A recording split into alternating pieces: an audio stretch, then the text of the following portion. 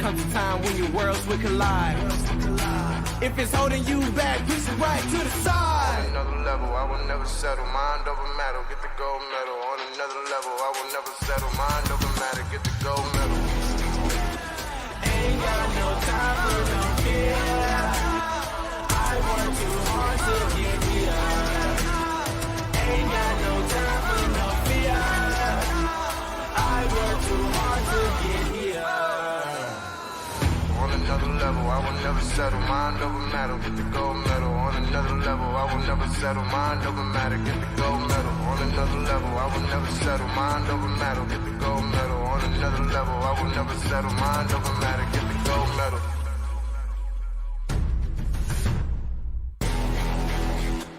Ain't got no time for no fear. I work too hard to get here. Ain't got no time for no fear. I work too hard to get here. Ain't got no time for no fear. I work too hard to get here. Ain't got no time for no fear. I work too hard to get here.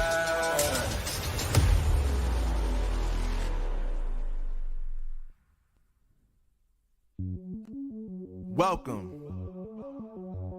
to the place where dreams come true, where everything you want can be yours, if and only if you're willing to work for them, you're willing to hurt for them, but most of all, you're willing to be first for them.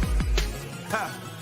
Look, I'm going straight to the top. I don't know how I would stop, like it or not. I got some goals that I'm hitting. You hear what I'm spitting? It's hot. Look what I got. Whole lot of passion and pain. The road to success is insane. Stay out my lane, cause I'm on a mission. I'm getting what stands in my way. Yeah, I'm a beast. I wouldn't play with me, baby. The way that I'm training is crazy, and I do it daily. You wanna talk about drive? I got more drive than Mercedes. I've never been lazy. I'm in the room, it's a red alert. You wanna compete? Well, get better first. I got 10 toes in the dirt, push through the hurt just to show them my worth. I'm the best. Yeah, I'm the best. I never stress. I know what's next. I'm who they test, like we playing chess. But I'm unimpressed, so now let me flex. Ha. Yeah, I'ma work through the struggle and hurt, cause I know my worth, and I gotta be first. Ha. Yeah, I gotta be first. Look, I don't want anyone's sympathy. I understand what it's meant for me. I give my focus and energy. If it's meant to be, then it's meant to be. But mentally, I'm undefeated. They hear that and say I'm conceited. Like there's no reason. Like I don't beat them and come back again just to teach them that when you work under pressure, you reach higher measures. They'll try and bring you down, but you cannot let them, and only get better and focus on cheddar. Eye on the prize and you'll become a legend. Like when I'm in the room, it's a red alert. You want to compete? Well, get better first. I got 10 toes in the dirt, push through the hurt just to show them my worth. I'm the best. Yeah, I'm the best. I never stress. I know what's next. I'm who they test, like we playing chess. But I'm unimpressed, so now let me flex. Ha. Yeah, I'ma work through the struggle and hurt, cause I know my worth, and I gotta be first. Ha. Yeah, I gotta be first. They don't know what's gotten into me, how'd I turn pain into energy. Through all the struggle and hurt, remember my worth, and that's why I gotta be first.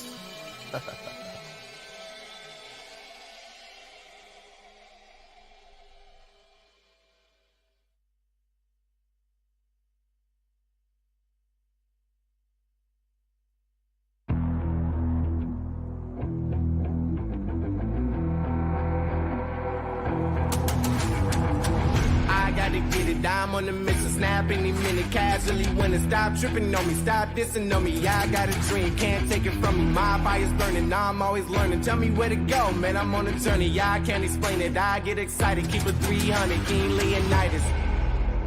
Strap in, cause it's gonna be a long ride. Working on me every single day and night. There comes a time when your worlds will collide. If it's holding you back, push it right to the side. Ain't got no time for no fear.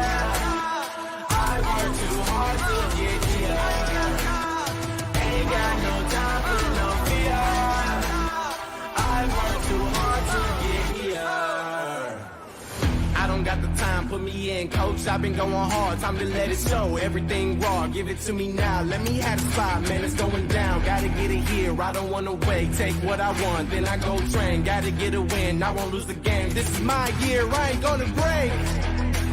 Strap in, cause it's gonna be a long ride. Working on me every single day and night. There comes a time when your worlds will collide. If it's holding you back, push it right to the side. On another level, I will never settle. Mind over matter, get the gold medal. On another level, I will never settle. Mind over matter, get the gold medal. Ain't got no time for no fear. I work too hard to get here. Ain't got no time for no fear. I work too hard to get here. On another level, I will never settle. Mind over matter, get the gold medal. On another level, I will never settle. Mind over matter, get the gold medal. On another level, I will never settle. Mind over matter, get the gold medal. On another level, I will never settle. Mind over matter, get the gold medal.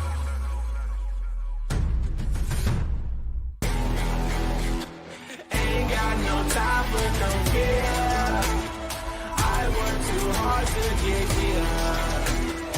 Ain't got no time for no fear. I work too hard to get here. Ain't got no time for no fear. I work too hard to get here. Ain't got no time for no fear. I work too hard to get here.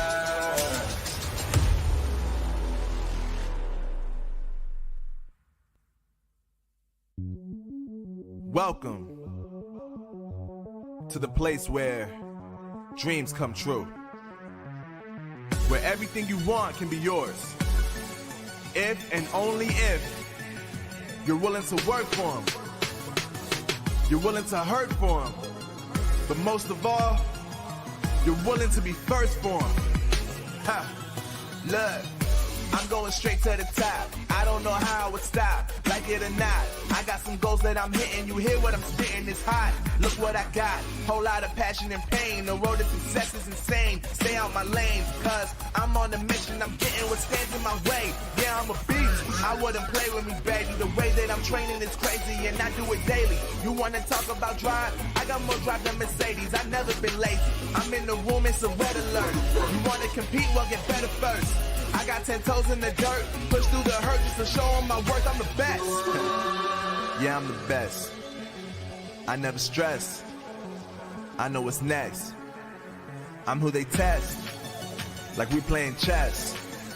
But I'm unimpressed, so now let me flex. Ha. Yeah, I'ma work through the struggle and hurt, cause I know my worth, and I gotta be first. Ha. Yeah, I gotta be first. Look, I don't want anyone's sympathy. I understand what is meant for me. I give my focus and energy. If it's meant to be, then it's meant to be. But mentally, I'm undefeated. They hear that and say I'm conceited. Like there's no reason. Like I don't beat them and come back again just to teach them that when you work under pressure, you reach higher measures. They'll try and bring you down, but you cannot let them, and only get better and focus on cheddar. Eye on the prize and you'll become a legend. Like when I'm in the room, it's a red alert. You wanna compete? Well, get better first. I got 10 toes in the dirt, push through the hurt just to show them my worth. I'm the best. Yeah, I'm the best. I never stress. I know what's next. I'm who they test, like we playing chess. But I'm unimpressed, so now let me flex. Ha.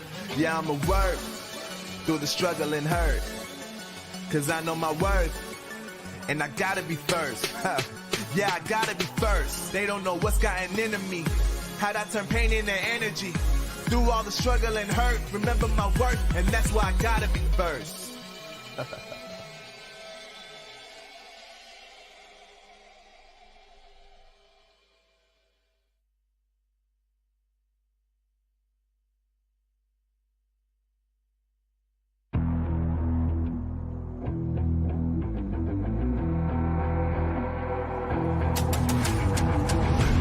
gotta get it. I'm on the mission, snap any minute, casually winning. Stop tripping on me, stop dissing on me. Yeah, I got a dream, can't take it from me. My fire's burning, I'm always learning. Tell me where to go, man, I'm on a journey. Yeah, I can't explain it, I get excited. Keep it 300, King Leonidas.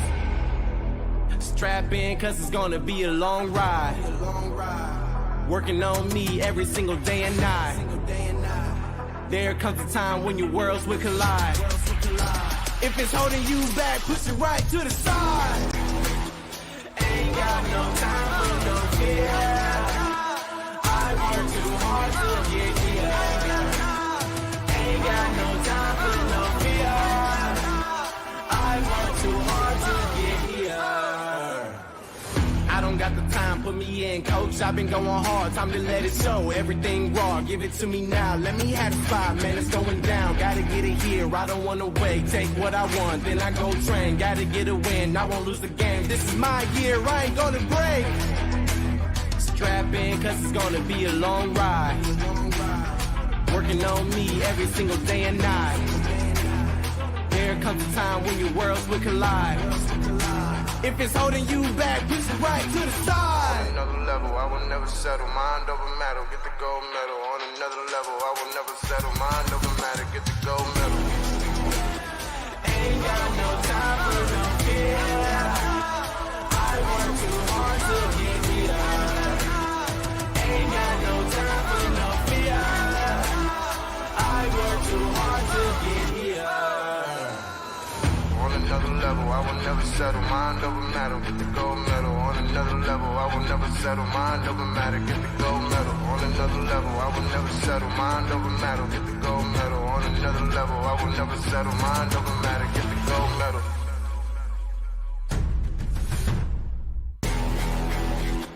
Ain't got no time for no fear. I work too hard to get here. Ain't got no time for no fear. I work too hard to get here. Ain't got no time for no fear. I work too hard to get here. Ain't got no time for no fear. I work too hard to get here.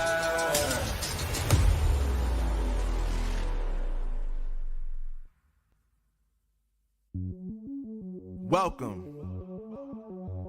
to the place where dreams come true, where everything you want can be yours, if and only if you're willing to work for them, you're willing to hurt for them, but most of all, you're willing to be first for them. Ha!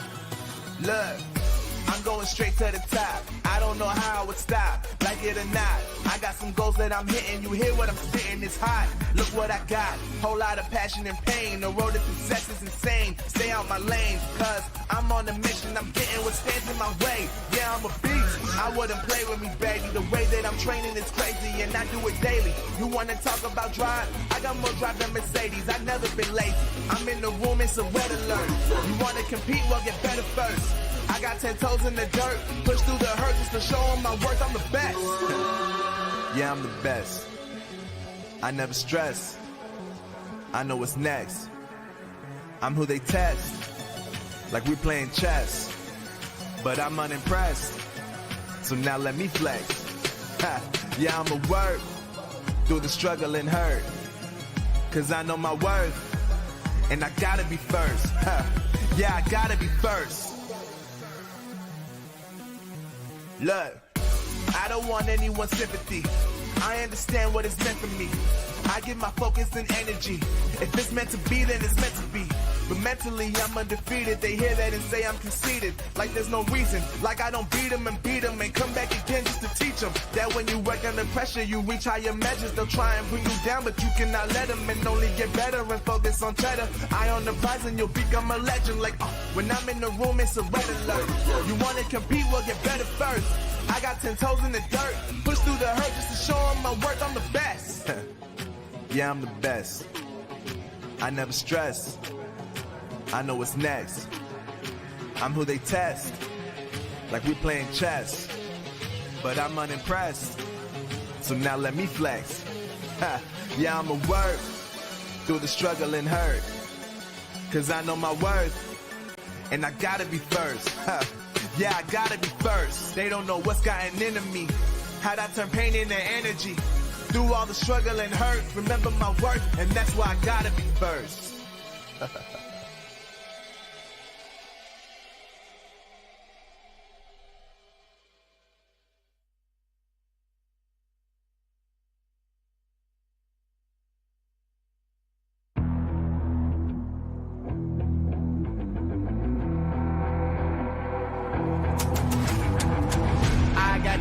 I'm on the mission, snap any minute, casually when it stop tripping on me, stop dissing on me. Yeah, I got a dream, can't take it from me. My fire's burning, I'm always learning. Tell me where to go, man, I'm on a journey. Yeah, I can't explain it, I get excited. Keep it 300, King Leonidas. Strap in, cause it's gonna be a long ride. Working on me every single day and night. There comes a time when your worlds will collide. If it's holding you back, push it right to the side. Ain't got no time for no fear. I work too hard to get here. Ain't got no time for no fear. I work too hard to get here. I don't got the time, put me in, coach. I've been going hard, time to let it show. Everything raw, give it to me now. Let me have the spot, man, it's going down. Gotta get it here, I don't wanna wait. Take what I want, then I go train. Gotta get a win, I won't lose the game. This is my year, I ain't gonna break. Strap in, cause it's gonna be a long ride. Working on me every single day and night. There comes a time when your worlds will collide. If it's holding you back, push it right to the side. On another level, I will never settle. Mind over matter, get the gold medal. On another level, I will never settle. Mind over matter, get the gold medal. Ain't got no time for no fear. I work too hard to get here. Ain't got no time for no fear. I work too hard to get here. On another level, I will never settle. Mind over matter, get the gold medal. On another level, I will never settle. Mind over matter, get the gold medal. On another level, I will never settle. Mind over matter, get the gold medal. On another level, I will never settle. Mind over matter, get the gold medal.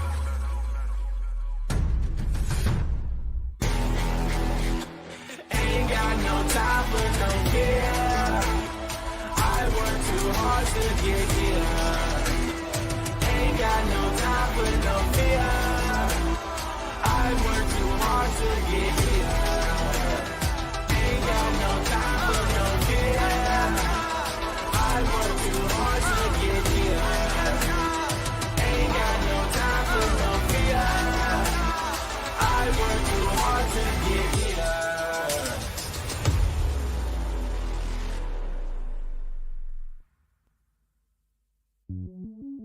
Welcome to the place where dreams come true. Where everything you want can be yours. If and only if you're willing to work for them. You're willing to hurt for them. But most of all, you're willing to be first for them. Ha! Look, I'm going straight to the top. I don't know how I would stop, like it or not. I got some goals that I'm hitting. You hear what I'm spitting, it's hot. Look what I got, whole lot of passion and pain. The road to success is insane. Stay out my lane, cause I'm on a mission. I'm getting what stands in my way. Yeah, I'm a beast. I wouldn't play with me, baby. The way that I'm training is crazy, and I do it daily. You wanna talk about drive? I got more drive than Mercedes. I've never been lazy. I'm in the room, it's a red alert. You wanna compete? Well, get better first. I got 10 toes in the dirt, push through the hurt just to show them my worth. I'm the best. Yeah, I'm the best. I never stress. I know what's next. I'm who they test, like we playing chess. But I'm unimpressed, so now let me flex.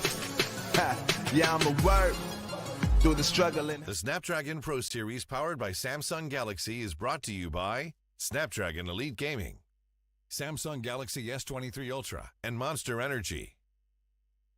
Are you guys ready for this? Let's show them.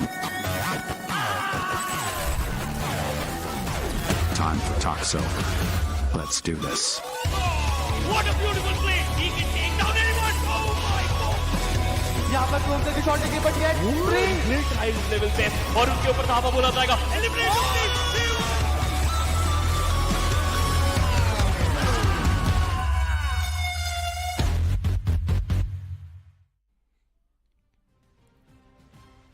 Week 1 was the test of potential, but now week 2 will be the test of mental fortitude. Welcome, ladies and gentlemen, to Snapdragon Pro Series, where I'm going to be a host and caster Necro and John alongside. With me on the panel is going to be Fritz. Fritz, of course, as we know, currently we're inside week 2. But before we move on with the show, Fritz, we also need to give a huge thanks to our sponsors. Thank you so much for Samsung Galaxy S23 Ultra, Snapdragon Elite Gaming, and also Monster Energy. And thank you so much for our Snapdragon Pro Series partner, which is Samsung, for providing us the devices. Fritz, as I mentioned, today's the week 2, especially day 1 of the week 2 of the Challenger season. How are you feeling? You've seen the overall standings as well. Yep. What are your thoughts on that? Hey, I'm super excited to see a team that has qualified through Open Finals and made their way here and now competing and topping the table. Hey, this is really interesting to see. Week 1 was very fun. Now let's see what week 2 holds for us.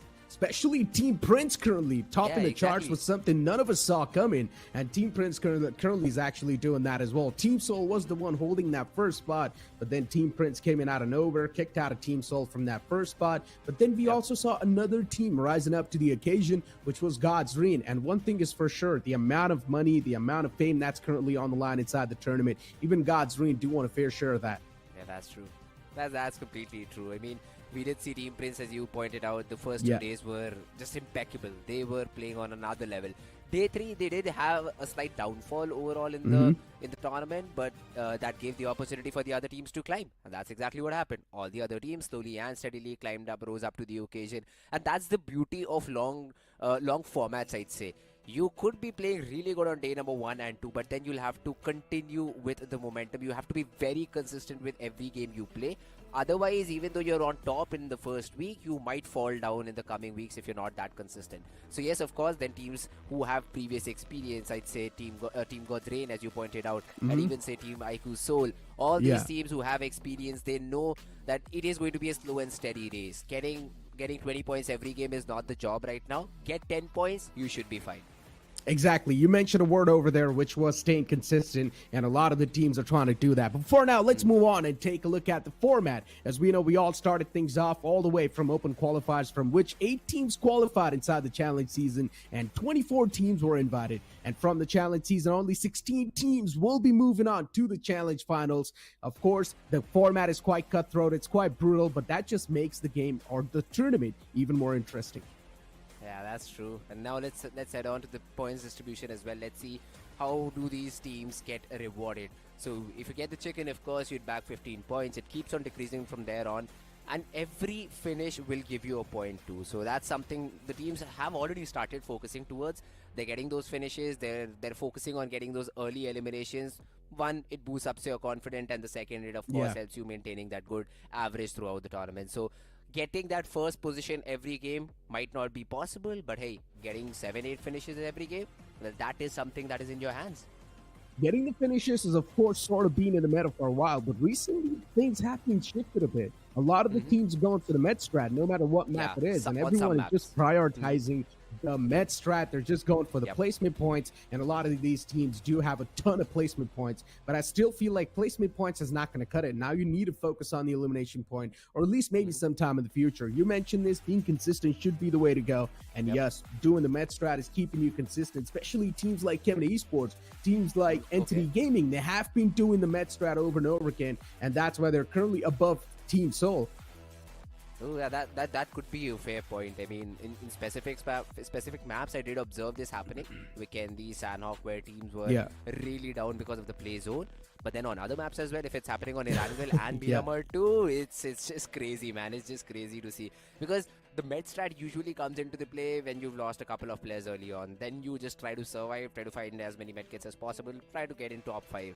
Even in the challenge open, I did see a team getting a chicken from outside the zone in Sanhok while the other teams were fighting. Everybody just fought out. It was a 1v1. That guy was popping in 31st stage, suddenly stands up and gets the chicken. What, 5 or 6 finishes is what he had, but then 15 points along with that helped his team qualify for the main stages. So that strategy usually works, yes. But then in Erangel and Miramar, I'd love to see it if it happens at today as well. I mean, it has happened a lot of the times in the past as well. As I mentioned, no matter what the map is, teams are still just going for the Met strat. And as you mentioned, outside of the circle, going for the Met strat, you see the last man inside of the zone, and then you shoot him down from outside of the blue itself. It can be one of the most disappointing things if you are the person inside of the zone and you pretty much are celebrating before the game was even won, and then you're just like, wait, hold on. What just happened? I just got eliminated all the way from outside of the zone by that one man who was just sitting all the way in the back. But I hope those sort of things do not really happen, because for now, hopefully. we need to look at the overall standings, because this is what we were talking about. Team Prince currently at the top with 95 points. Godsreen with 90 points, Revenue Esports with 60 points, or with 90 points themselves, Chemin Esports with 89, Alibaba Raiders with 88, and Entity with 87, and then you see Team Soul all the way at the 7th spot. It's a big push down, but still they've got a lot of days to make a comeback. Yeah, I mean, if you look at the point difference between all of these 8 teams, it's not much, right? One game could entirely flip the table up. Forever gets a chicken, goes on top. Prince, maybe if they come second, they might still hold on to their second position. But it's what, a 12-point difference? That's not huge, Necro. And a 12-point difference accumulating 8 teams. This is going to be fun. Every game will be very important for all of these teams. Because right now, in week number 2, I'd say you'd want to make a lead. You'd want to make a comfortable lead so that in week number 3, if you do want to try something new, that can also be accommodated. But right now, the competition is cutthroat, I'd say, as expected. That is true. I mean, let's be honest. The overall standings are super fragile, super sensitive. As you mentioned, one solid game, and that can propel you all the way at the top. One bad game can maybe take you down quite a bit. So every single game is going to be super important for these teams. Now, you do see Team Godlike as well on that 16th spot. A lot of the fans were quite disappointed in the performance that Godlike has been showcasing, but I'm pretty sure we're probably going to be seeing a little bit of an uprise in that performance soon enough. Big Brother Esports, too, the same thing can be said. A little bit of a disappointment for sure. But Blind Esports, in the last day of the week 1, Blind Esports was just going left, right, and center. They were getting a lot of these elimination points, and they were actually having a hell of a performance. I mean, the only team in that overall leaderboard who had good number of finishes. Oh, hey, we have another one, Global Esports. Not a lot in terms of the placement points, but they've been getting those frags. So just converting these frags into long games where you survive till top 5 should be the target over here in week number 2 for Global Esports. But as for the other teams, FS Esports, Team Xpac, again, that difference is not that huge. You just need one good game to push you up in the overall standings. Then we have some of the other teams as well, Wingod, Reckoning, 8-Bit, that they've been struggling from week number 1. Now let's see if they can improve their performance and get some more points on the board. I mean, I just don't understand what's wrong with Wingod. They got the chicken dinner in the week 1 itself, and now we're just seeing a big downfall in the performance, especially even Team 8-Bit and Reckoning Esports. These are supposed to be your star-studded lineup, but still you're seeing them struggle inside of the tournament. Maybe these guys are taking the week 1 a little bit lightly, and maybe inside of the week 2. As I mentioned, it will be a test of your mental fortitude. Hopefully these guys' mental haven't really crumbled down just yet, because a comeback is definitely possible. It's not going to be that tough. As I mentioned, the overall standings are super fragile, so all you need to do is just hope for the best and just try and get yourself consistent points. And even Fritz mentioned this, heal battle right now has been a massive meta. All you need to do is just keep on patching yourself up outside of the blue and maybe just get maybe more than 10 points in the placement, and you should still be good to go. See, I would say that, hey, healing should be a secondary option. Go in for the fights, go in for how the game is supposed to be played. But hey, if that gets you the points, I'm no one to say anything to that particular strat. If that's your strat on how you want to play certain maps, it's all fine, it's all good. Losing players early on, that's another strategy that you can use, healing battle. But I think for some of the teams that are on the lower half of the table, it could be they've matched against the wrong group. They've been having some early drop fights. That might not happen when they match up with a different group, and that's where they're looking to secure some extra points. I mean, that's just a hypothetical situation that I've made for all these teams to get back into the tournament. Let's see if that is true or not, because we'll be having group shuffles throughout the tournament. So every group, every team will be playing against every team in the overall tournament. So that is something you need to keep in mind. I mean, say for example, one team drops in Novo, so you're having drop clashes in week number 1 every time you play Erangel. So that won't be really good for you. So situations like that could be the case for all these teams being on the later stages of the leaderboard, and maybe week number 2 is better overall. But all these questions will be answered in the game once we have it loaded, and I'm super excited to see how all these teams pan out. Especially, man, the top 8 teams.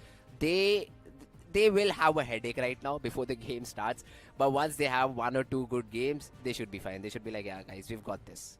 I mean, look, we're speaking a lot about the heel battles, and Entity Gaming has to be one of those teams that are literally doing that heel battle thing. They're not even backing down from that. Yes, recently, like before a couple of games, Entity Gaming was trying to step things up even when it comes to the firepower, but overall, they're just relying completely on the mid strat, which is, of course, working out for them. Currently, they're in the top 6 itself, so Entity Gaming, they've got nothing to worry about, and they're looking super comfortable as well in that spot. But I just want to know for how long the same thing's going to keep on working, because you need to be inside of the top 16 consistently. They definitely can be in the top 16, but then once they move inside of the challenge finals, that's when the real problems will start knocking the door, because you cannot just keep on med-stratting yourself up in the challenge finals. Everyone will be out for blood. Yeah, that's true. I mean, say, heel battle, the only problem that I see with that sort of a strat is it might get you in top 16, but what after that? I mean, say, for example, you qualify for the next stage. That won't win you the tournament. Those medkits won't win you the tournament. They might be able to get you to the finals. So that is one thing that says that, bro, just let's not go for the heel battle. Let's just try it out. But then if you're down 3-man in a map like Sanhok, where literally a single person cannot, most of the time, I'd say 90% of the time, won't be able to get the job done for you. If he heals, it makes sense. It cannot be a strat. Like, say, for example, it's Vikendi and you have 4 people alive, the zone is far away from you, and you say, yeah, bro, you just sit back, heal, the 3 of us will try to get inside the zone. That should not be the case. So that is where I object. But hey, once again, if you're happy getting in top 16 and then maybe forming a strat according to the next 15 teams you have in the grand finals, that could be also a valid point being put forward, that we just want to get through this stage. After that, we do have some valid strategies to play on maps like Vikendi, on maps like Sanhok, even let's say Erangel and Miramar. So strategizing against 15 teams is different as compared to strategizing against 30 teams right now, which you're competing with. So that could be a moment of differentiation where you'd say, like, we cannot strategize for every map. Heel battle is something which will give you 10 points guaranteed if you're able to rack up 31st stage or so. And if that's the case, yeah, well, that's completely fine. Getting through the top 16, if that's your goal, it should work out. I mean, as rightfully mentioned, it's not going to win you the tournament, though. And that's something you should have a mentality as a competitor, as a player. And if that's not really going to be the case, then you might as well start questioning what you're doing inside of the games. But for now, Entity Gaming, things are looking quite good. Another good talking perspective, another good talking point can definitely be OR Esports. Now, Admino is the only man who has stuck inside of the roster, who is sort of like the OG man, but then the rest of the roster has been changed. Yes, they're having a lot of issues when it comes to the communication aspect, but I'm also loving this new OR because they're also being quite aggressive inside of the battlefields. The previous OR was one of those ORs that like to play super defensive, that like to play right in the smack center of the circle. But this OR, they like to take it to the face, and that's why I'm loving this one. And as you can see, the finish leaders too, Admino is over there. Admino is on the 2nd spot in the finish leader. That should explain it all. Yeah, but if you even look at Ninja Boy, I mean, we saw Global Esports on what, 3rd or maybe 4th page in the overall standings. But the Ninja Boy is like, guys, let me just take situations into my own hand. 50% is the contribution that this guy has given overall. So 21 finishes. In terms of finishes, once again, I even pointed that out. 42 finishes is what Global Esport had. It's a good number. Just support it with the position points and you should be good to go. And as you talked about Admino, he has been a player to watch out for. 17 finishes through these 9 matches 53. On an average, getting, his team, I mean, could do a better job, as to say, because 53% contribution is, again, you're depending too much on Admino, which could be a good strat. But then again, right now, your objective is top 16. So play together as a team. I'd say GTX MJ, his team has been doing a good job. 16 finishes is what he has right now. Overall team play by this team. And then Prajwal from Team Prince, of course, the team sitting on top. Everybody is chiming in 15 finishes. 15 finishes for Prajwal individually and contribution of about 40%. So it's a good strat. For Team Prince, I just love to see that it's just not one guy going in bonkers and getting everything done for Team Prince, which takes off the pressure as well. So like if Prajwal sits out, or say for example does not have a solid week number 2, his teammates are there to pick up the pieces. Unlike something that could be said for Global Esports, because Ninja Boy is the person right now of interest. So if he does not perform, Global Esports would be once again in a little bit of a situation where do we go for a fight, do we not? I mean, one of our players is not feeling good, something like that. Negative thoughts before entering into a fight is not the best way to go. So things like these will hamper you. Let's see if in week number 2 situation changes, these things changes, and we do see some teams coming out on top, except for the top 8, of course. I mean, Prajwal has been impressing me a lot in the firefights that Team Prince has been taking. He's always been in the front lines. He's also been able to do his job. He almost managed to take down one single player every single time. Whenever you see Team Prince in a fight, Prajwal's going to be having a massive hand behind winning all the fights too. But as we have the schedule, ladies and gentlemen, we know we're going to kick things off with Erangel. Group D and A is going to be the one to chime inside of the action. And the first 3 games are going to be played by Group D and A, Miramar and Erangel itself. But then when it comes to Sanhok, things will be switched up. Group B and C will be the one to come back in the action. It'll be a fun one. It'll definitely be a fun one. I'd say 2 different sort of time slots where D and A will be fighting out in the first half of the day. The second half will be a battle between Group C and B. So it'll be a fun day to watch. A lot of these teams will have to play on different maps. So once again, Sanhok Vikendi into action. How are you going to deal with that? That's going to be the biggest question. The first half of the day where we'll have teams like Godlike playing, they'll have to be the ones taking charge. They'll have to be the ones, maybe, if it's a good day, get 40 to 50 points on the board on just these 3 games. If it's not, at least try and maintain that 10-point average. Try and maintain those 30 points from all these 3 different games that you have. If not 30, maybe around 20, but somewhere along those lines. And let's see if these teams are able to do their job properly or not. For the other teams, hey, aim for the top. The teams in top 8, aim for the top. Try getting a chicken or so. Maybe a hat-trick too. Who knows? Maybe there's one team getting a hat-trick today. It's a very difficult prediction to make. But if you can get the job done, you for sure will be qualified for the LAN finals. I mean, look, the overall standings, as I mentioned a while ago, too, they're just super fragile. All you need is one solid game, and you will be propelled or catapulted all the way, either to the second page or the first page itself, if you're all the way at the bottom. And that should explain how fragile the overall standings are for now. And it makes a lot of sense, too. These guys have a lot of games to go. In week 1, they only played for 3 days, which was 9 games per team. So that in itself should explain a lot. 9 games per group or per team is something that you do not really have a lot of games, especially one group. But then as you do move on towards week 2, once again, you'll get more 9 games. Then later on, you'll get more 9 games. So you've genuinely got a lot of games to play and prove your worth. And I hope a lot of these teams do tend to prove their worth too. But at the end of the day, there's only going to be 16 teams that will be moving on to the challenge finals. Yes, it is a massive cutoff, as I mentioned before, but it's just going to make things even more interesting. Another interesting talking point over here can also be Orangutan, which is currently sitting on 11th spot.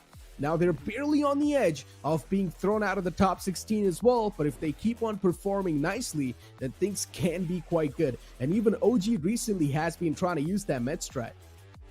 Oh, all right. Well, you pointed out the fact that all these teams will have to play multiple different games. So you will have 36 games for all of these teams that they'll be able to play. Qualification criteria, if you ask me, if you want 100% qualification, 300 points. That's it. Cross the 300 points mark, you should easily be in top 16 no matter what happens.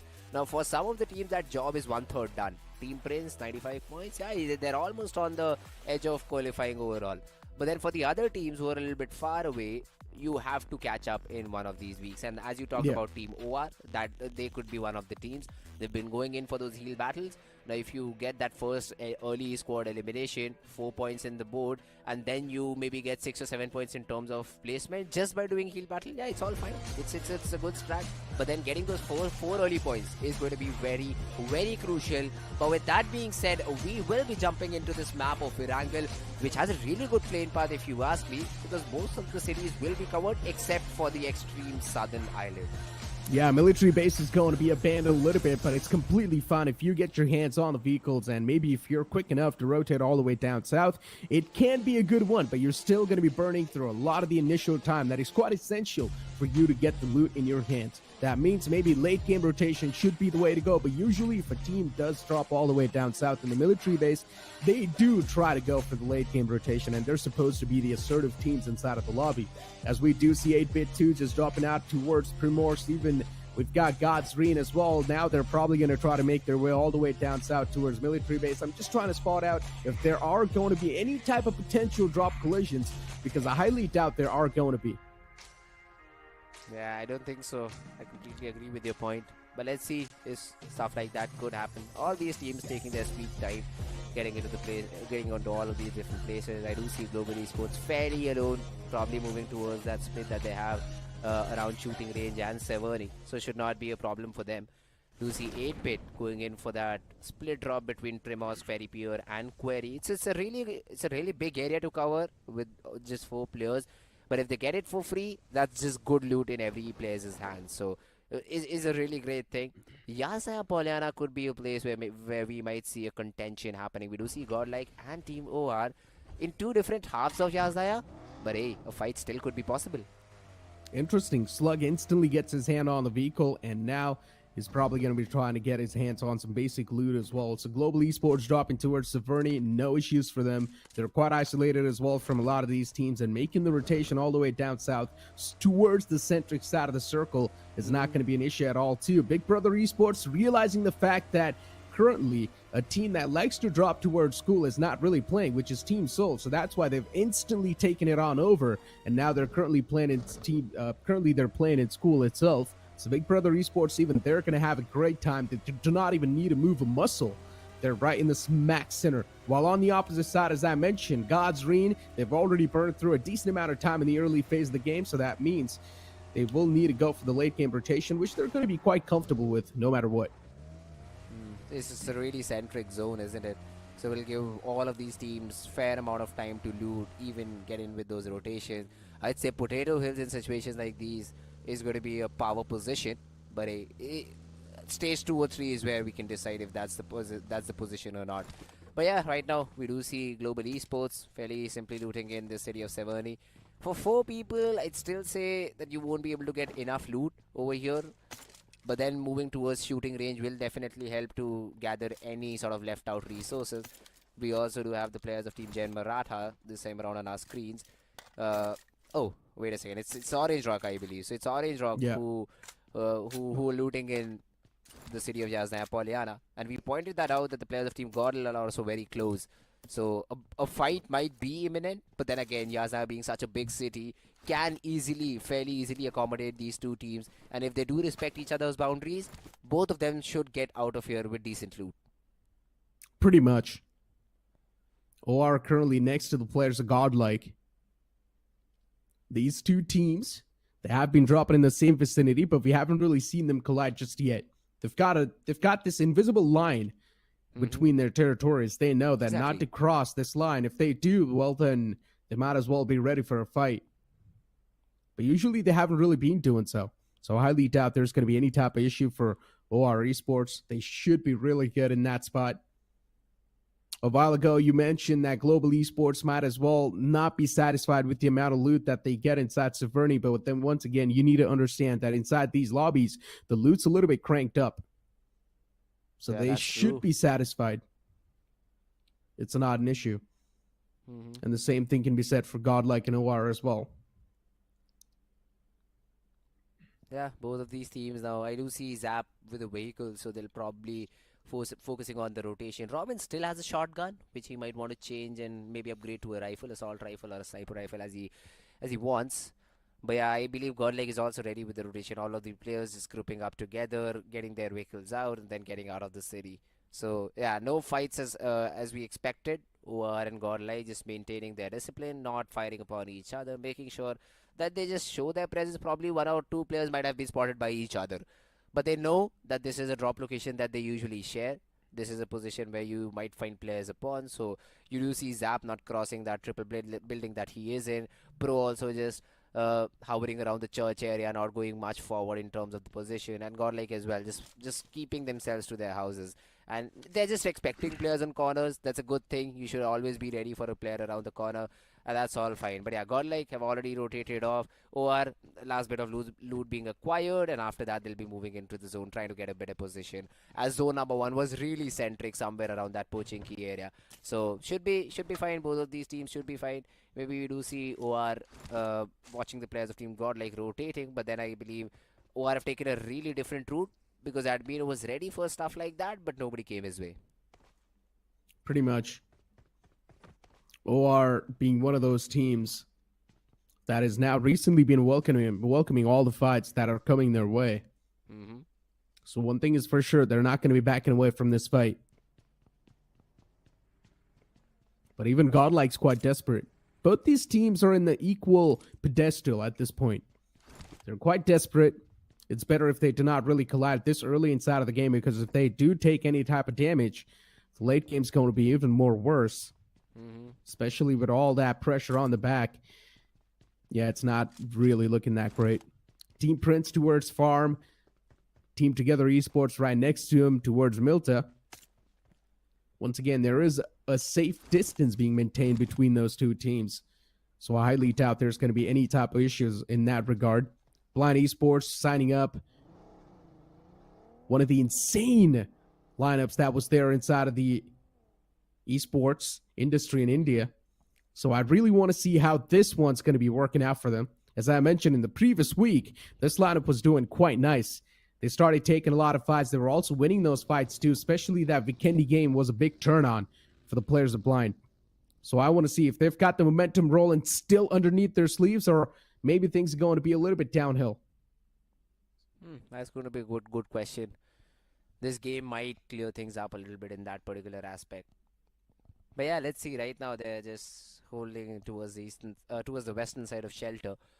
So just making sure they have information, waiting for the zone to close in, and on the basis of that, they'll try to rotate to a different spot. Although holding that position is a really risky one. It's in such big circle, in such an early circle. They've already started off with their rotation. So they might try to find a squad house or something more concrete to play around.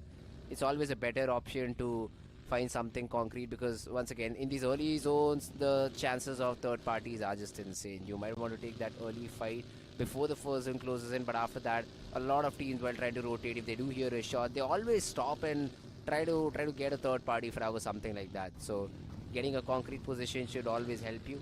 We do see the players of Team Z right now on our screen, just rotating around, finding information, waiting for the zone to close in, and after that they'll try to do something. But we do see Troy finding Skrills. Now this should have been a rotational clash, because it was an instant finish, so that means the player was in a very difficult spot.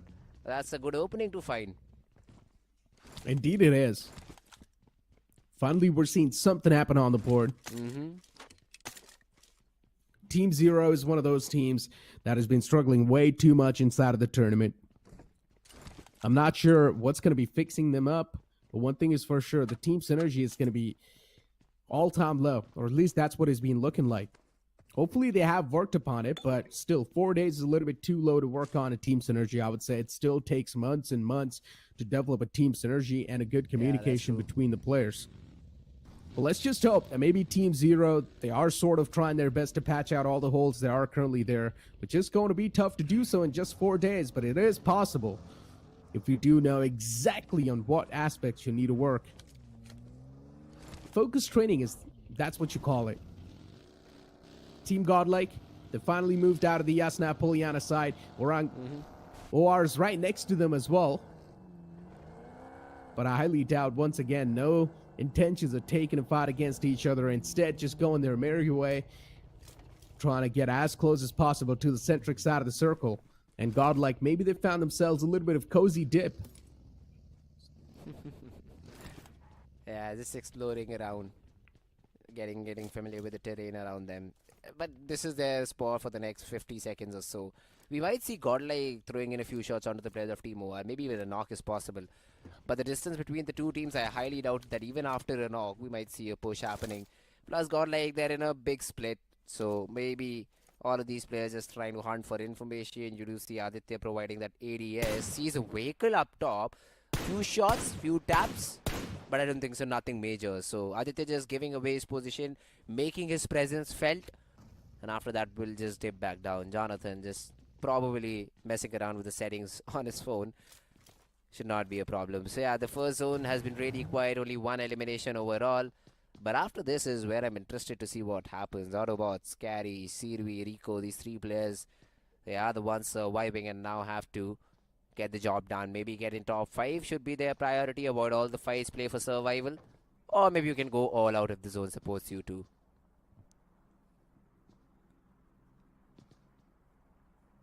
Autobots, they've had their own unique story.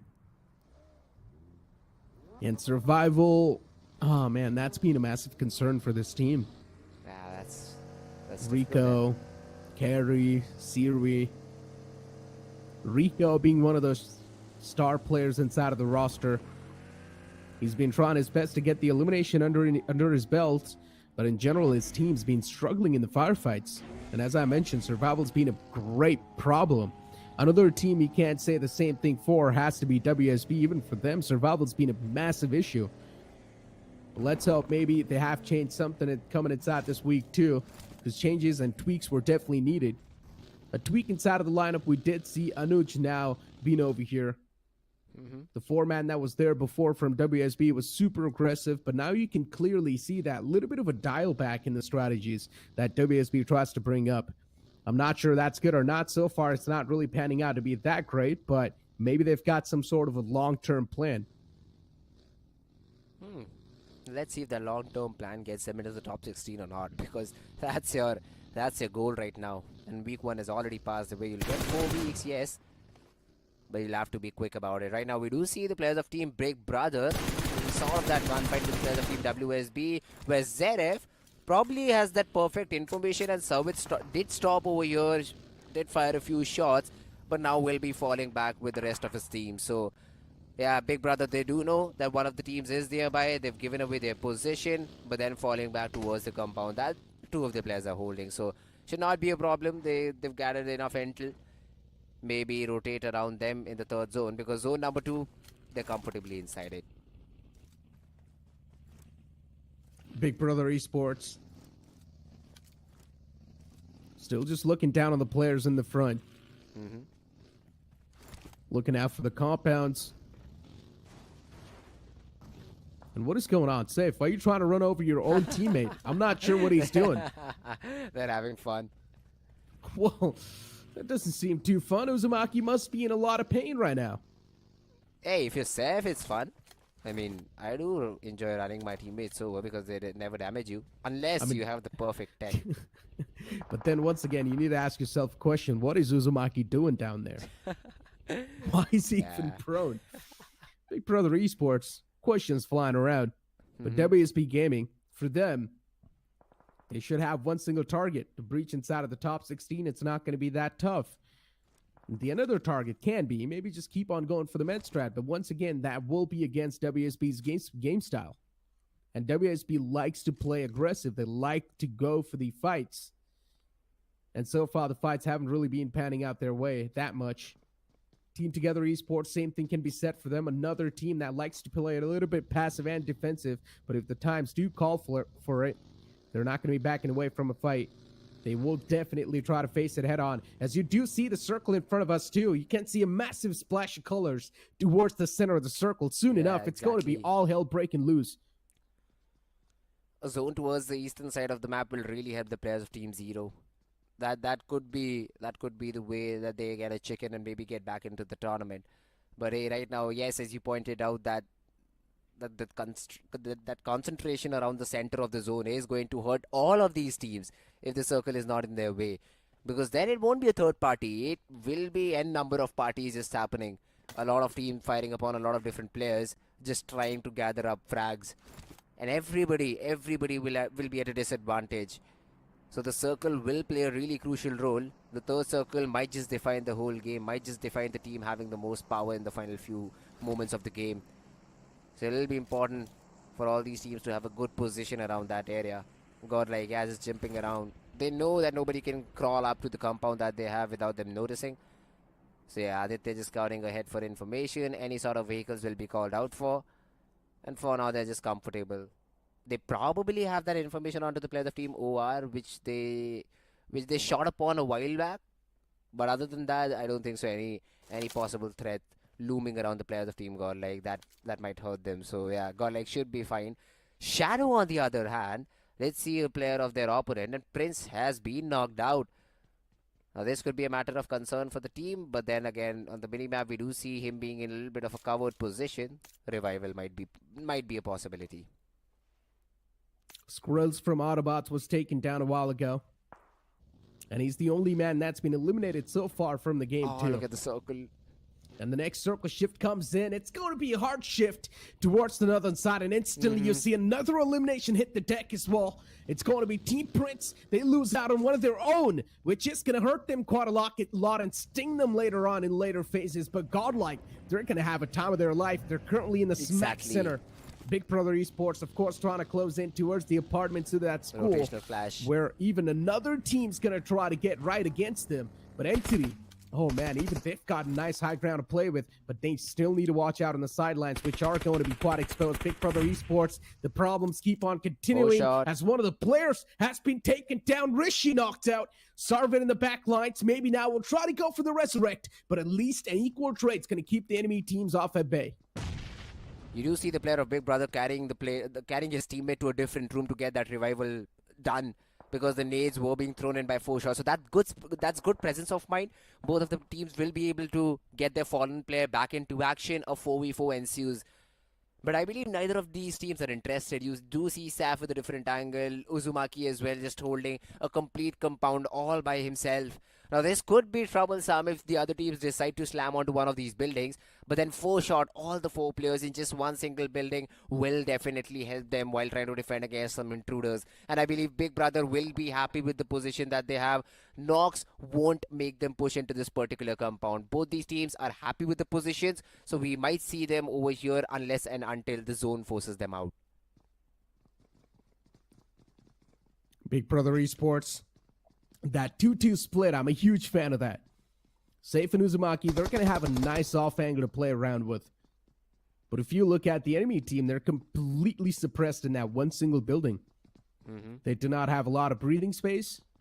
They're also trapped in one side of that building, because if they try to cross on over to the other side, there's a chance nades can be thrown at that side anytime. So that part of the building is sort of like a danger zone for them. But still, it's something you can play around with. It's not that bad of a position. But Big Brother Esports, one thing is for sure, they're going to be super jealous because they're sharing a compound with a foe. And they're probably going to be looking out to eliminate that foe as quick as possible. There's another team towards school too. So if any of these teams, they try to move a little bit too freely, the team towards school is probably going to be taking a lot of shot. Maybe find a potential knock that can be even better.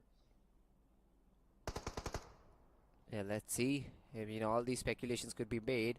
But once again, I believe most of the teams have already settled inside the zone. So they've found themselves a few areas, few spots that now they'd love to hold together. Esports towards school. Yeah, this should not be a problem. It's a really big compound. So even if there's another team pushing in, they just could fall back to one small compartment and then try and defend it. But yeah, Sam just sitting, chilling around, using the TPP mode, trying to get all the information that he could. But right now we do have the players of Team 0 that might be in a potential battle with the players of Team GT.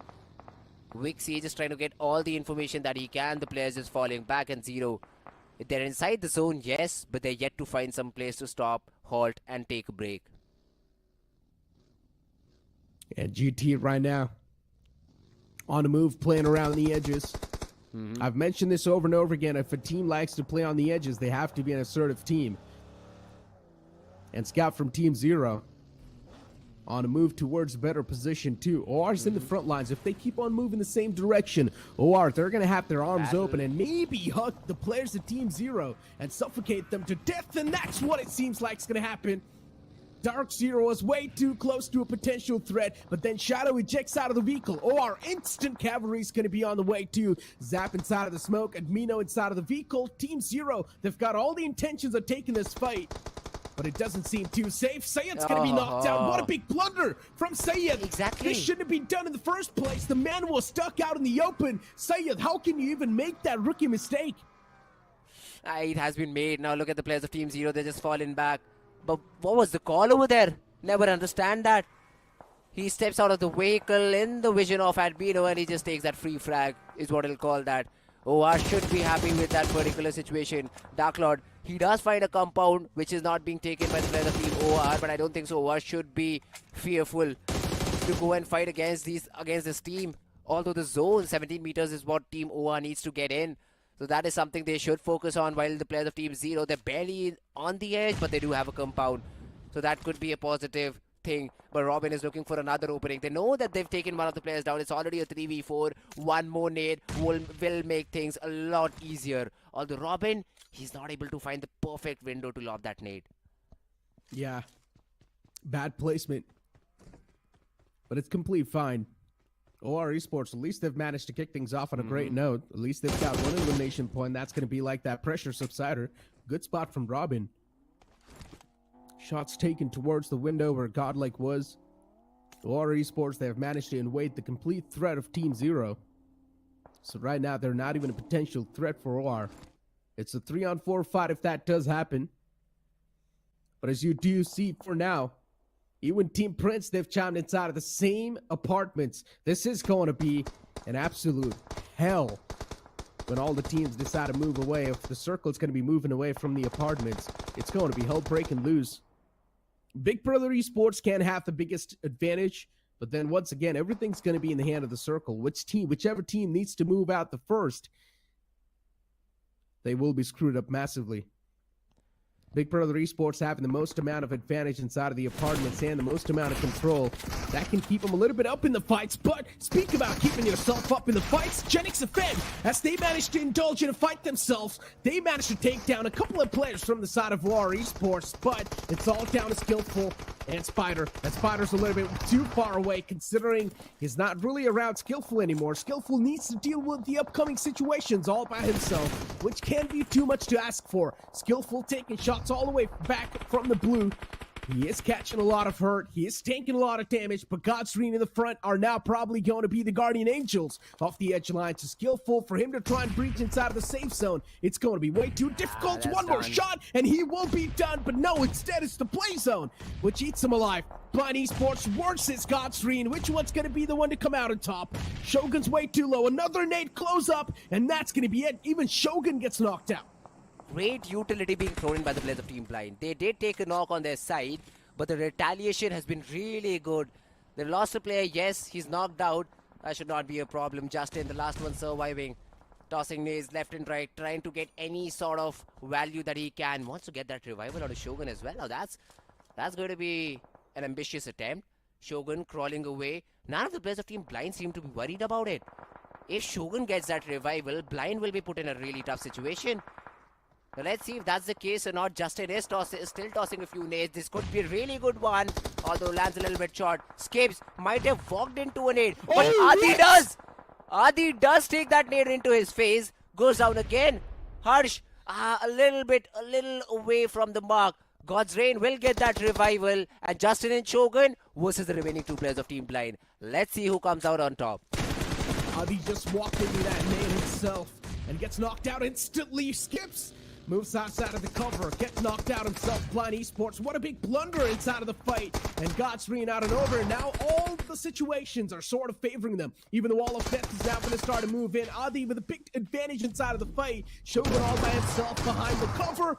Shogun's pulled out from both the sides. But it's going to be Shogun to come out on top. But it's not going to matter. The blue zone's instantly going to engulf him. That was the lost fight as soon as it started. Edge of the play zone, you're not doing it clean. But wait a second, we might have another elimination.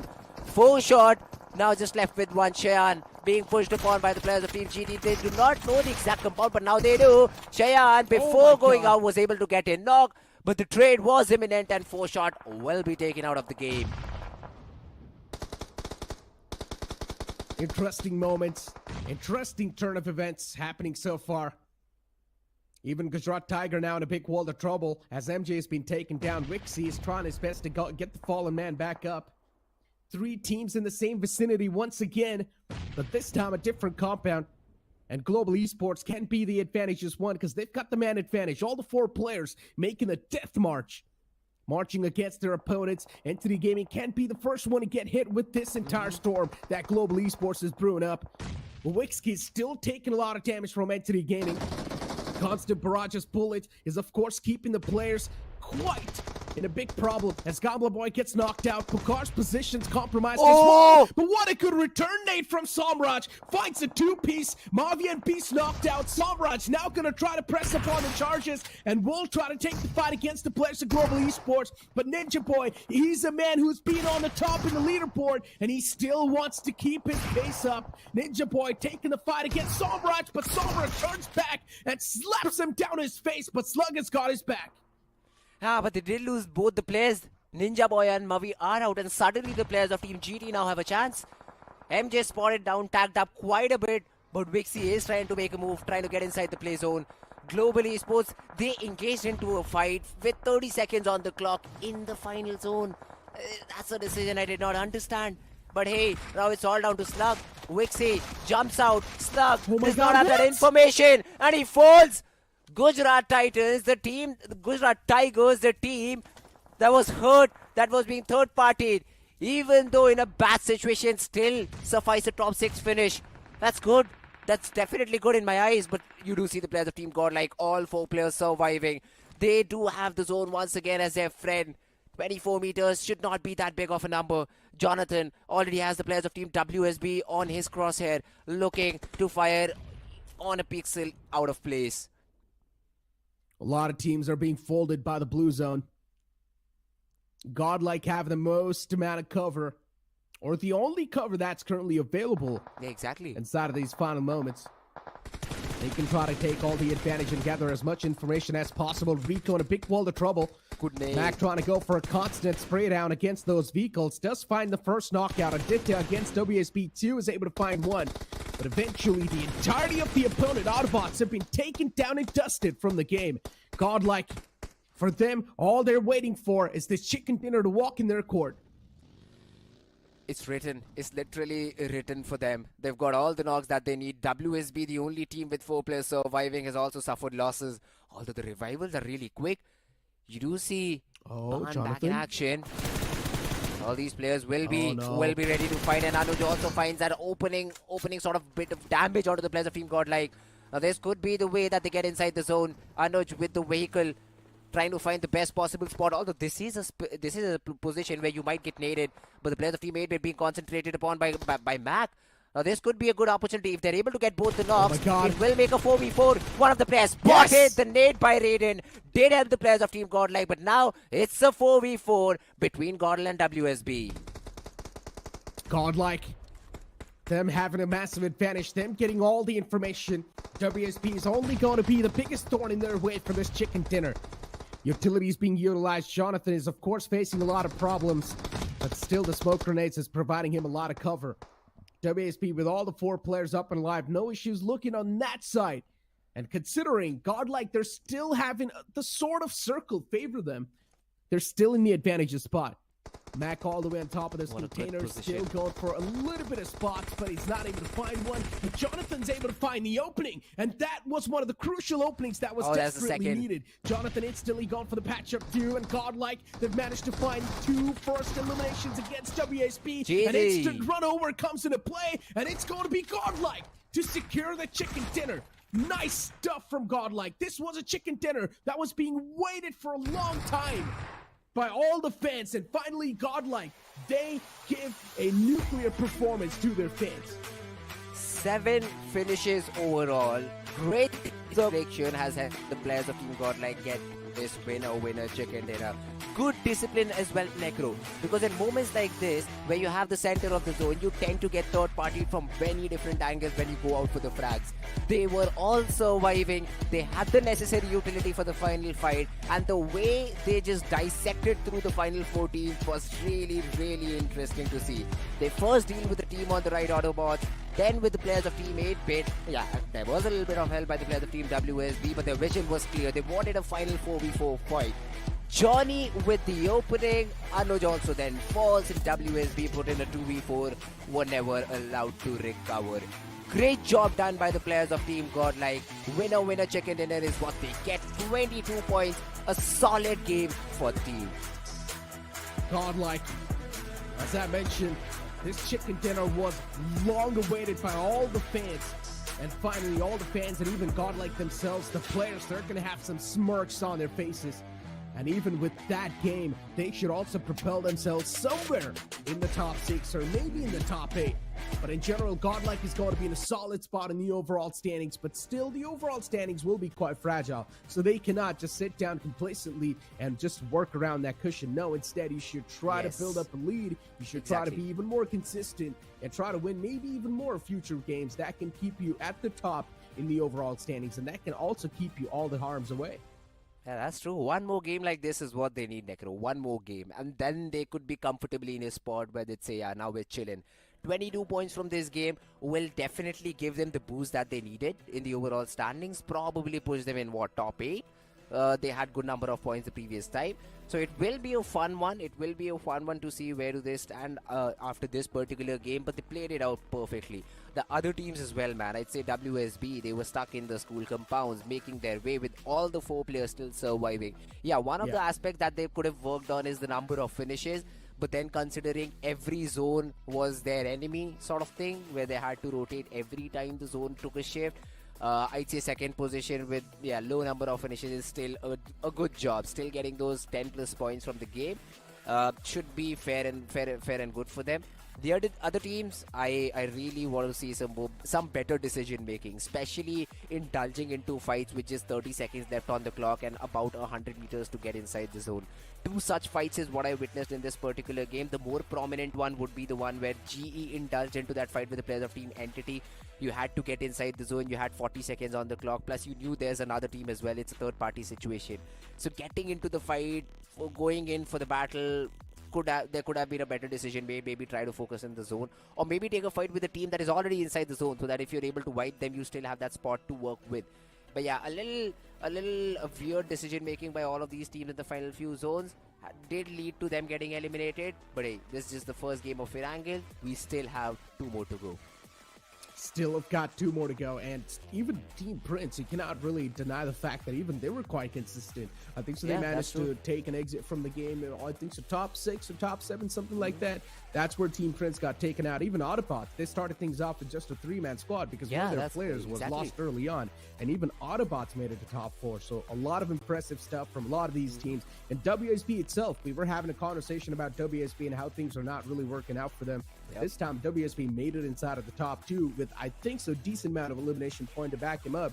So I would say that's still a solid performance, and considering how fragile the overall standings is, no matter how many points you get, that will still count. It will still make a decent difference.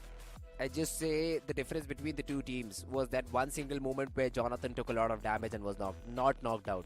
I mean, if there's a knock on the Godl side, it might just have been game over for them because WSB was ready. But even though the 2 teams that we were talking about was WSB and Godl, the MVP is from a completely different team. We have Jackson from Team Prince, who had 5 finishes. Now, not only this, as you pointed out, Necro, they ended up in good position as well. So that will also add up. Somewhere around 7-8 total eliminations is what this team had. Yep, another decent game. Yeah, Jackson once again showing himself up. Jackson and Prajwal, this deadly duo, has been working together for a long time, but recently even Jackson has started to stack things up massively. With a finished contribution of 63%, this time Prajwal wasn't even able to awake himself, but Jackson took matters in his own hands and he started mowing down the lawns quite nicely. I want to see inside of the top players where WSB do stands, or maybe how many points WSB actually got in the match rankings itself, because no matter what type of points they get, they desperately needed those points. But as we do have the stars of the match in front of us, it's going to be Jackson once again with the best companion with 4 rescues. Team Prince Jackson, this man is an all-rounder. Yeah, team player, huh? Jackson. Great job done by the guy. Although he was the one getting all those frags for free, probably because look at the damage, 460. But hey, that's Battle Royale. If you do see a player knocked out, definitely go for that free finish because it's all yours. So great job done by Jackson in terms of spotting such moments out and just making sure he gets all of that. Plus, even the 4 rescues also helps his aid. A great performance by this player individually and by his team as well. Would be looking for a chicken in the future games, but right now this is what they get, which is not a completely bad game.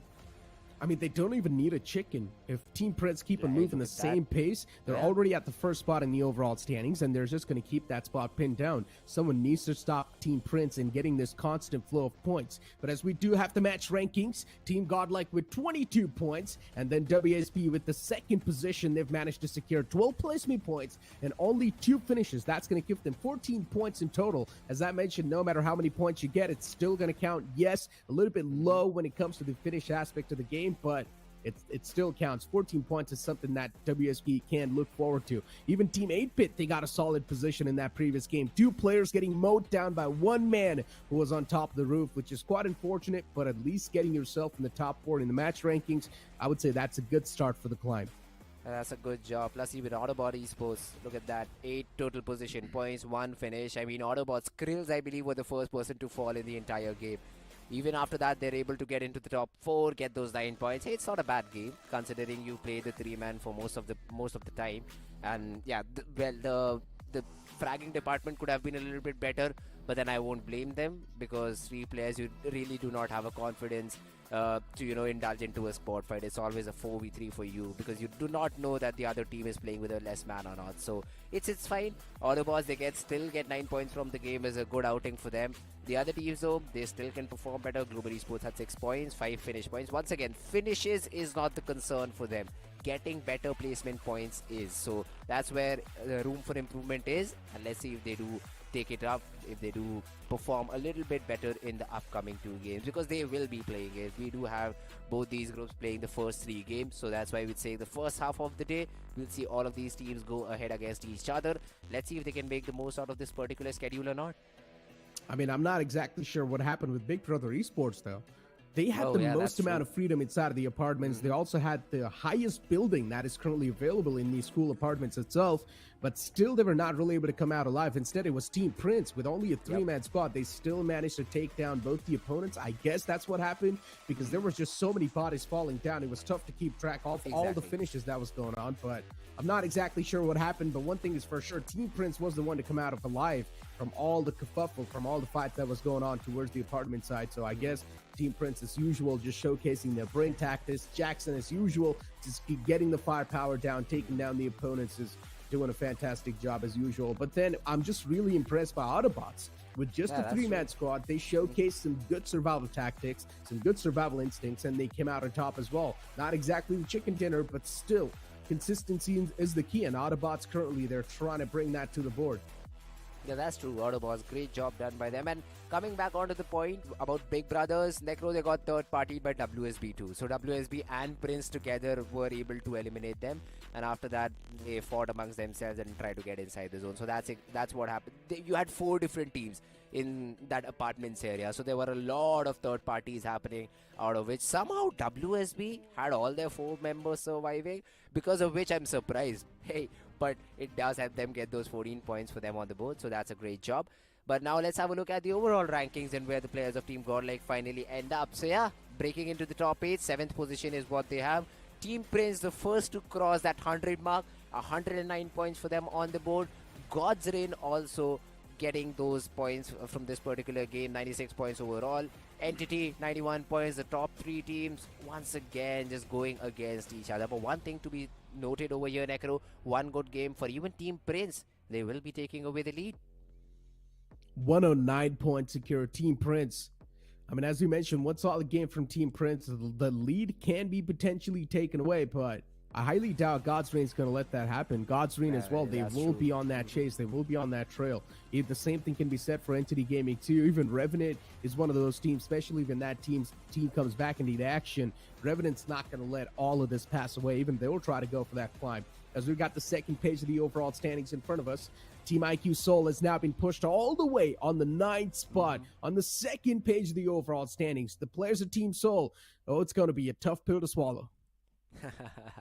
They will be waiting for their game desperately now. I mean, you still have to wait for 2 more games. So even Gujarat Tigers, I'd say OR Esports, Together Esports, everybody has that extra chance maybe to topple the teams in front of them. But yeah, all of them have got some points, so they're looking to get some more in the next few games. But for now, yeah, this is how the overall standings look. Team Forever on that 10th spot did not play the game, so should not be that worried. But yeah, Gujarat Tigers, let's see how many more can they get. The other teams, the team on the 3rd chart, 8-bit. Yes, they did get some good points from this game, but was not enough to propel them even in the top 16 till now, Necro. I mean, WSB, they've made a big move in the overall standings. Look at this. WSB was on the 3rd page, all the way at the bottom page at the start of the day, and now they're currently on the 18th spot on the 3rd page itself. The same thing can be said for Team 8-bit too. They were also all the way on the bottom, right next to Reckoning. But making these big moves, even these small little neutral games can actually help you out so much in making that climb in the overall standings. I'm still waiting for Global Esports. I'm not sure what exactly is going wrong with them. They've got a lot of elimination points to back them up, but still they haven't breached inside the top 16, and that's going to keep on stinging them. I guess Global Esports, they need to focus on playing for the survival a little bit more. Their firepower aspects looking quite solid. They just need to play a little bit more of that survival rate. Yeah, that's true. Just the decision making is what I want. Focus the zone. If you're inside the zone, yes, for a fight. Otherwise, try getting inside first and then engage into a battle is what I'd say for Global Esports. But yeah, then the other teams, we do have AUTOBOTZ Esports. Once again, they did get some good points from this particular game, but their previous performance does not add up for them to get into top 16. So 60 points is what they have after these 10 different games that they've played. Average of 6 won't get you into the top 16 is what I feel like. So getting performances like the previous game are now going to be of paramount importance. It will be. As we've got the last page of the overall standings, Team Zero once again all the way at the bottom with 21 points. Now for Team Zero to make the climb on the second last page will be way too tough. Look at the points difference between Team Zero and Skulls Esports. It's almost more than a half point, so it's still going to be quite tough for Team Zero. Team Zero needs one chicken dinner to make themselves come back inside of the tournament, and then maybe try and aim for the top 16, because before that, nothing's going to be happening, because Team Zero needs a chicken dinner no matter what. They need a bounce back, because if the same things keep on going, a lot of the fans are going to be super disappointed. Yeah, well, that's true. I mean, top 16 is the cut rate, right? And you just have 21 points from 10 games. So you talk about one chicken, I'd say 2 is what they need to get back-to-back, maybe, to just even show that they might be able to get into the top 16, because I'd say 40 points between these 2 games will still take them to the 3rd page. Maybe even not that, because 60 points is what they'll have after getting 40 points. So it's a big climb. Not saying it is not possible, but it is a really difficult one. And let's see if Team Zero is up for that or not. But yeah, the other teams on the other teams are also in a similar position where they might need 2 different chickens to get themselves into top 16. But they're asking 2 from a team which has not even been able to perform good in the first week is going to be a big ask. But hey, let's see if these teams are up for it or not. Game number 1 was full of surprises. We saw teams which were not expected in the top 5, I'd say. WSB 8-bit did not have the best possible starts to week number 1, but still were able to show up this sort of performance. So expectations are high from these 2 specific teams, and let's see if they can keep up with the consistency or not. The upcoming match 2 is going to be played on the map of Miramar, where once again Group D and A will be the one to chime inside of the action. Speaking of Miramar, instantly the first thing that pops up in my mind is Global Esports, and they like to play on this map. Global Esports is one of those teams. They have been personifying a lot of confidence so far in their playstyle. And I think so if they try to bring that confidence in the map of Miramar, things can be even more better. Especially imagine you being proactive, going for the high ground control instantly. That can rack up so many of these elimination points that you can maybe need a lot in the further grounds. And then also maybe you can try to secure a solid position in the game of Miramar, which is not going to be tough. The only thing that is quite tough is to defend the spot that you've got in the map of Miramar. And I think the Global Esports is well-handed in doing so.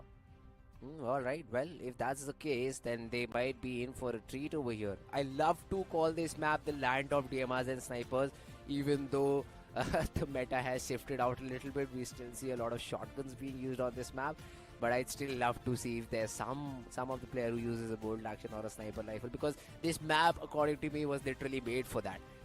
Using the DMRs efficiently, using those board action to get those openings. But yeah, with the meta being slowly fading away, going more towards those end game fights, to those close range fights, it has been interesting to see how those weapons develop. But yeah, right now the focus for all these teams is going to be on getting those frag points early on in the game. As you pointed out, it's a very, I'd say, a height-oriented game. You have a better spot which is at a better height. You're at a complete advantageous position. There are even places which are not accessible from down below from a specific part of the map. So, I mean, stuff like that usually happens where the final zone is in a position where the higher ground team has just the massive advantage and one way gets the chicken. I've seen moments like these happen. So let's see if it does recur again, if it does happen again on today's day or not. Because this map of Miramar, hey, it's fun, man. It's just fun. So many different interactions, some of them still being discovered. So that is something I'd love to see. Some spots are still not completely discovered on how do you reach there, how do you counter, how do you play. I've seen a lot of teams trying to nade out the players up top, but then those they just bounce back right on their faces. So funny moments as well do happen. Players not driving the buggy in a particular way and just getting blasted out of the game. These things do still happen in the lobby. I've seen this happen in the in the challenge finals. So I really hope it does not happen today. But hey, it's fun for us, Necro. I mean, I do have fun watching people get blasted away out of the game. I mean, hey, we've got the upcoming game of Miramar in front of us, and the plane flat path is already starting all the way from El Pozo or Montenuevo towards the opposite side. Now, this plane flat path's going to be quite interesting, especially considering it's just completely one-sided towards the southern side. A lot of the players and teams are going to have a big issue in making their way. Well, certainly this time the flight path is definitely favoring the southern side of the map. So all the teams that like dropping in towards the side of Torre, Emuda or Campo Militar, El Hizar, they're not easily glidable, but the players and teams can resort to those vehicles. But for now, the teams that are dropping in are the players of Big Brother Esports, maybe heading towards the side of El Pozo or La Cobreria. And Los Leones is definitely that city where too many teams likes to drop in, but Neeraj, both these groups, they have played only one Miramar, and in that, Genix FM is one of those teams that performed really good on the very last day. They got a winner chicken dinner, Miramar, and total of 14 finish points. I mean, Genix FM always has been one of those teams that is sort of like the underdog inside of the scenario, but they're also showcasing some moves that also a professional and a known team does inside of the lobby. So Genix FM, they've been a good mixture of a nice experienced team, but at the same time being those underdogs inside of the lobby, and they have been proving themselves quite a lot time and time, not just in this tournament, even in the tournaments in the past. They have been making it to the grand finals itself, but then the real struggle starts. So I hope that's not going to be the same thing. I hope we're not going to be seeing Genix FM choke on the stage that matters, where it matters the most. But as we've got the circle in front of us, and once again, Blue Prince is going to be in a prime spot towards Power Grid, but we've got a drop collision happening in front of us. Godlike off to a bad start. Jelly almost getting completely knocked out and finished. The same thing can be said for Mac as well. OR Esports, this time they've just ripped apart their opponents completely. Or Esports already having a very good head start. They got one finish point for themselves on the other side. Can't they say the same thing for the players of Godlike, as Godlike in the last Miramar which they played, they got only one total point. So Miramar is not good for the players of Godlike as of now, but maybe they can go a little passive in this particular one and test the waters, grab those crucial placement points for themselves, and maybe then can move ahead in the circle and try to engage in all the good fights. But for now, we have few of the teams going all the way towards the northern side, like the players of Global Esports. But look at the position of Mavi. He's in such a close proximity to the player Prajwal, all by himself, and even we have the players of Team Entity in the close proximity. Godlike, from having the best performance in the previous game to now just having a complete massive downfall. And as you mentioned, even Entity is quite in the close proximity of another opponent team. Yes, it can be quite a deadly thing, but I highly doubt the collision is going to be happening because even the Entity is going to be quite desperate to make it to their drop location, loot up as quick as possible, and then try to make it to the centric spot of the circle. But Mavi's been knocked out from Global Esports. That's a big issue. Global Esports, this time, once again, survival being a massive problem, and Team Prince getting that elimination to start things off. They've already got a feast on their hands, and I guess Mavi being one of the OG players out there inside of the community, man, let's see what Team Prince is going to do to him. Easy confirmation point will be coming through for the players of Team Prince, and Mavi was all by himself. There was no cavalry, no backup at that moment that would have saved Mavi in that situation. But nonetheless, 3 players are there in the lobby. So maybe in this particular circle, Global Esports can definitely do little good, because this is their circle. They like to drop towards the northern side. They can potentially look for a dominant control from the northern front of the map. But looking at the position right now, Global Esports, I think they're heading toward the side of El Hazar maybe, because that's completely unoccupied. But we have a possibility of the next fight brewing up in the city of Los Leones as well, because we have the players of Team 8-Bit, then we have the players of Team 4Shot Esports, and also if we head a little north, then we have the players of Team OR also waiting in the city of La Bendita. Team Prince, especially, it has one of those deadly forces inside of the lobby. In the past, they used to play for Gujarat Tigers, and now they've made their own team called Team Prince. And so far, these guys have definitely been performing quite well.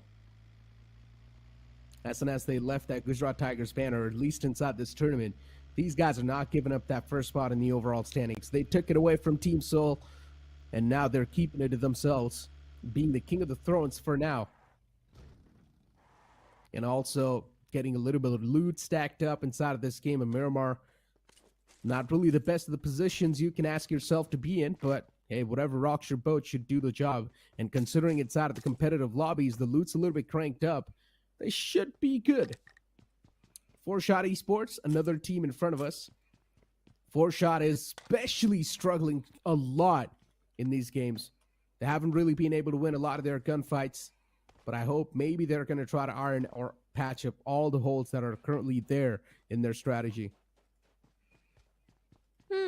Speaking of 4Shot Esports, they had a decent run as of now, because in the overall standings, I won't say they are okay. They are right at the bottom. Not a good start, because on day 1, it was still okay-ish. They got 18 points for themselves, but day 2, they had a major drastic fall by getting just 9 points. They were getting early elimination. Nothing was really working for this team. They tried to recover on the very last day of week 1, that was day 3, by getting those 18 points. But that's not enough for 4Shot Esports, because if this team wants to propel themselves in the leaderboard, if they want to come in the top 16, they have to get at least one chicken dinner. If not a chicken dinner, at least a very high fragging game. But right now, looking at the map on our screen, we have the players of Big Brother Esports. I think this can be a good game for them, because they have the entirety of La Cobreria for themselves. But at the same time, we can also expect a fight between the players of Team Entity and one more team present in their own city. I highly doubt the fight's going to be brewing up, though. They've been dropping in the same city with another team next to them, and the fight never happened. So Entity Gaming should be good. It should be all good in the hood. For now, I don't really spot the foes around them. Even Team Together Esports, another team which has been a big sign of concern. 8-Bit as well, you could have said the same thing, but then the previous game, it propelled them on the 3rd spot of the overall standings. And the overall standings being so fragile, all 8-Bit needs to do is keep the consistency up, and they might as well be in the top 5 soon enough.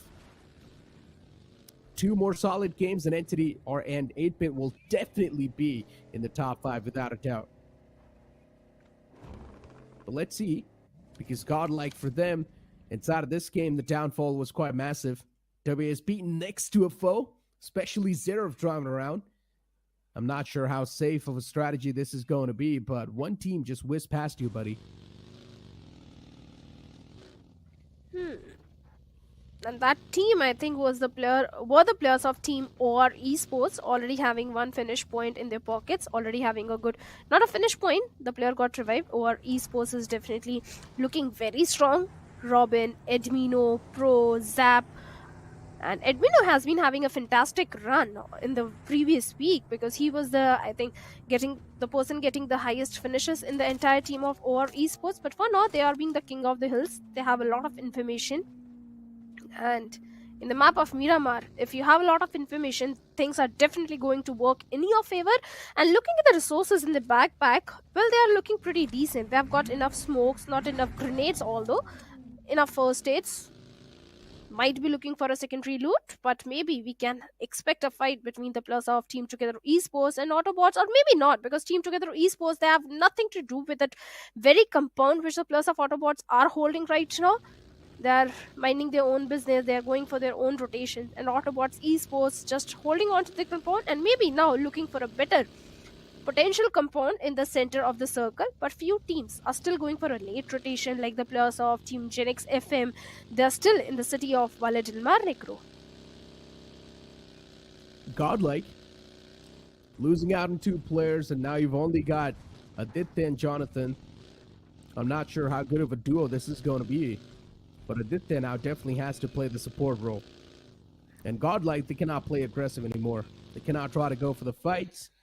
They cannot do any of that assertive stuff. Instead, they need to play passive. They need to be super cautious in every single approach they take. Good spray from Savitar against Entity. Not a lot of connections found. No, Down the boys a little bit scratched up, but still, it's not really going to be doing a lot in that long term. The vehicle's definitely punctured. It's taken out, spins out in the open, but no knockout will be found. Team Prince, that was some good sharp shooting from the players. Prajwal still going for the tap with the M1 with only a holographic sight. I'm not sure how he's going to be able to tap away the opponent, but he's still going for the constant taps over and over again. Prajwal definitely trying to go for a clip shot. Prajwal and Jackson, both these players from the side of Team Prince, have been playing phenomenally well. They have been the ones creating those openings, bringing those initial frags, and Prajwal has been the MVP in the previous week also few times. So definitely Team Prince is looking very strong, especially Prajwal and Jackson, along with AJ and Prince. Although Prince is usually the one who goes for the scouting, who goes for those flank angles, and Prajwal is the guy that brings those opening frags. But for now, the Team Prince, they also need to focus on that secondary loot, because all I can see is just a single first aid in the hands of Prajwal. And Prince as well, they don't have enough throwables. And in the map of Miramar, you need those crucial smokes, you need those crucial grenades and first aid. But at the same time, Jackson has a lot of information, I think, about the player skills of Team AUTOBOTZ.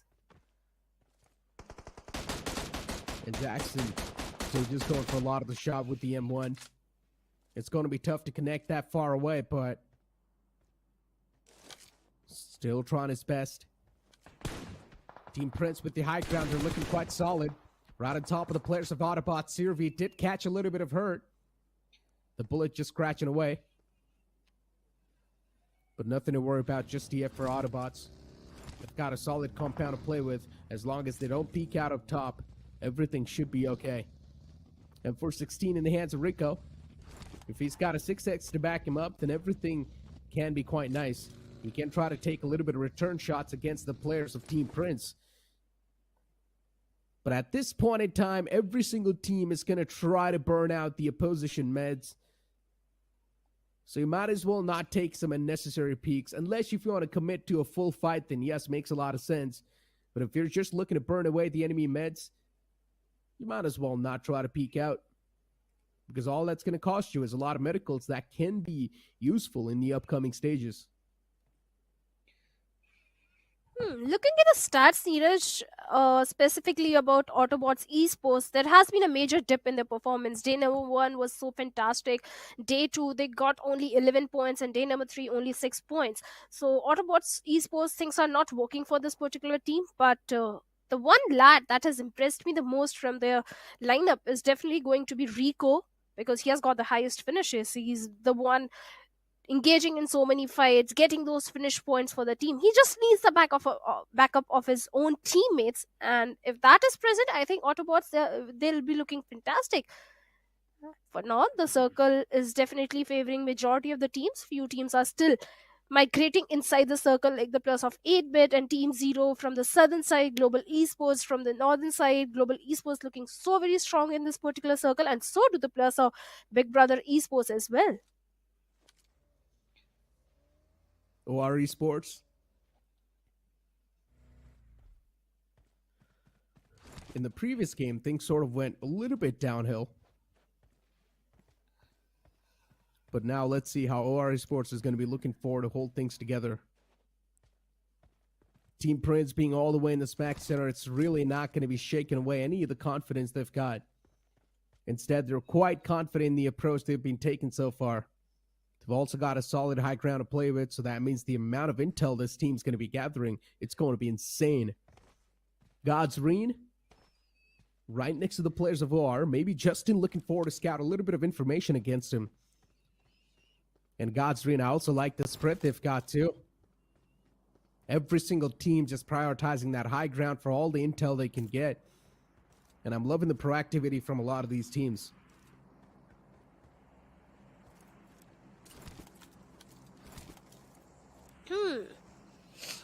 You have to be proactive. But this time, as compared to the previous week, Necro, teams are taking things a little slow, because in the previous week, in the very first game, teams used to go very aggressive. From the second and third game onwards, they used to just start holding on to their horses. But this time, teams are super slow from the very get-go of the game. They have realized the importance of those placement points. They have realized how important it is to survive till the final few circles, because that is when good placement points and good finish points are going to come in your hand. They're not taking any sort of risk, because in the starting weeks, if you have good points, if you have got enough buffer that you can take risk in the last week, then things will look good. But for now, Shadow 7 is not looking good at all, as OR Esports Pro has already taken a hell lot of HP out of Shadow 7. Team Zero, what a big blunder this could have been. Always Team Zero gets caught in the rotation. Last time it was Sayed OP who got caught out in the open by the players of OR. And now this time, it could have been the same thing. OR Esports against Team Zero. They've been the kryptonite of Team Zero so far. And Team Zero, they haven't been able to reply back at all. Dark Lord now trying to back away with his teammate, and that's what they're going to do. They're going to find a clean rotation out of that tricky spot. Pro, he's not really going to be trying to force anything. Instead, it's just letting the opponents walk away, which can be a wise option. But I would say Pro had a massive advantage in this fight, so he should have went for a couple of more shots. But maybe they just wanted to play a little bit safe, considering it's understandable. It's still the early phase of the game. You do not really want to go for the fights. But as you mentioned, you brought up this change too. Teams are playing much more passive compared to week one, and it's understandable. It's more about being familiar to the opponents. And I guess these teams have now understood how their opponents are performing, how the new roster changes have affected their play styles. They pretty much know how to adjust accordingly. Agreed, because now teams have realized and they have started adapting according to the roster changes, because Godlike, one of the most aggressive team, now we see a controlled aggression from their side. But on the other side, Team Prince also having a clear line of sight onto the players of Team Autobots as they are trying to migrate inside the circle. But for now, Autobots, they are in a safe distance. Nothing to worry about for them, at least from the side of Team Prince. Can't say the same thing about Gen X FM, because Gen X FM, the players are also in the close proximity. And on the other side, looks like it is WSB and Big Brother Esports also engaging in a fight where WSB are falling down one after another. Even we have Big Brothers having a too much height advantage, and WSB already lost on one of their own player. WSB, 3 players in the heights, and Big Brother Esports from the top just raining down hellfire against him. Big Brother Esports still against the opponents, still against the foes, and Sarvit's a little bit too close against one of the foes in the name of Entity. Pokar up close and personal against Sarvit has pulled out a shotgun in his hands, but does Pokar want to push up close and personal? That's the question. Sarvit's right on the opposite side, and Pokar, he does know that there's a man right in front of him, but he doesn't exactly know where the teammates are. And that's why maybe Pukar's not really going too aggressive, and makes a lot of sense too. Look at that crossfire that Rishi and Sarvith have got set up. As soon as Pukar tries to get back up, from the back it's going to be Sarvith just mowing him down. So Pukar, I like that. And Troy, unfortunately, is going to fall back down. That's not a good news for Entity. They're losing out on this hill control, which is quite essential for them to have this entire land control in their hands. High ground control is quite essential, and stealing it away from Big Brother Esports is going to be even more tougher. Especially Rishi all the way in the back is now starting to create a lot of problems. Entity already lost one player, and Pukar is still trying to defend the little hill area which he's holding. One of the player from the side of Entity is already on the flank angle, but we have AUTOBOTZ and GenX FM in a kerfuffle where AUTOBOTZ, they don't have the numbers as Carry gets taken down. Instant confirmation has been made by Spider George. The last player remaining from the side of AUTOBOTZ, also in the close frontal battle, gets taken down. But where is the cavalry? Where is the last two men of AUTOBOTZ? Looks like they're already way ahead inside the circle. At least now they can focus on those crucial placement points. But Team AUTOBOTZ already lost two players, and GenX FM, 2 finish points in their pockets. I'm not sure what exactly AUTOBOTZ's game plan is, but these guys are quite disconnected, and that's working against them for a while now. Current's way too scratched up. He's way too low. Going for the patch up too. Current's going to find enough time to patch himself up, so it's okay for him side. GenX FM. Even they're going to be on a move inside of the safe zone. For GenX FM, for that one individual player, hope everything's going to be okay in the future. Team Zero, even for them, rotations has been a massive issue. They lack on a lot of that intel, and even if they do get that intel, they don't know how to convert it into a good rotation, and that's been an issue for them too. Team Together Esports, vehicles on fire. They need to call a quick evacuation. Blind Esports against the opponents too. A massive nade from him. Mighty is now quite low, but still Dark Lord all by himself inside of the compound is now starting to set a big panic, but the cavalry arrives. Hirsch has got his teammates back, and the entirety of Blind Esports now starting to close on up. Dark Lord pulls out the TBS against the opponents, and 8-Bit now might as well start falling down, and that's what happens. Madman knocked out, and the shotguns are now starting to ring a lot of damage. One more man to go from the side of 8-Bit. And even he's strapped up behind the wall. Nowhere to go. The DB is pulled out up close and personal. And Mighty's doing a lot of damage against the foe. But it's not going to matter. Skips. He comes out as the massive clutch man and saves the day for Blind. Oh, certainly. That was a fantastic fight. But now we have GenX FM against the remaining two players of Team AUTOBOTZ. Rico, the man from the side of AUTOBOTZ, who has impressed me a number of times, but right now he's on the receiving end of those barrage of grenades coming from the side of GenX FM. And Karan with his vehicle is already looking to close in the distance. A good shots out in the open on the player of Team AUTOBOTZ. Rico with that flank might be looking to back off from that fight, and that might be a good decision. But for now, AUTOBOTZ. Sirvi managing to get back in the safe lines. That's a good news definitely for them, but then Godsrean engaging in a fight against the players of Team Prince. Two massive teams colliding against each other, from which Godsrean are now getting gripped all the way from the far apart. And that's not a good news at all. Godsrean, they need all the members alive inside of the family, inside of the team. And they're trying their best to keep all the players up and alive too. Delta PG being the only glimmer of hope that's currently over here. OR Esports trying to make their move against the foe. And Godsrean, they can't do anything. It's all down to Delta PG. And him being all by himself, two players of OR Esports are now going to try to press up against him. Smokes are definitely being a massive help for Delta PG. And now he's also trying to pull off some interesting shenanigans, sitting inside the vehicle, just waiting for at least one player from OR Esports to overcommit inside of the fight, and Delta will try to punish him. I like the thinking. It's some quick thinking on the fly, but I'm not sure how good this is going to work out. OR Esports, they've got no clue that there's still a man lingering around, and what? Delta PG and Pro, they're sitting right next to each other. This is one of the most interesting things I've seen happen on the screen so far. And Delta PG is keeping that trigger discipline. He hasn't shot a single bullet. And finally, this man erupts like a volcano. Shuts down 2 players from OR Esports. And maybe OR, for them, things can be done right here, right now. Even Zap was quite low, but no, from the back, it's going to be Big Brother Esports who steal all that opportunity away from that last player. How did the players of Team OR Esports didn't realize that Delta PG is so close to them, and Big Brother Esports, being the opportunistic one, are now punishing the players of Team OR after taking down Delta PG, and OR not in a good spot at all as Robin gets taken down. Uzumaki with a vehicle run over, and with that, Team OR Esports, they have been eliminated on the 14th spot with just 2 finishes. Big Brothers, they are looking fantastic. They've got 8 finish points already in their pockets. Rishi with 4 finish points. They have got enough resources to survive till the final few circles, till the final circle, in fact. God, what? But Team Together Esports, well, Saikat with the DBS gets a confirmation point onto Slug.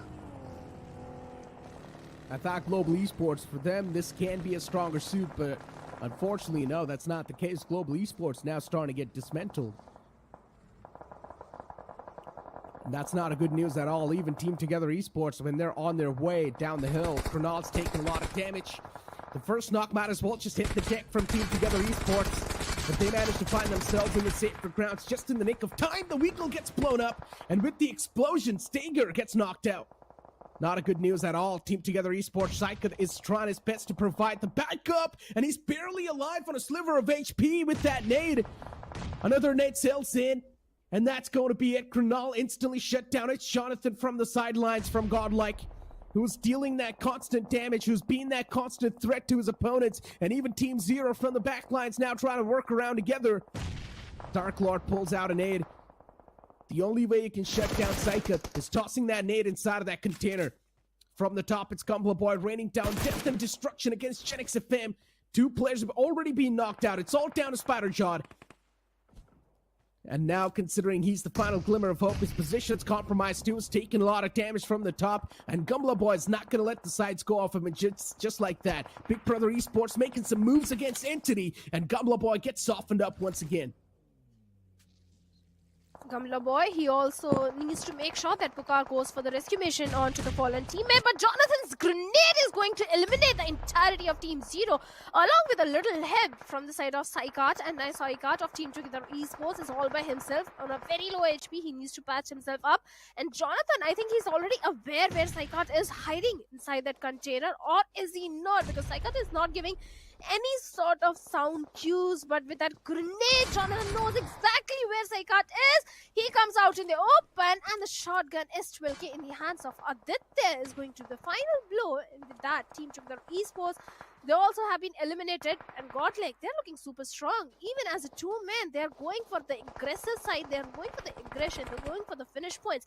But Team Entity, being the king of the hills, now Team Blind could be the next victim. Harsh out in the open. What just happened? Kamla Boy, how can you miss that shot? He didn't miss, he just switched away the weapon. Yeah. I'm not sure why he did so. And his buggy's tires are completely blown out, so Gumbler Boy needs to move out in the open without any vehicles. This is a massive red flag in the approach itself, and Gumbler Boy now is starting to take a lot of damage. He wants to find himself a safe tip, but it doesn't seem like he's going to be able to find that. Finds a knockout, though, while he's trying to fall down. Rishi knocked out, but then the shots from the far away, it's going to catch Gumbler Boy himself. It's all down to that one last man alive from Big Brother Esports. And only a few seconds away from that man meeting the Makers too. Entity Gaming, they've lost out on Gumbler Boy, who had the most amount of finishes in that squad. But now it's all down to Try and Pukar. For Gujarat Tigers, Shadow, Wixkey, and Clutch God behind the containers. And Blind Esports, both the players are quite softened up. Skips and Hirsch. WSB2 in the closer proximities. This is not looking that great. The teams on the high grounds will definitely have an advantage, but if the circle moves away from them to the lower ground, which has already happened, the teams on the high ground are definitely going to suffer. WSB, 2 back-to-back good games coming from this particular team. And yes, Gujarat Tigers, they are also looking very strong as Clutch forgot with the buggy along with the Vixie is already trying to close in the distance. they need to be a little cautious of the grenades that are coming from the side of Team Blind. But Team Blind, they can be the patty in the sandwich, as the players of WSB are also approaching, and Harsh with a grenade finds Clutch God, instantly takes him down. But Blind, they have their own worries in the name of Team WSB. A 2v3 scenario in front of them as Brayden takes a heavy blow from the side of Team Blind. Entity can do a perfect third party in this situation. Gujarat Tigers now starting to make a move inside of the battlegrounds too. As Entity, they're going to do the same thing. They've already managed to climb down from that mountain. It's a big red flag for a lot of these teams. Strive close and personal against Hirsch, and the utilities are going to be tossed to perfection as well, as Strive finds Hirsch instantly knocked out and gets the confirmation rolling up too. While on the opposite side, even Clutch God gets knocked out from the side of Gujarat Tigers, and now it's going to be top 3 teams alive. Entity versus Blind against the players of Gujarat Tigers, and both the players are the solo man survivor too for each of their teams. So Blind Esports and Entity, they need to work together, but it sounds too much. Of course they can't. And look at him. He's right in front. Troy isolated all by himself behind this container, behind this barrel. He won't be shut down by Skips. Blind Esports, they managed to secure a second spot inside of this game. Solid stuff, but Gujarat Tigers, they're probably going to be your winners too. And now Skip's looking to take this fight up close and personal against the players of Gujarat Tigers. DB has pulled out. He finds the first knock. He goes for the second one as well. And he finds the third one too. A quick 3-piece from this one single man. And he has managed to clutch things out for his team. Skips, what an inhuman clutch that was. Gujarat Tigers, what a big blunder. Yeah, agreed. It was a big blunder coming in from the side of Gujarat Tigers. How can they come directly one by one? The new Skips is having a TBS in his hands, a shotgun in his hands. And Skips, what a play in that such a precious situation where he knew he was outnumbered all by himself. Despite that, he was able to pull off a 1v3 against the players of Gujarat Tigers. I don't know whether to appreciate what Skips did or just be a little disappointed from the side of Gujarat Tigers that how could they let this happen. But nevertheless, a good performance coming in from both these teams, even from the side of WSB, a consistent performance coming in from the very first day of week number 2. A 1v3 from Skips, which was not even supposed to happen. I did not expect that clutch at all. It just felt like Gujarat Tigers was zoned out, straight up. Skips being able to close his distance that up close and personal. That in itself was a massive red flag. Gujarat Tigers, I'm not sure what they were exactly doing, but they should have been in the power. They should have been in the controlling position. They should have realized that they've got the man number. They can control the pace of the game, but no, instead, Gujarat Tigers was playing too passive. Played behind that ridge. Instead, they should have been the one to charge up against the last man alive, which was Skips.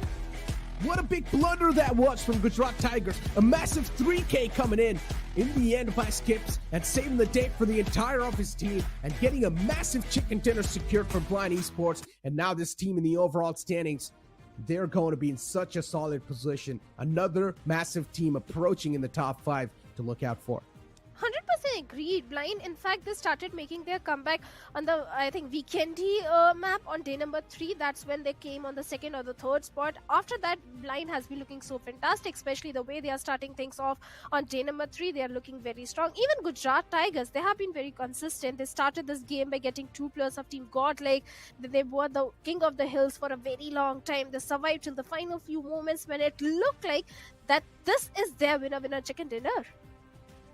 Exactly. I mean, Blind Esports, dude, I have been a massive fan of this lineup since a long time because I know how aggressive all the 4 players can be. Yes, recently we're definitely seeing a little bit of tweaks in the playstyle, but I guess with these type of performances, all you can hope is that the confidence is going to be back up on the top once again for Blind Esports, and you might as well see the domination once again happen inside of the lobby, because I still remember these 4 players together used to just wreak havoc inside of the lobby, and there wasn't even a single team these 4 players used to respect. And I want to see that same team back inside of the lobby. I want to see that same team Blind Esports back in the lobby.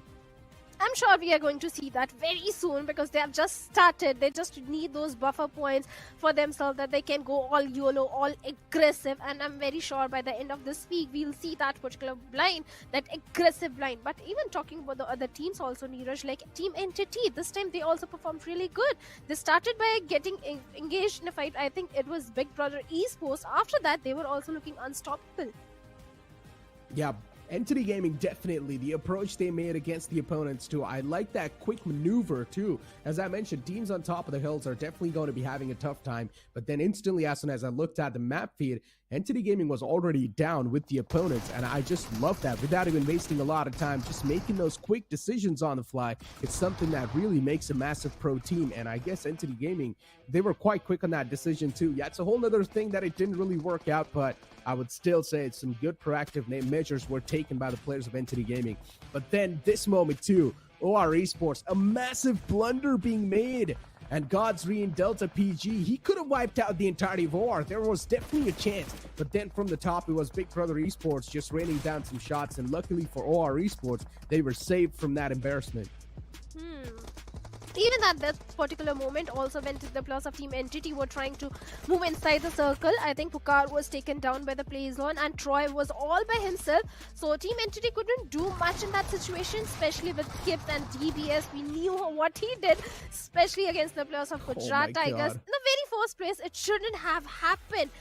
Yes, I have to appreciate Skips because it was a fantastic move. It was a fantastic clutch coming from his side. But at the same time, it was a big blunder from the side of Gujarat Tigers. It indeed was. As I mentioned, it just felt like they were zoned out a little bit. Yeah. They should have been the one to control the pace of that final circle, but no, instead it was Skips who was all by himself from Team Blind Esports. He pushed up close and personal. First of all, how did he even find enough time to push up close and personal against the opponent players? That should not have happened in the first place because the opponents were 3 and Skips was all by himself. It was a 1v3 situation, but still somehow Gujarat Tigers, they lost that entire thing because I genuinely think so. They were zoned out a little bit in that final moment because maybe they were pre-celebrating this chicken dinner. Maybe they got a little bit too overconfident in that final moment. I'm not exactly sure what happened, but the only thing that I really know is that Skip has managed to get 8 elimination points for his team at 73% finish contribution. Skips, this man has pulled off a nuclear performance for his team. Oh, certainly. 73% contribution, 8 finishes, out of which 3 are on the players of Team Gujarat Tigers, 1 on the player of Team Entity, the last player of Team Entity. So Skips definitely did so much in that final circle. Even though he didn't have enough real estate, he didn't have enough breathing space in the final circle, the entire control was in the hands of Team Gujarat Tigers. But yet, he managed to pull off a 1v3 and get a beautiful winner chicken dinner. But along with Skips, we have Genix FM Spider Jord as the best companion with 2 rescues, and 1 assist. And then you've also got Skips being the best finishers too, with 8 eliminations as I mentioned, and only 1 assist with a lot of distance traveled and the survival time of 28-11. Skips, of course, has astonished all of us with that final clutch, and now my hopes have been risen up even more from the entirety of Blind Esports. That's only Skips performing. The entirety of Blind Esports, they've got some incredible potential, and if all the 4 players, if they are in their top form in the firepower aspect, oh man, trust me, these guys will start dominating the lobby like it's nothing. As we move on forward and take a look at the match rankings, a lot of things will be opened up as well to find out how many exact points did Blind Esports secured. This man had a lot of finish contributions, so his teammates were not able to get a lot of finishes in general, but still 26 points accumulated by Blind Esports, which is quite decent. But then Entity Gaming as well getting 21 points, Entity being super consistent. Oh yes, this day on week number 2, day 1, they are being the consistent one, getting 21 points. Gujarat Tigers also having a very good run. Not too many finishes, but a good run. Total of 16 points in their favor. Big Brother Esports in the previous game also not a good performance came in, but finally in this particular one, they have good finishes. Total of 14 points in their name. WSB being very consistent, 10 points. But there are few teams after showing a good performance in the previous one were taken out pretty early, like the players of Team 8-Bit. In the previous week also, we saw how the players of Team 8-Bit were struggling. And this time also, in the map of Miramar, they were taken out pretty early. I think it was Team Blind only that eliminated 8-Bit. I mean, yeah, I think so it was Blind Esports themselves, because at the final few moments, Blind Esports definitely did have a couple of players live, but then in the end, it was just down to skips. Even Entity Gaming on the top of the hill, they definitely had 2 more players, but unfortunately, while they were trying to make it down the hill, I guess they lost out on 1 player in that process. So a lot of things definitely did go quite south. Even WASP being able to make it to the late game scenario, them getting 10 points in the previous game. Once again, they're on that consistent leap in the overall standings, which is quite a good news for them. Quite a lot of teams that definitely did try their best, including Big Brother Esports. You do see in the game of Erangel too, Big Brother Esports was making some moves. They had a solid position inside school apartments, but unfortunately things went quite downhill. Even inside this game, Big Brother Esports, they had a solid position, but unfortunately when the circle shifted away, Big Brother Esports was screwed massively because Entity Gaming was holding them on top of that hill. They were just not letting them come down.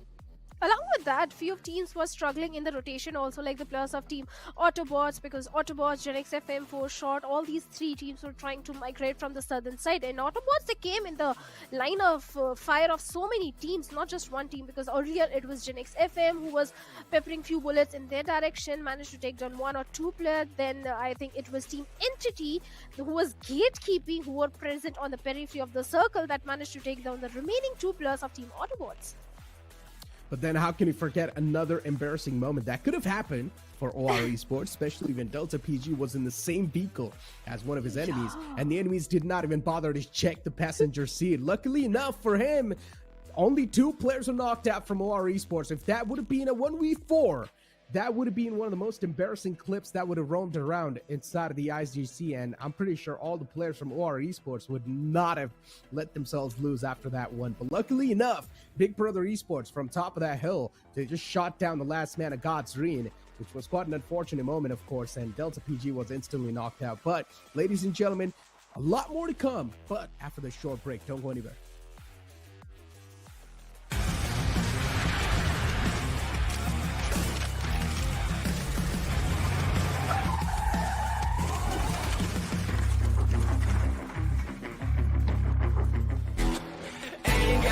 Time for no care. I work too hard to get here. Ain't got no time for no fear. I work too hard to get here. Ain't got no time for no fear. I work too hard to get here. Ain't got no time for no fear. I work too hard to get here.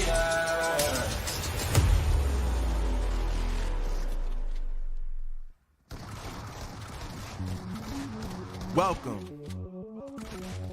to the place where dreams come true, where everything you want can be yours, if and only if you're willing to work for them, you're willing to hurt for them, but most of all, you're willing to be first for them. Ha! Look, I'm going straight to the top. I don't know how I would stop, like it or not. I got some goals that I'm hitting. You hear what I'm spitting, it's hot. Look what I got, whole lot of passion and pain. The road to success is insane. Stay out my lane, cause I'm on a mission. I'm getting what stands in my way. Yeah, I'm a beast. I wouldn't play with me, baby. The way that I'm training is crazy, and I do it daily. You wanna talk about drive? I got more drive than Mercedes. I've never been lazy.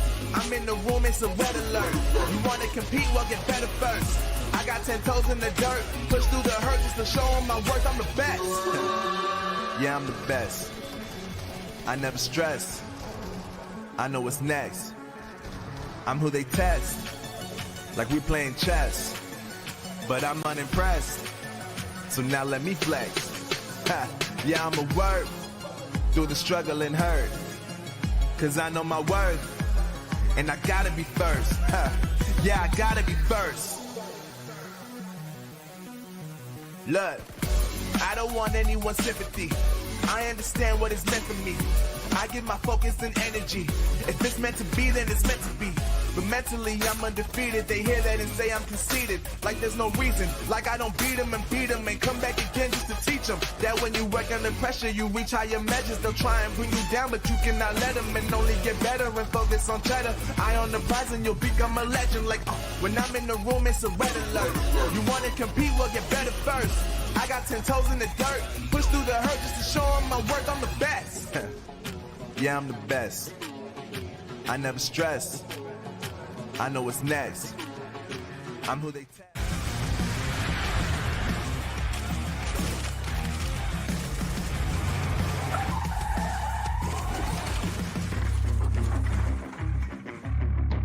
The Snapdragon Pro Series powered by Samsung Galaxy is brought to you by Snapdragon Elite Gaming, Samsung Galaxy S23 Ultra, and Monster Energy.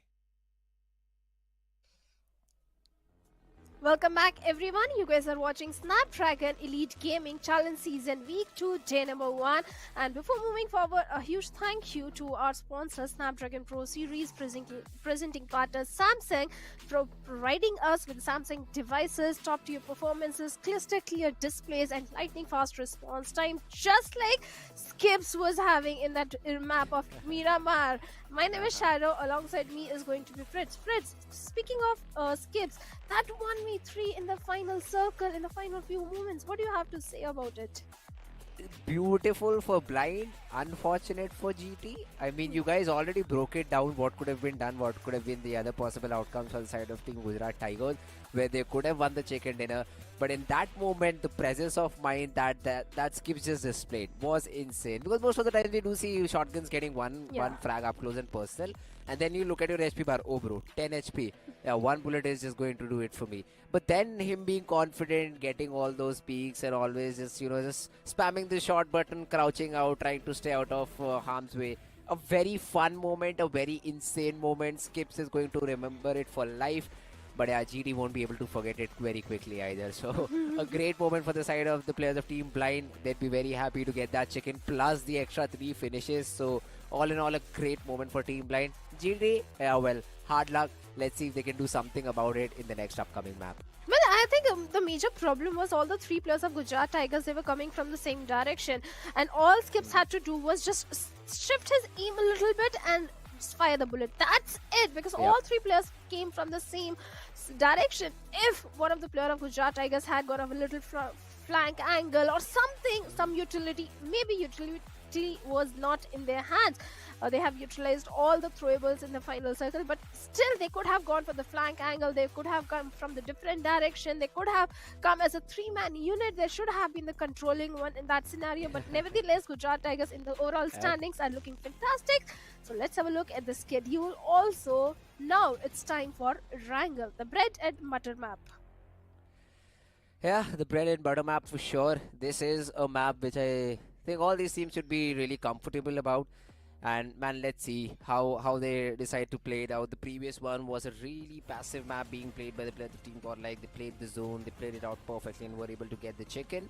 But this time around, let's see if the circle has some other thought process in this entire map. Maybe a military-based circle, maybe a circle completely towards Spawn Island. Who knows? Hey, it'll be a fun game to see. I really want that Spawn Island circle, and it's not possible right now. It's out of meta thing to ask for. But if it can, maybe not, if not a Spawn Island circle, I'd love to see a water circle. I mean, nobody fighting it out, everyone just dipping in water and hoping to be at the center of the zone and zone deciding who wins it out.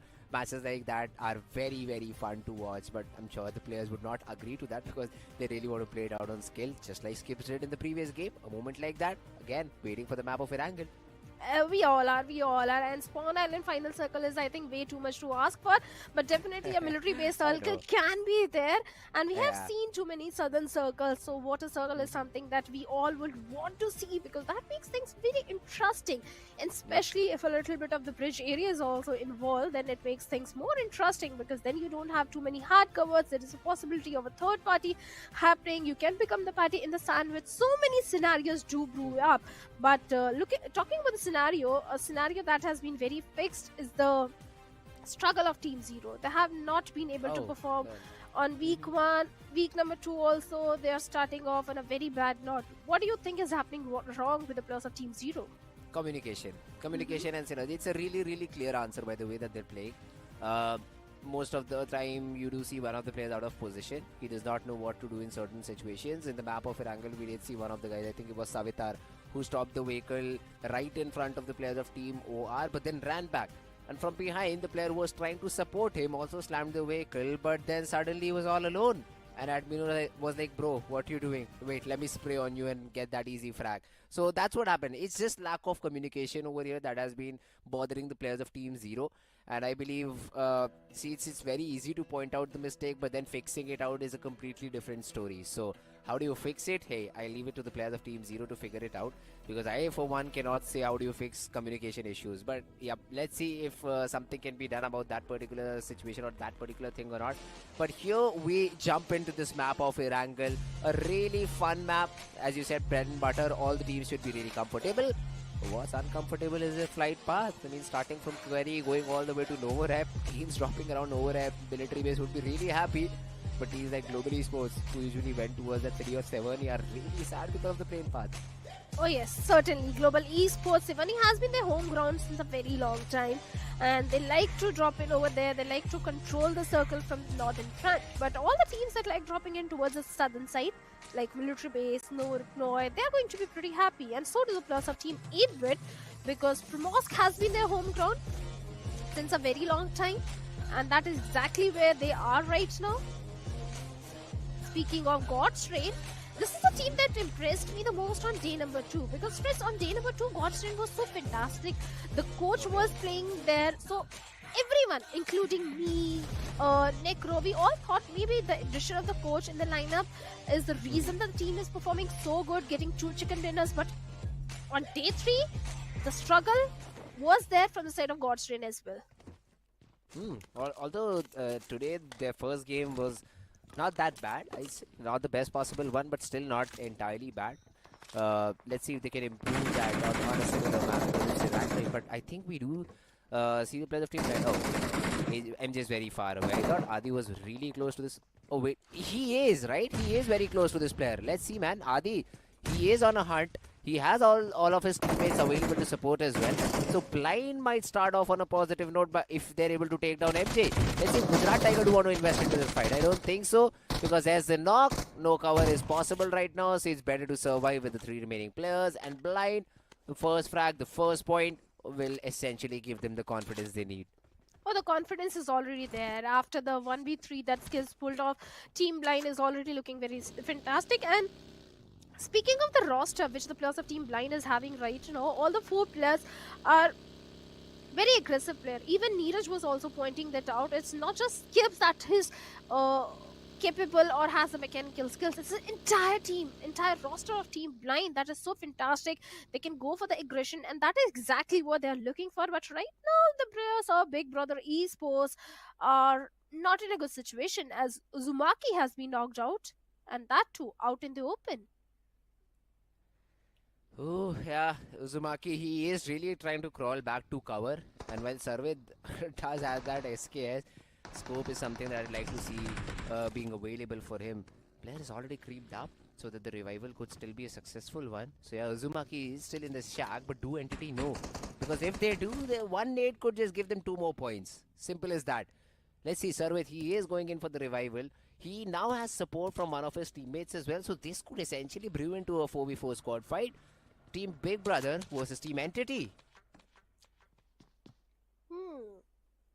Big Brothers versus Entity. Both these teams didn't perform really good in the last Erangel.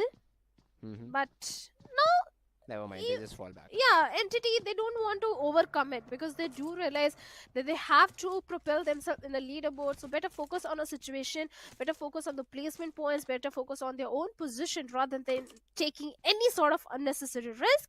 But speaking of risk, well, Gen X FM, they're taking a huge risk, as one of the player was out in the open away from his teammates, and now he has been eliminated.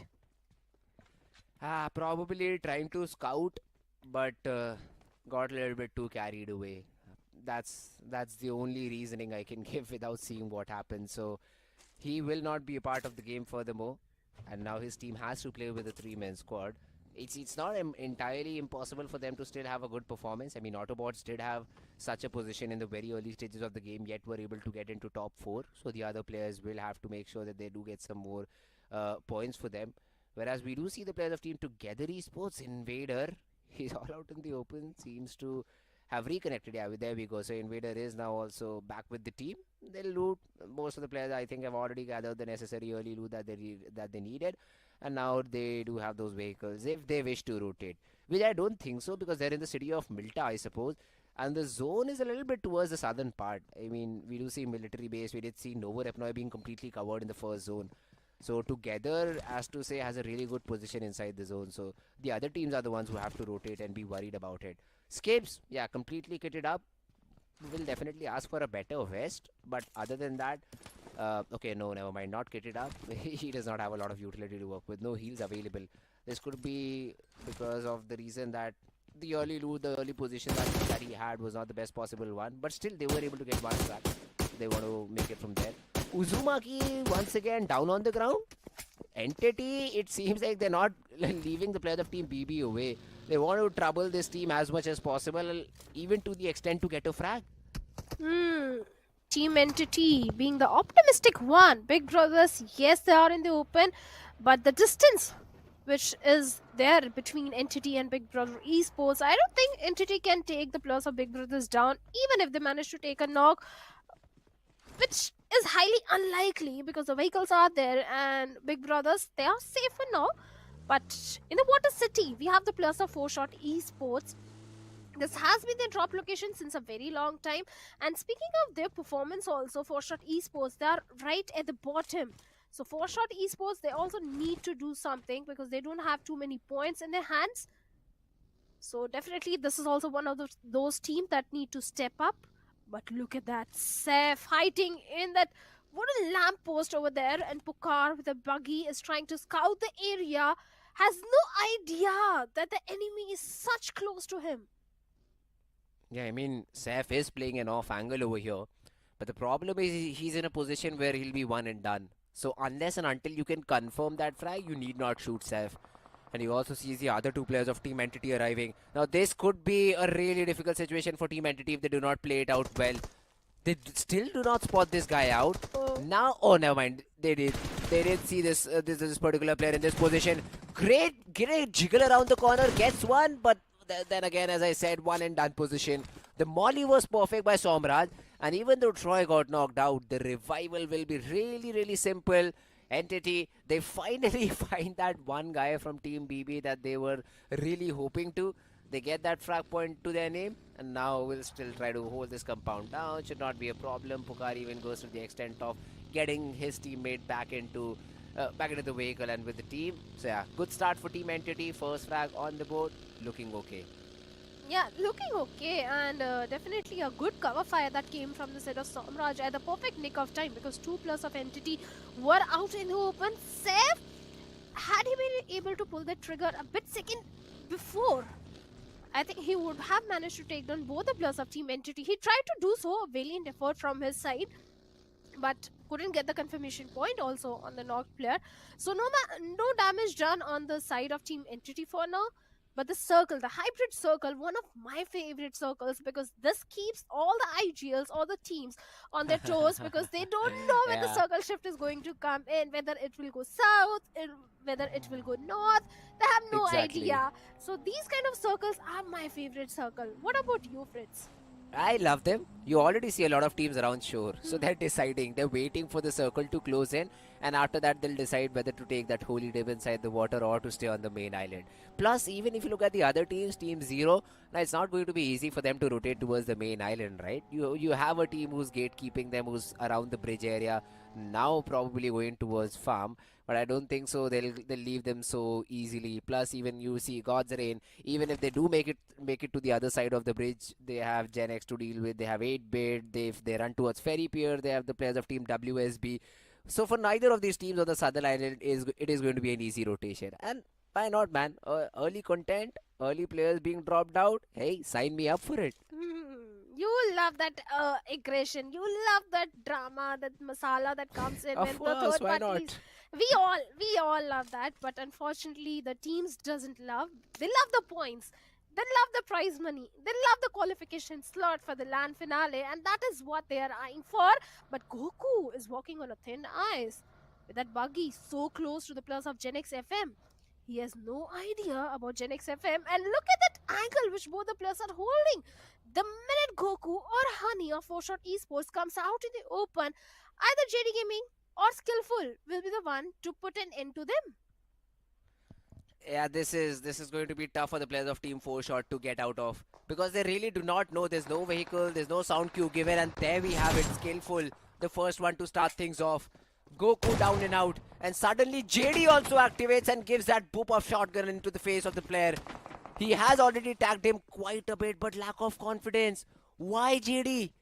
He could have gone for the finishing blow. He tosses out a nade a little bit far away, and Honey barely survives.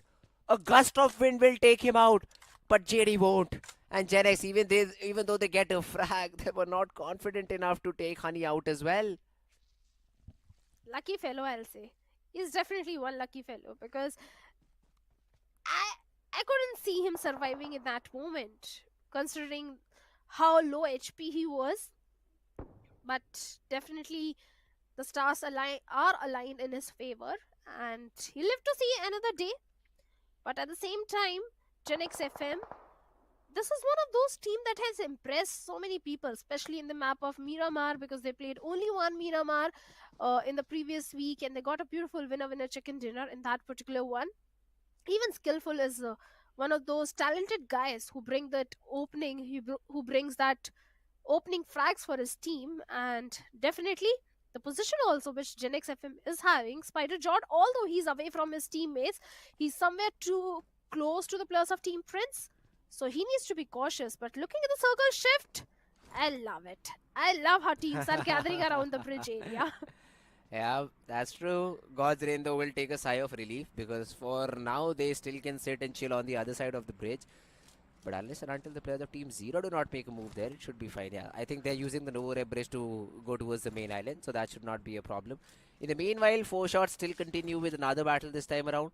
The players of Team Gen X Maratha, I believe, are the ones who are trying to invade this particular compound. And since the players of 4-Shot have already given away their position, they might have to fight it out to defend. Or maybe they can just coexist. Both these teams have two different compounds. They can be happy about sitting just in this particular area, and it should not be a problem. So inside the zone, still stage number 2 going on. I don't think so 4-Shot will face a lot of trouble. Not in this particular circle. But the next circle shift is going to be detrimental for both these teams. If a hard shift comes in, that's when they have to leave the safety compound. If not next circle, next to next circle. That is going to be so important for Gen X FM and 4-Shot Esports. But looks like AUTOBOTZ Esports, after not having a fantastic run in the previous one, this time they have a lot of information onto the players of Team Godlike. And speaking of Godlike, today Godlike is looking very strong. The way as a two-man army, also they were able to bring those finish points for themselves. 4 finishes Jonathan along with his teammate was able to get in the map of Miramar, then getting a beautiful chicken dinner in the map of Erangel. So already Godlike is looking very strong in week number 2. Yeah, well, let's see. I mean, as you pointed out, the first 2 games have been good, have been decent for Team Godlike. Let's see how many more points can they get from this last game that they have to play, because after this the groups are going to shuffle. The other 2 groups who are sitting this one now, Group C and B, will be playing out the game. So this will be the final game for Team Godlike. The performance has to be really good. We do have the players of Team AUTOBOTZ on our screen right now. So the good thing for them on this particular map this time around is they still have skrills. Previously they did lose skrills in a very early scrimmage that they had, so they had to play the game with just 3 players surviving. But this time around, a complete squad available to fight. And let's see how do they take the advantage in situations like these. They are throwing in some random shot on the players of Team Fly. Skip spots out Sirvi. Good shots, good damage dealt. But the knock that Skips was looking for, he was not able to get that particular knock. Line definitely having a very good compound to hold on to, especially in this circle, somewhere around Gatka. And I don't think in any time soon they'll be leaving that compound unless the circle is going to force them. So Blind is definitely looking good. In terms of the resources also, they don't need any sort of secondary loot right now. They have got ample amount of resources, throwables, utility, forested, everything they have got. All they need to do is just defend the compounds. And They're trying to do so by keeping the enemy at a bay. Big Brother Esports, speaking about this particular team also, the circle has shifted away from them, and looking at the position of Global Esports, Big Brother Esports, they have to be very cautious in their rotation. Yeah, finally the zone has also hit them. And with Saf not being in the game, things will be a little bit difficult. But the boosters will help, as this is just stage number 2. So, Big Brother, let's see how much can they get done. For now, they're just waiting it out, probably waiting for zone number 3 to start, and after that, they'll start with their rotation. They're playing it really, really safe, which is all fine, because till stage number 4, realistically, the damage can be countered with the boosters. So, if their strategy is rotating late inside the zone once all the teams have already found their spot, not the worst possible decision. So, they will be starting off late. On the other side, we do see the players of team Gujarat Tigers on our screen. Just making sure all the avenues around them are completely clear. Not a problem for now. They're also waiting for the zone to close in and will make the rotation on the basis of the next zone. But you do see towards the, what do I say, southwestern part of Pochinki, you have a lot of teams which have crammed up that particular area. You have AUTOBOTZ, Godlike, Blind, even the players of now GT are interested in that spot. Plus towards the shore side, 4Shot, Gen X Maratha, all these teams, Entity even now also joining the fray. They've found some sort of clusters, so we do see these 2 big clusters where these teams are expecting the zone to shift, and I'd say Entity would be the best possible, best favored one. Because look at the zone. They're nearly towards the center of it, and even the players of Team Together Esports are in the same position. So all these teams who thought that they'll be safe around the shore are completely correct. But what about God's Reign? What about the players of Team Zero? They're stuck on the other side of the bridge and now have started fighting amongst themselves. This is a lost battle for both these teams. I won't say it's a lost battle for the players of Team Godstrain, because Godstrain, they have been having a very good momentum, and the way Justin is bringing down the players of Team Zero, already managed to take down, I think, 2 players of Team Zero. An easy revival should come in towards Delta PG, but the flank angle which one of the players of Team Zero is having right now, I don't think it's going to favor them, because it's a 1v4 scenario for him. Or maybe he's just trying to prioritize the rotation. He's just trying to migrate inside the circle, because all the 4 players are again back on the feet of Team Zero. The crucial revival has already been made from the side of Team Zero. But what's happening? Delta PG, finally, the rescue mission is underway. I'm sure the player was facing some sort of issue, but finally he is again back on his feet. And God's Reign, even they need to focus the rotation. But look at that, Syed OP with that M416 is going to take down Delta PG over there. There is no chance that God's Reign, without eliminating Team Zero, can go for this rescue mission. Yeah, this is just a war over here. You have that run over by Shadow, perfectly done. Justin also falls, and now God's Reign left with just 1 player. Don't know for how long will he survive. It's Shogun. A run over attempt by Shadow won't be the case, but the AK does the job. Team Zero, this could be a really good start of the game for them, but they still have to make sure they get inside the zone. That is going to be the priority. But yeah, God's Reign eliminated on the 16th spot. It's like they did not even play the game. But meanwhile, we have the players of Team Global Esports now eyeing a fight against the players of Team WSB. Could be very interesting, as the players of Team Global Esports are already inside the zone and fighting a different team on the second part. We have Godlike focusing on Ninja Boy. Now Ninja Boy is taking some long range shots, that's all fine. But the other fight is where I'm more interested. I believe the players of Team WSB opted out for a different rotation. They're in their vehicles and now going towards the southern part, towards the eastern side, and then probably entering inside the zone from the southern part of the map. OR have also taken some sort of a barn house cover, I believe. Godlike around the newly constructed watchtower. All of these teams want to play the open fields of Pochinki. It is a one-way street, bear in mind. Because if the next zone is not with you, you will be in the firing range of Orange Rock and the players of Team GE. So just be careful while playing situations and positions like that. Team Zero finally staging a comeback. I won't say comeback because it's too soon to say comeback, but finally getting those crucial finish points, crucial 4v4 fights in their favor without any sort of casualty. And that too with a team that is sitting right on the top, in the top 5 God's Reign. And God's Reign getting eliminated on the 16th spot is something unheard of, because these players, they have been sticking together with each other since a very long time. I don't know what's happening wrong with the players of God's Reign, because day number 3 was not working in their favor, but I think Team Zero, the victory was short-lived, or what? Because now they are in a kerfuffle with the players of Team 8-bit, as 8-bit was holding on to the bridge area. The trades have been made on the both sides. Yeah, that's why I said it's a lost fight for both the teams, because even if God's Reign or Team Zero, whoever won it essentially had to rotate through bridge to get towards the main island. And you not only have 8-bit, if you move forward, even 4-shot is ready for a rotation like this. So 8-bit getting the best out of the situation. I still think there's one more player surviving for Team Zero who might have made it away.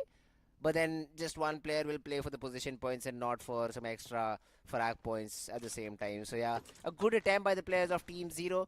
But at the end, because the zone was not with them, that's why it was a fight that they couldn't have won it out. They were trying to cross the bridge. Yes, one of the guys gets a good knock onto the player with that DBS. Short-lived victory in that situation, as 8-bit were quickly ready to trade. Good job done by the players of Team 8-bit. They will be rewarded with 3 frags, and the zone rotation should not be a problem, as it's just in front of them. But on the other hand, we do see Savitar being taken away. Now this could be an interesting fight. WSB, they did lose Zeref right now. Not lose, but Zeref has been knocked out. Although the revival will be really quick. And once again, OR will be shot back upon. So WSB, no player lost. But still, they have to make a rotation 400 meters inside the zone. Nah, not going to be easy at all. The victory was short-lived for the players of Team Zero. I just have to say that they should have expected that, because Team 8-bit tends to rotate a little late in these kind of southern circles. If the circle goes a little north towards the side of Georgipulm or towards Gatka, that's when Team 8-bit tends to opt for the shorelines and go for a little early rotation. But nevertheless, Sayyad OP is still there. He can go for the crucial placement points for now. But speaking of other teams that are still not inside the circle, other players of Global Esports, and I am little worried about Global Esports, because look at the position of AUTOBOTZ and Godlike. Global Esports is not looking good at all, and especially with that spray that is coming from the set of Rico takes down Beast over there, out in the open, and even the wall of death has started closing in. What's that from Slug? A really risky rotation, but he somehow survives. Now AUTOBOTZ will be pinned down in a particular area, but then 8-bit also gets into the party. Slug, yes, he gets a knock, but 8-bit is where I'm concerned. Ninja Boy gets that knock onto carry. Rico also falls, and suddenly Sirvi, who was the guy who tried to make a different angle onto his opponents, now is all alone. Global Esports, from a position which was not the best possible. 1-2 almost eliminating the players of Team AUTOBOTZ. Great job done by them. It would be even better if they're able to get that revival onto the, but I believe the zone will finish him off. So they will lose a player, but at least 4 points under their belt. Certainly, I don't know whether we appreciate Global Esports, because that was fantastic from their side. Yes, definitely have to appreciate, but so many mistakes were also made from the side of Team AUTOBOTZ, because AUTOBOTZ clearly had a very big advantage onto the players of Global Esports. But Mavi also gets a confirmation point onto CV. So with that, Team AUTOBOTZ loses onto the last player, last ray of hope, and the 14th spot. WSB, speaking of this particular team, even they are in a bit of pickle, as the players of Team Entity is trying to barrage onto the compounds. The Molotov, the utilities are all there, and WSB, they have to defend this very compound with all their might. But the grenade that comes in takes on Anush 2 OP right on his face from the side of Somraj, as Baan takes a jump outside in a close frontal battle, and with that DBS takes down Somraj, gets the confirmation point also. This is a really scout fight for both of these teams. They'll be in trouble, because look at the zone, 340 meters, plus they're not done yet. The DBS around the corner, Raiden gets stacked up quite a bit. He does not even have that first aid to work with. So now WSB, they're even getting third-partied. Not them, but the players of Team Entity are. Bukhar falls because the players of Team GT decided to throw in some shots. And Bam is able to close up shop for the players of Team Entity. So finally the third-party angles comes into the play. But now WSB have to make a run towards the zone. Yes, they do have a vehicle, but I do see black smoke coming out of it, which is not a good sign. On the other side, we do see the players of Team Blind.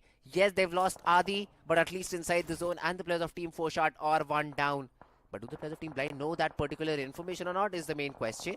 And even if they do, they cannot do much about it because they're really happy with the position that they have. They do not want to give it away. Wixie on the other hand takes out Bomb, and I believe WSB will be taking exit shortly. OR Pro falls because Shadow found an angle onto him. Instant finishing.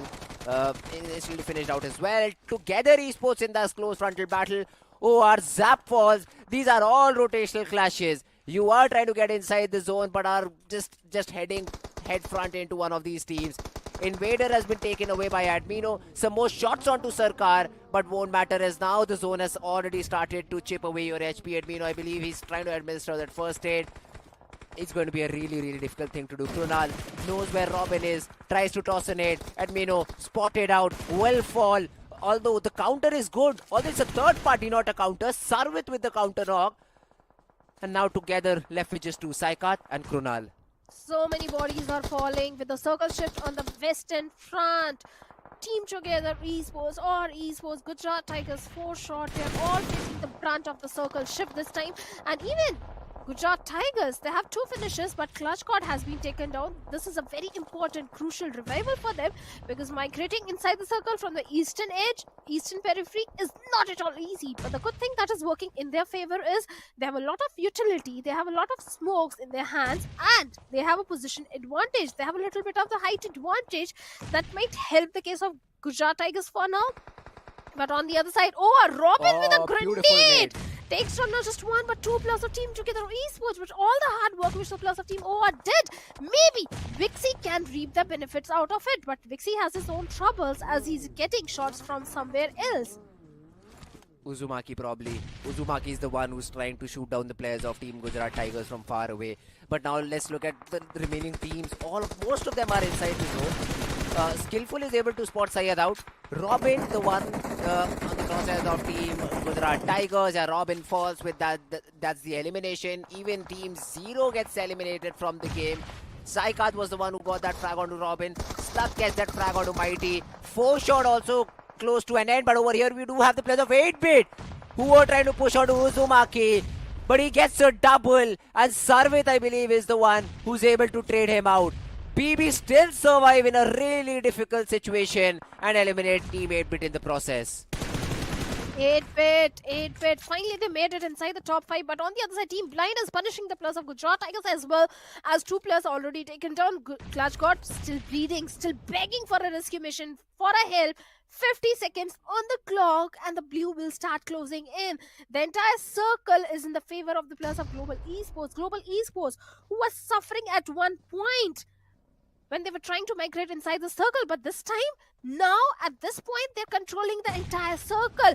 The grenade, the barrage of grenades, Sarvit survived on a sliver of HP. One more follow-up grenade from the side of Slug could bring in the demise of Sarvit, but Sarvit has patched himself up, and Slug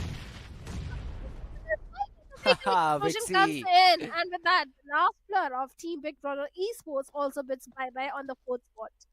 Hey, this is a big game for Global Esports. They really need this chicken, but they need to figure it out. It's a 3v2v1. Gujarat Tigers have that higher ground, but guess what? The zone's not with them. Global Esports have that zone and can get this chicken for themselves. All of the players are playing in a different angle, though. That's what worries me. One good nade could mark the elimination of one of the Global Esports' player.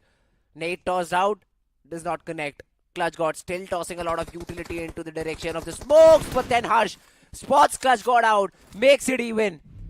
He's all alone, has to get inside the zone. 15 more meters. He knows that the players of Team Global Esports will be ready for him. Ninja Boy on the left-hand side. The weapon need not be drawn because that's the nade which was needed to get the chicken. I believe the last player went down to the play zone. But Global Esports finally get the chicken that they were looking for. They were good in terms of the fragging points, but this time around they also get those position points as well. 15 plus whatever the number of the frags that they had helped them get a good position on the leaderboard. Oh, certainly. Global Esports, they were already inside the top 10. And after this winner chicken dinner with too many finish points, Global Esports is definitely looking very strong in terms of the placement points, in terms of finish points, which they all have accumulated. And the final few moments also, Global Esports were looking so strong when all the other teams, big brothers, even they were trying to fight among each other. Global Esports, they just defended their own territory, they defended their own area, and that eventually resulted in a big victory for them. Yeah, great job.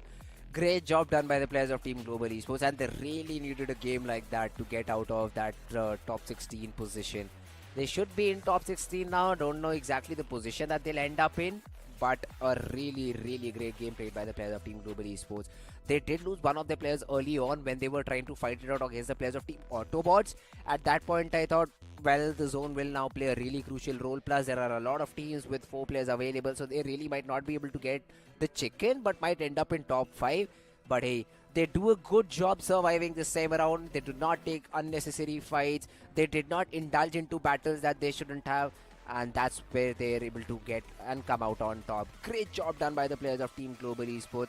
And also take the moment and say players of Together Esports also finished out on a good note. I think they were fourth with good number of eliminations as well, which will help them essentially in the overall leaderboard. But yeah, Global Esports, a really necessary chicken for them. Oh, certainly, it was a much needed winner chicken dinner for the players of Global Esports. Even Global Esports have to thank the players of Team AUTOBOTZ because few mistakes were made from the side of AUTOBOTZ Esports, because of which Global Esports had a good position inside the circle. This was the moment when AUTOBOTZ had a position advantage, but I don't know how the tables flipped, and Global Esports, under the supervision of Mavi, all the players were able to annihilate the entirety of AUTOBOTZ. And after that, the entire position, the entire circle control was in the hands of Global Esports. Yeah, Global. After that, they did not indulge into these battles, and look at this. I mean, these are just free frags waiting for Team Gujarat Tigers. And even though I think Gujarat Tigers ended maybe second or third, I'm not sure about the exact position, but overall was a great job. This frag from Harsh made it very easy for Global Esports, and Harsh goes out over here. Okay, so probably GT ended on the third spot because Harsh was the one who got eliminated, after which Global got the chicken. So yeah, great job done by all of these teams. And Blind this time around staying consistent, Shadow. They got the chicken in the previous game, should have ended second, but let's not talk about that. This time around they end up in a similar spot, so they end up second this time around. They still have more than 15 points from this particular game, or maybe 14 or 15 points, somewhere around those lines. Still a decent game. I mean, Blind, right now they're eyeing for top 16. That's something that they should easily achieve if they continue to perform like this. Oh, they will certainly achieve, because Blind has been very consistent, and the firepower which all the players are bringing in, not just one player, not just one skip, all the 4 players are bringing in from the side of Team Blind. They are looking very strong. Along with Blind, Gujarat Tigers are also showing a very good consistency, because in the previous Miramar, they came on the second spot, although that should have been the winner chicken dinner, but they came on the second spot. This time also Gujarat Tiger had a very good run in this Erangel. Oh yeah, that's true. I mean, all of these teams played to the top-notch level that they had to, and they did a fantastic job at that. But if we talk about the MVP, it is going to be Ninja Boy. I mean, this guy has been sort of carrying Global Esports throughout the first few days, throughout the first week, and now week number 2 as well. Great start for him. 4 finishes from this guy. Was not the entire contribution. So basically, Global Esports by this number got 10 frags overall, out of which 4 were accumulated by Ninja Boy. Did a great job, especially against the players of Team AUTOBOTZ. That early fight was very necessary to win, and that's where Ninja Boy shined. After that, he was a really supportive player overall. Look at that, 1,000+ damage, feeling a little bit unlucky for him. But this is Battle Royale. This is what happens. You need to finish your knocks. But on the other side, if you talk about the best companion, it has been a player from Team WSB, ArmXN10. 3 rescues towards his teammate, healed himself quite a bit, and overall survived for 23 minutes. So it's a good start to have. Oh, certainly. WSB also this time in especially Erangel, WSB fell down. Was trying to migrate inside the circle. The moment the circle shift was stage 5 circle shift with the best like WSB, GNTC, Team Esports, or Esports. Yeah, that's true. Although now let's have a look at the match ranking. So as called, they had 10 finishes. Global Esports 25 total points to their name. Gujarat Tigers ending in the second spot had 6 finishes, overall 18 points. 8-bit with 13 to their name, and even though they were really far away in terms of positioning, the finishes that they had helped them get that third spot. Plus, if you talk about 8-bit, they really need these points. They were struggling before the day started, so back-to-back good games by Team 8-bit will help them get back into contention.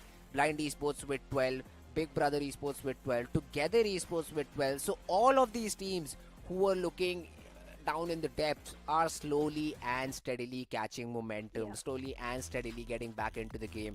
I'd even say WSB had a great day today. I mean, from all these three different games, they on an average had around 24, 30 points overall from these three different, 30 odd, quote me on that, I'm not sure about it. But yeah, around 30 points from these three different games. It's not at all bad. It's a good step trying to get back into the competition, trying to eye for the top 16. So great job done by all of these teams.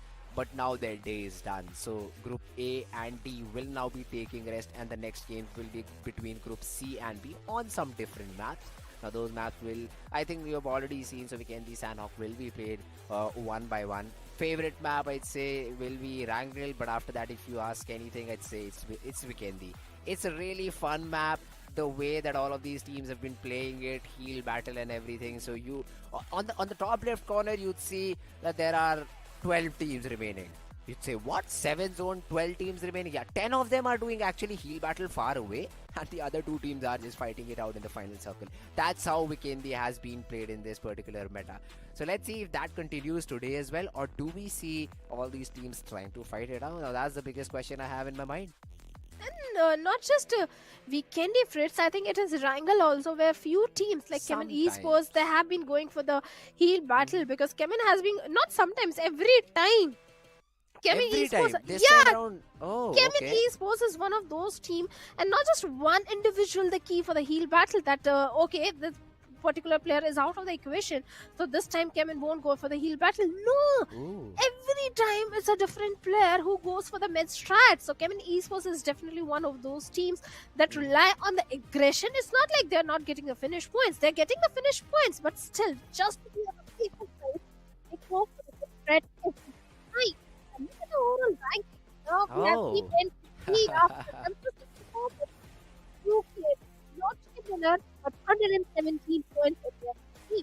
Yeah, that's a really good thing for Team Entity, that even though they're not able to close out the game, yet they're consistent enough to get 117 points after these 12 games. And the same could be said for Gujarat Tigers, right? They've missed the chicken right now today almost twice, I'd say. Miramar should have been theirs. This time around, they could have given a tough fight to the players of Team Global Esports in the final battle if the player of Team Blind did not third party them.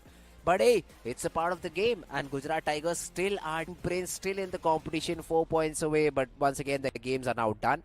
Blind Esports as well, 108 points. So now slowly and steadily you see the top 4 separating from the rest of the pack, although you'll still have to wait some more time, because you have to see Team Revenant, you have to see Team Chemin Esports, and you have to see Alibaba Raiders, and let's see how do they perform. Even Team IQ Soul is also in the mix. So all of these teams are yet to play the 3 games, but I'd say top 3, more or less, if these teams do not have a good day, should be secured by today.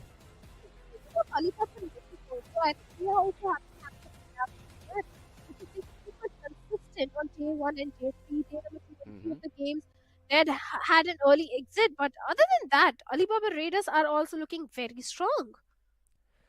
Yeah, well, that is definitely a team to watch out for. I mean, I've been seeing a lot of social content around this particular team, and they are really getting that hype, and let's see if they can use it to their advantage or not. Whereas if we talk about the other teams who are still on the edge, WSB, OR Esports, Orangutan are yet to play some games, so we'll talk about them later. But AUTOBOTZ, after 12 games, if you're on the 20th position, warning, sign of warning over here, so you need to be really, really careful. Well, the other teams are yet to play a game, so we'll comment on them a little bit later. But then moving towards the other pages is where I want to see how many teams have played those 12 games, because I do know for a fact that Team Zero still are struggling. They've sort of caught up to the players of Team Skulls Esports, but then again, 3 games is the difference between you two, and you're still down 13 points. So a lot of catching up, still a lot of catching up has to be done by the players of Team Zero. Same thing could be said for 4Shot, but at least they've touched that 50 mark.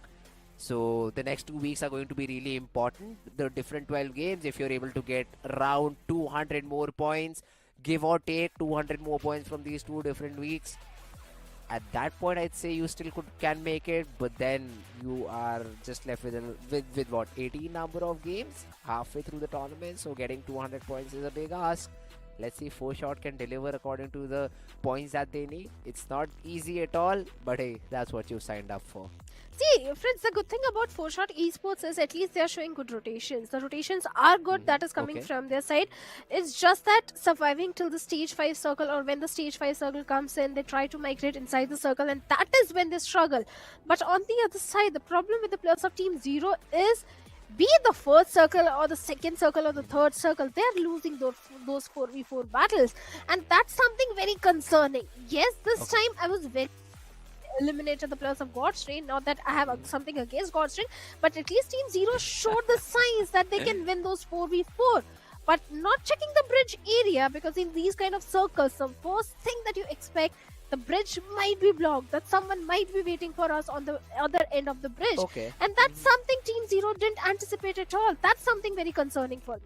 I mean, I still do think that they did know that someone is going to camp bridge, but there's no other way to rotate, right? I mean, you have to essentially go towards bridge and then try and get towards the main island. That's what I think. I mean, they knew the bridge is still camped.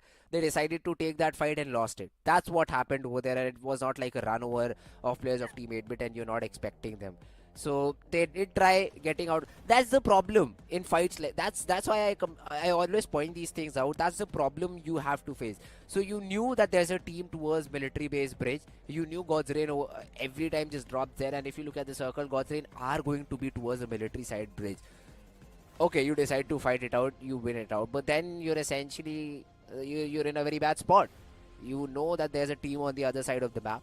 You know there's not enough time to rotate from Novorepnoy because it's literally on the other side of the area. So you have to essentially just use the bridge. You cannot dive down in water and hope that nobody shoots at you. That would be the worst possible strategy. So you decide to take the bridge, essentially try to fight it out. But then the zone is also coming from behind you. So there are a lot of things that went into the mind. And that's what you need to already think of before engaging into that fight against God's Reign. Because if you did not, and beforehand you went towards Novorepnoy bridge, took that zone damage of the third zone, or maybe it was the second zone that you had, just took the boosters and then tried to rotate through Novorepnoy bridge, would have been an easier rotation. But then again, it's at that moment what you decide and you have to live with. And yeah, 8-bit was always ready. They knew one of the teams uses the military base bridge. They knew the zone has gone south, so they will still be there, waited out patiently, and they were rewarded for it. So it's a great job done by the players of Team 8-bit. Team 0 spoiled the game for God's Reign is what they did by coming towards their particular area, because essentially it was an unavoidable fight once Team 0 decided to engage in. So yeah, that was something that I thought could have changed. But yeah, now enough about these Group A and D teams. Now we will be moving towards the other groups as well. Would love to see how does Team Revenant play out. Would love to see how does Team IQ Soul come out and try to get back into the top 8 position, because now they will have 3 games. 87 points I believe is what they had. So if you get somewhere around 30, not 30, if you get somewhere around 40 points, you'll be on top of the leaderboard. So the skill ceiling right now is very low in terms of getting onto the top spot. But let's see if these players are able to do the job or not. Let's find out very soon, because Revenant definitely made a huge jump on day number 2 and day number 3, because day number 1 they were struggling kind of. Things were not going in their favor, but they corrected it on the after very first day, and day 2 they staged a major comeback. But speaking of Team Soul, they had a fantastic win on day number 2. After that, day number 3 they seem to struggle a little bit, but I think nothing to worry, because Team Soul is looking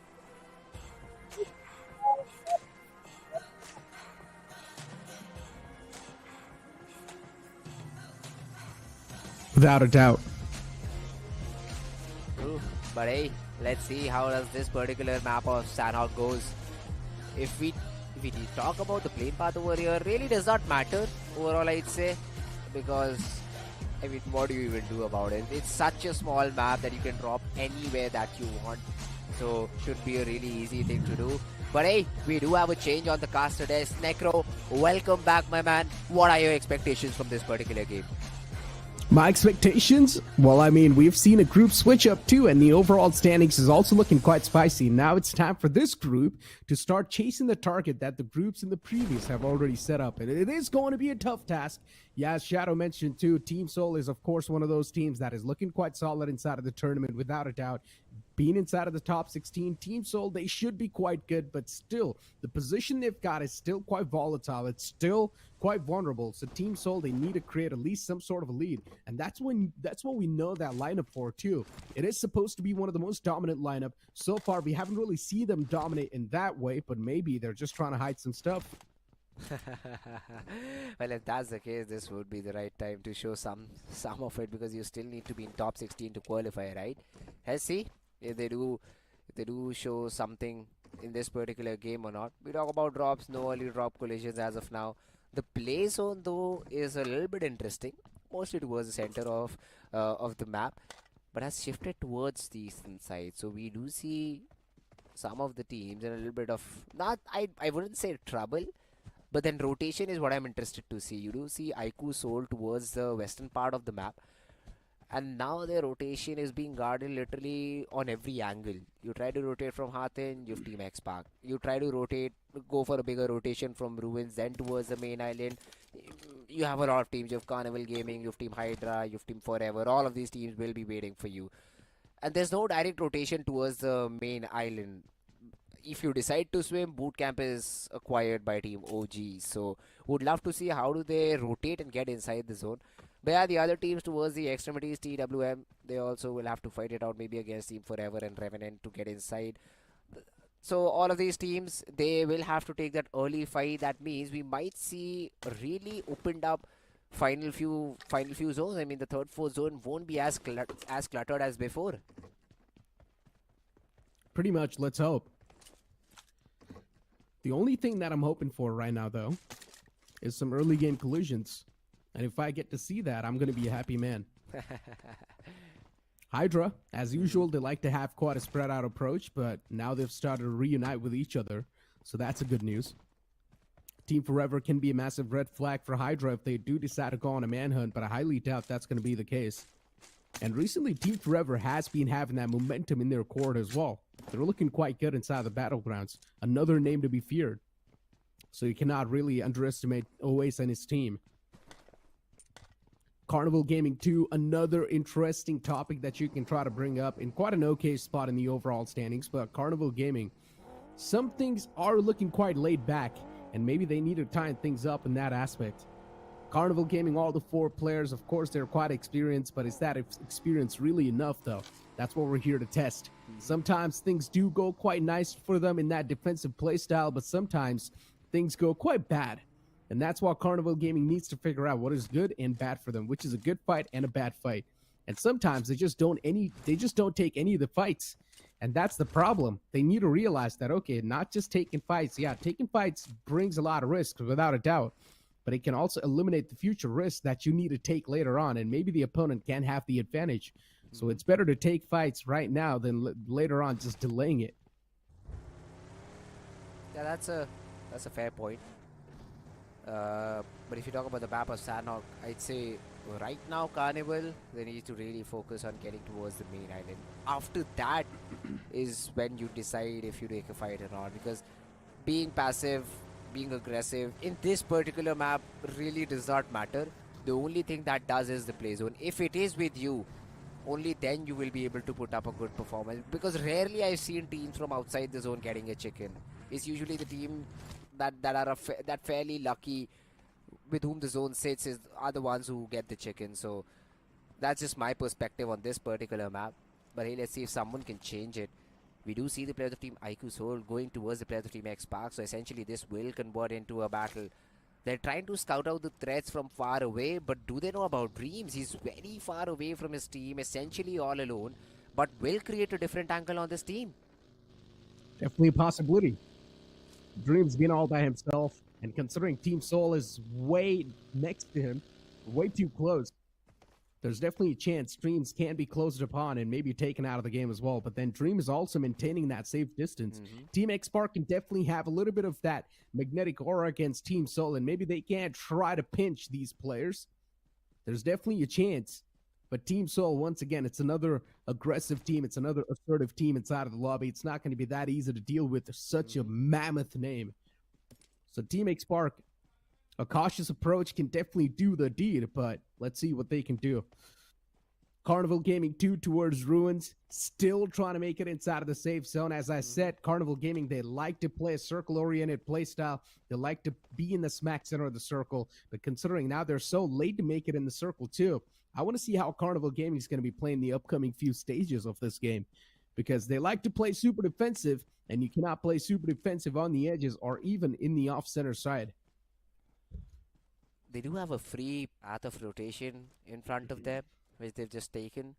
So they will get inside the zone and then probably wait it out. But on the northern side, I still want to see what is Team Seoul doing. Two of their players on the bridge, too far away, still sitting back on the ridge. Do they have that information that one of the teams still needs to rotate?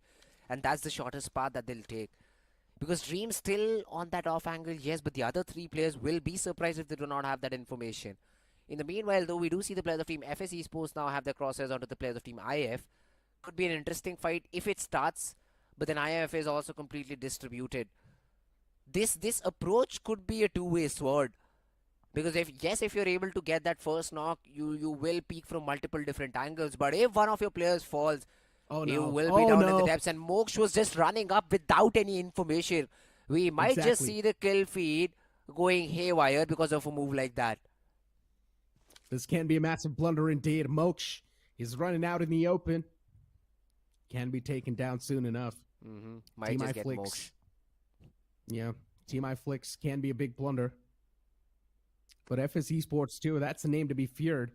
Especially inside Team iFlix, there's another man called Maverick. I've seen this man perform time and time in the past, and he's a massive red for flag.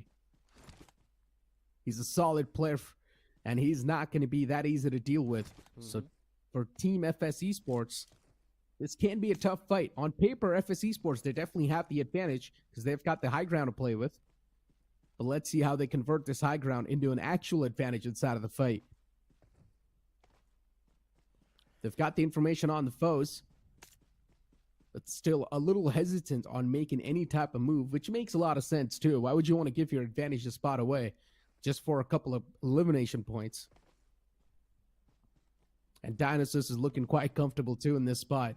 While Team iFlix, you can see that spread too. Two players across the roadside, which can be a difficult one to provide that cover fire if FS Esports does decide to crash onto that compound. But then once again, I highly doubt FS Esports is going to try to do that because there's only Dionysus and his teammate nearby.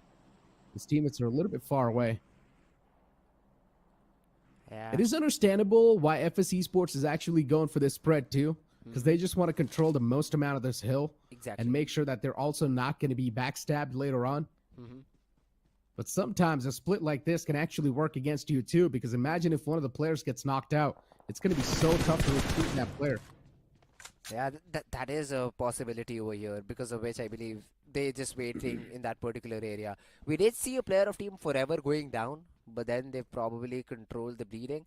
They've got that revival, and the player has also been able to reset, get that first aid, get the boosters in. So Forever, spotted, yes, damaged, yes, but they'll survive. They will be ready for another fight. Always is shooting in a weird angle, probably just testing out his spray. Whereas his teammates probably saw the vehicle that Team Revenant were running and took a few shots on it. But yeah, Forever holding down, waiting for any possible frags or any possible fights that they might have on their hands. Alibaba Raiders though, holding a compound. They do have a team towards their northern side. But right now they do not need to worry about it. Stage number 2, they're already inside it. They still have a good minute left on the clock for any sort of rotation. So they should be fine. After that though, do they have some vehicles to cross such an open area? Because they are down in the dips would be my question. But that will be answered in a few seconds. OG on the other hand, they might have spotted down the player of Team Carnival Gaming. Now this could be a fight that OG are willing to take if they can take the players of Team CG by surprise. But they're already in a battle with the players of Team Hydra. Smoke was being created so that Goblin can cross. Crypto though, another team. Oh my god, what? Getting that third party onto Hector. Carnival Gaming are in a whole world of trouble. But at least they've managed to get the fallen man back up, or at least they're on that process. So not just yet. Carnival Gaming can still be safe. They can pull things back if they do want to. But they first need to find a knockout and stop Hydra in their tracks, because Hydra slowly and steadily is looking forward to make some moves. Carnival Gaming, this defensive play style, at least for now, is not really working out. And you can see all the players at Carnival Gaming are just pushed in a corner. And that's really working against them. While on the other side, you can see Hydra, how well spread out they are. They've got so much control. So for Carnival Gaming, their backs are against the wall inside of this fight. They do not really have a lot of breathing space. And even from the back, if they try to move out of that house, it's going to be Team iFlix just showering bullets. So yeah, Carnival Gaming, too defensive sometimes, and that's why things are not working out. And this is what I was exactly trying to explain as well. Some fights you just need to take. No matter how much you try to avoid it, that just means that the enemy is going to get stronger and stronger. The problem right now for Team Carnival Gaming is they pray to God to get the zone in their favor. Because they're not getting out of that position alive unless and until they have a whole lot of smokes available to their disposal. So let's see how do they plan on getting out of this position. We do see the players of Team Hydra still, they do have that query compound to themselves, waiting for the next 40 seconds, just having information all around themselves. Duora, OP, scoping around, just basically scouting out, gathering intel, making sure nobody has crept up near the compound. That's what Hydra is doing. We do hear a few shots in the background, so teams are poking out each other, testing out the waters probably. You see Fierce ready for a player of Team TWM, and he's all alone, so this will be an individual battle. He has to win it out, or TWM might just get that first frag. But does Ninzi know about this player's position? I don't think so. Fierce should have an easy frag. That's exactly what he has. Easily done. Revenant, they get their first blood. What a big blunder from Ninzi. Just moves out in the open, and Fierce just hiding behind the rock, waited for the right moment to strike, and he actually found that too. Nicely done by Fierce. Good stuff. And he can see that instant back away too from the fight, not really overcommitting at all. If it was me instead of Fierce, I would have tried to at least climb the hilltop and maybe get a little bit more information, but no, instead Fierce just backed away. I like that wise decision. Somewhere else on the map though, even FS Esports managing to get a couple of elimination underneath their belts. They did manage to get one. Nicely done. The elimination feed now starting to pop up. It's a fight between the players of Alibaba Raiders and Wingod, where Wingod, they do seem quite miserable in this fight. They're quite scratched up, quite bruised up. It's all down to this one last man alive. He doesn't even have a lot of HP. Yes, he does have a DBS to back himself up, but now Ralph is also getting shot at from the far away. This is not good news at all. Alibaba Raiders! What a big blunder. Ralph gets shot at from the window. God, Max, he got that unwanted help from the opponents, and that's such a good news for Wingod. This can be a lifesaver. Oh, Wingod. They will be able to eliminate their opponents, and the revivals will be in process. That is going to be a big sigh of relief, because they were not performing in the best possible fashion, and their elimination would have led to them being in a very miserable spot, but they'll still continue. They will have those 3 points to their name and will be in the game. Now let's see how many more can they get. The third zone was their friend. They were already inside it, but now we'll have to wait 90 seconds to get the next one. Medal in the meanwhile have just been chilling. They did not indulge into any sort of battles. They're all ready to get into a fight though. 89 meters, not a very big distance, but then how do you get inside? Or do you want to gatekeep the players of Team X-Pac is the bigger question. I do see Top Dog ready for any sort of battle. Sarang goes in for the spray a little bit early on, I think. This will give away the position. Although OG Wiz got also spotted by the players of Team IQ Soul. The shots taken, position given away, but no damage dealt. On the other side, we do see, I believe, S-Power and Ronnie still taking a few shots. Ash has been spotted down by Manya. Behind the rock, if Ash peeks again, Manya will have his number. Ash hide out behind the rock in Team Soul. Oh, they know the opponents are looking forward to make some moves, but Team Soul, even they're quite spread out nicely. The threat's a little bit too up close and personal. It can be a massive issue in the name of Orangutan. But Soul has faced OG once in the past, and they have beat them as well. Let's see if that's going to be the case this time too. But no, instead, Team Soul just pulling out of this fight. Because even the wall of death is now going to start to move up close and personal, so it's better to just back away from this one. And that's what Team Soul does. They decided to back away. They decided to evacuate this entire area. But OG, they've still managed to find a couple of players of Team Soul isolated right in front of them. Manya and Knuckle. They might just be trapped in a really bad spot, but look at S-Power and Ronnie instead. They wrapped up all the way in the back. OG, this can be such a bloodless fight for them. Drigger, now he knows even the backs are quite exposed. And maybe Orangutan, they need to reposition as quick as possible. And Manya makes a quick move. He finds the first knockout. Ash taken down and dusted instantly. And OG, looking forward to reposition themselves as quick as possible. Team IQ Soul, what a brilliant job they've done in this fight. Quick decisions making. And now they're falling back too. I mean, if you do respect the zone, this could be a really, really good game for them. The rotation won't be easy because you also have the players of Team IF waiting for you. But they're waiting 10 seconds on the clock. They do have a vehicle to start off with the rotation, but they still want to take the remaining players of Team OG out of the game. Now this is a decision I'd love to see go their way. Ronnie, I believe he did hear that vehicle being used to get on with the rotation. Both the players have been picked up, and now OG might go in for a longer rotation. And IQ Soul, I believe this is the time for them to leave too. So an engagement where you invested a little utility, a little rotation, and you were able to get one frag is good and all. But now all the 4 players traversing in just one vehicle is going to be a really, really bad news. If any team spots you out, you will be sprayed upon. And they're wary about it. They know a situation like that can happen over here. And they're taking precaution. But let's see if they're able to get inside the zone or not. In the meanwhile, we do have the players of Team Chemin Esports in a fight with the players of Team Hydra. Nades being tossed. Molotovs being exchanged. Starboy goes down. Phantom finds that knock. Fury with the nade. Will instantly confirm it though. There's the nade being caught by Fury. Dura OP. Great exploration by the guy. And he gets the knock on Fury. Fury's not getting that revival as the blue zone will also slowly and steadily get in.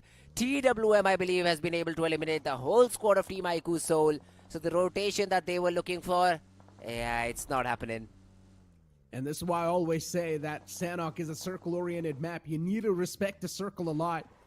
The wall of death now is starting to be a real pain in the foot for a lot of these teams. Unless if you're not really going to be going for a med strat, staying outside of the blue is not really the way to go. TWM2 now, when they're going to try to make it inside of the circle, Team iFlix is taking so many shots against him. One of the players was knocked out in the open field. A mouse still behind the trees, looking safe for now. But for how long? That's the real question. Team Forever against the players of FS. The first man's taken down. Flock instantly follows it up too. Team Forever looking forward to return the favor to the opponents, but FS Esports, they've got all the control inside of this compound. And Team Forever Esports, they might as well start losing out of this fight. FS, it doesn't seem like the entire knockouts are going to be stopping them anytime soon. Instead, they just keep on marching against the opponents, and they shut down another man. Oh, FS Esports so dominant in this fight, and now it's all on to Mafia. Yeah. Let's see, man. FS Esports, as you said, they were really, really aggressive. They've lost Dionysus in the process, but they'll be able to, I believe, bring back Atanki. But now the decision has to be made. How do they rotate inside the zone? 200 meters is the distance that they have to cover, and the wall of death will now start to close in. IF is also ready for the fight, but they've lost 2 players of their own. They're down on the ground, and they won't be able to get that revival unless and until you're able to load them in the car, which you wouldn't be. And now the rotation starts. FS, they've left a player out. Atanki was not picked up. This will be trouble. TWM on the other hand, Pai was the one who got 4 or 5 frags, but now is the one solo bearing the frag of his team. Of his team, and IF caught in the crossfire of a lot of different teams and also bid bye-bye to the game. So many teams now in this final circle, and OG, look at that split they have. Quite a wide spread in the battlegrounds. Revenue Esports, they've got a solid compound to play with, but it's barely on the edge, and I highly doubt Revenue Esports is going to be a big fan of that compound for long. Another man knocked out. OG, they've got so much line of sight against the opponents. Reckoning Esports too. Now in the receiving lines, Punk is taken down solo, is softened up. Reckoning Esports, 2 players healthy.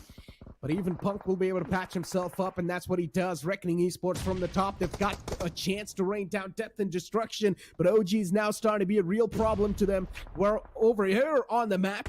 Hydra up against the players of Revenant, and Hydra with the advantage of shoes, really punishing the players of Revenant. Equinox has been knocked out. Even Blaze is softened up.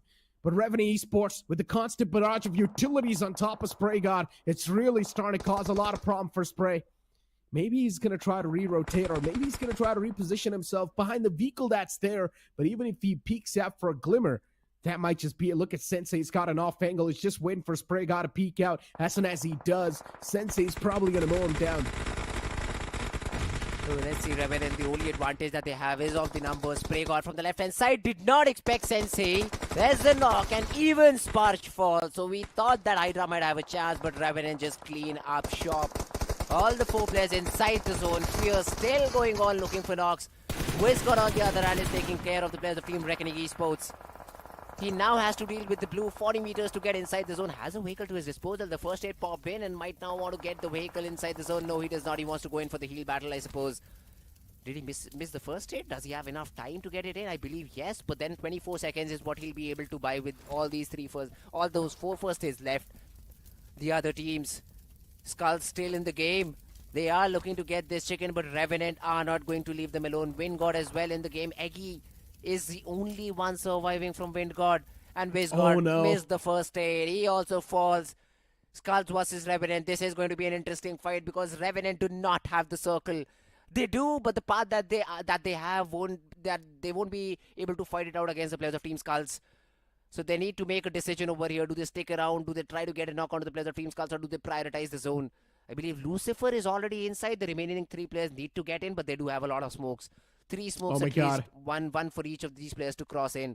Let's see what is the decision that will be made by the players of Team Skulls, because it is going to be an interesting fight. 4v4. We still have 4 teams remaining. Let's see where the remaining 2 are. Oh my god. Revenant Esports with the advantage from the top. Now starting to punish a lot of teams. And I like the approach that the players of Revenant Esports are taking too. It's a 2-2 split. 2 players working together. Ooh. Look at Wingod Eggy. He's got a line of sight on 1 player of Revenant.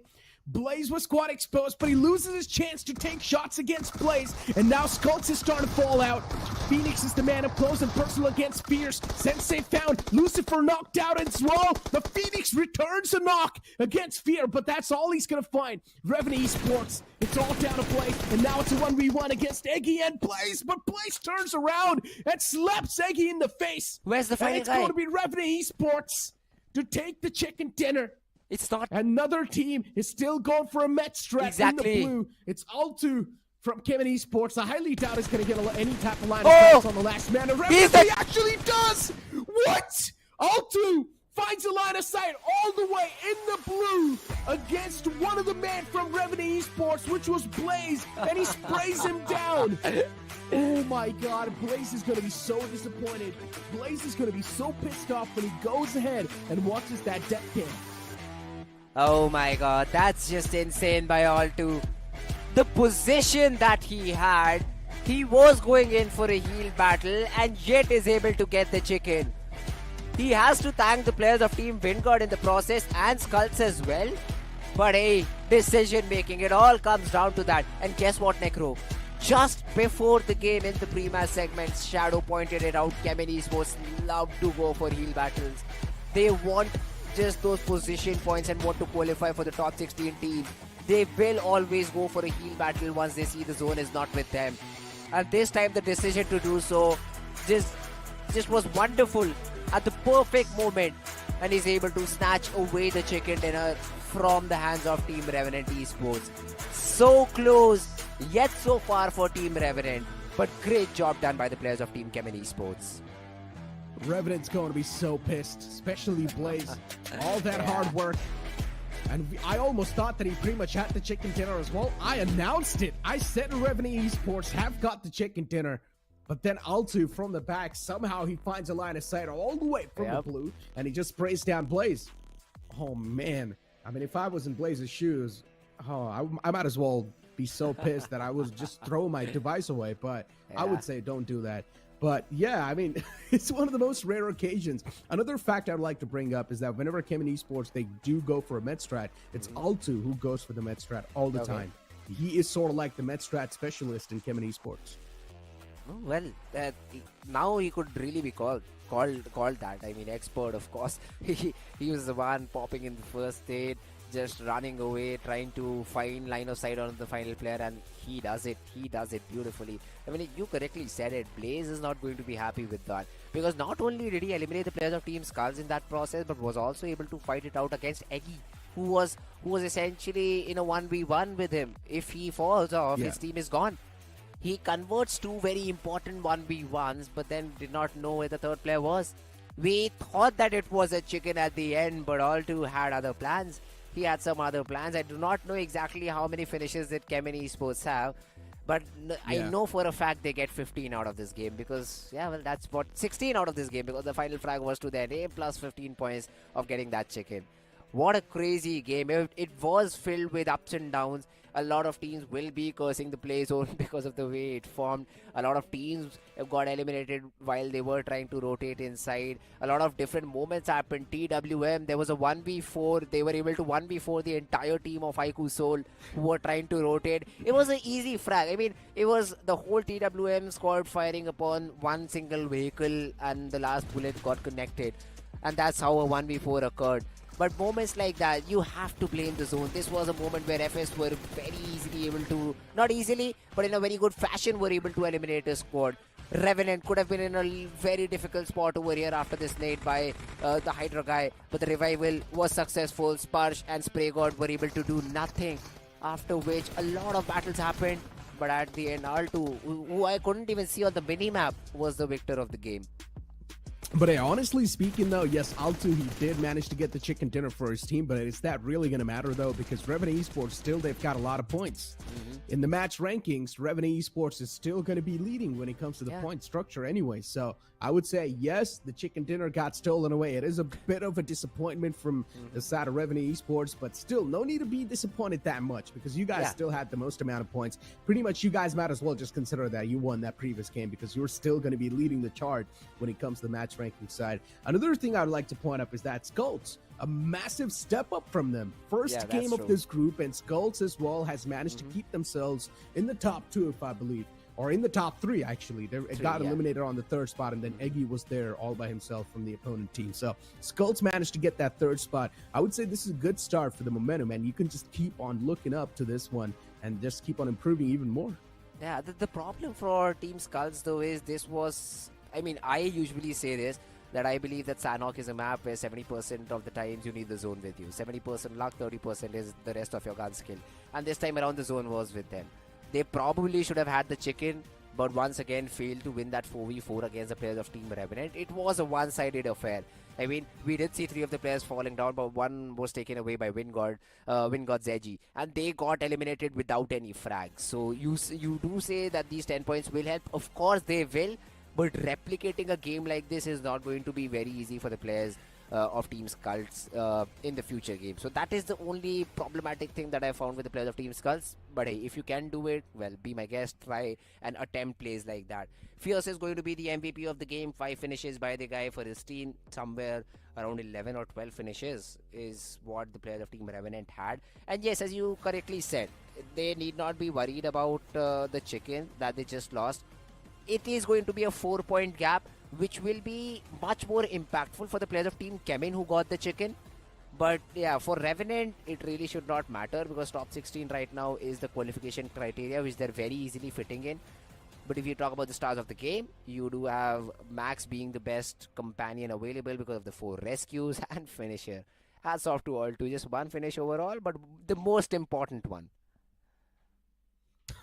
Altu also having no assists. That is an important thing too. So that means the entire game, this man was just going for the med strat. He did not even shoot a single bullet at any of the other opponents. Instead, he just shot bullets at Blaze, and he actually got that chicken dinner win too for his team. But as I mentioned, it's really not going to be creating a lot of difference in the match rankings anyway. Yes, they did get the 15 points, and the opponents, which was Revenant Esports. They only got 12 points, but anyways, in the match ranking, still Revenant Esports will be on the charge whatsoever. So Revenant Esports having the most amount of points, and in the previous group, we saw Entity being the most consistent one. And I guess inside of this group, we might as well see Revenant Esports doing the same thing. And if Revenant Esports do decide to be super consistent, there's a chance in the overall standings they can be on the first spot. So I would say the team on the first spot, they will probably have a massive threat lingering on top of their heads, as we've got the match rankings in front of us and 24 points secured by Revenant Esports. Even though Chemin Esports, they got second position, still they're on the third spot in the match rankings. Instead, it's WinGod with a lot of eliminations and 10 placement points. They got 18 points in total. Yeah, great game for these two teams, Revenant and WinGod. And Chemin Esports, of course, 17 points. They will be really happy with that.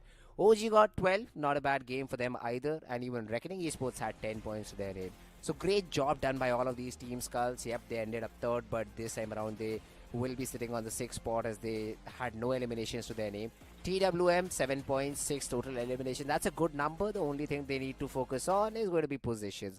So that should not be a big problem if they're able to continue with the momentum that they've just gained in this game. So if you're able to get 6-7 elimination points, after that, you just need to focus on surviving. Even if you just are left with one player, do something like all today. Get those first aids back into yourself and maybe win the game if that's possible. It's a big ask, but hey, it's worth trying for. I mean, I guess your wishes will be heard. The upcoming map is going to be the map of Vikendi, and Alto has been going for the med strat even in that map. Not just Alto, even OG, Orangutan, they've been spotted doing the med strat. Actually, in the end, you only see one team in the circle, but there's still 7 or 8 teams alive in total. And all the other teams are just going for the med strat. That's how insane Vikendi can be at times. And I think so the same thing will probably happen today as well. And I would love to see that. Honestly, just spectate the players just going for the meds over and over again. Then it's the race for the 2nd spot. And if someone does get a line of sight on the players inside the circle, even better. We might just see things being spiced up a little bit more. Yeah, well, that's true. I mean, Vikendi as a map is a really fun one to watch. I mean, my second favorite map is Vikendi. I do not like the other maps. Listen, I'm going to stop you. I'm going to stop you right there. I wouldn't really say it's that fun because the first 3 circles, nothing is happening. It barely moves. First 3 circles, there's no move on the circle, no fights. It's a complete dry first 3 circles, and that kind of can be a little bit disappointing. I would say a little bit boring. But the last 4 zones do make up for it, man. Come on.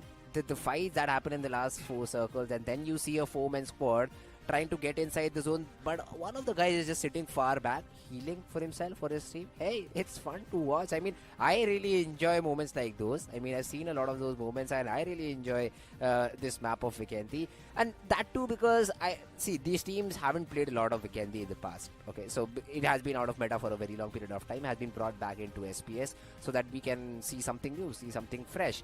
And then we see moments like these happen. I mean, for a time, I still remember Heal Battle was out of meta.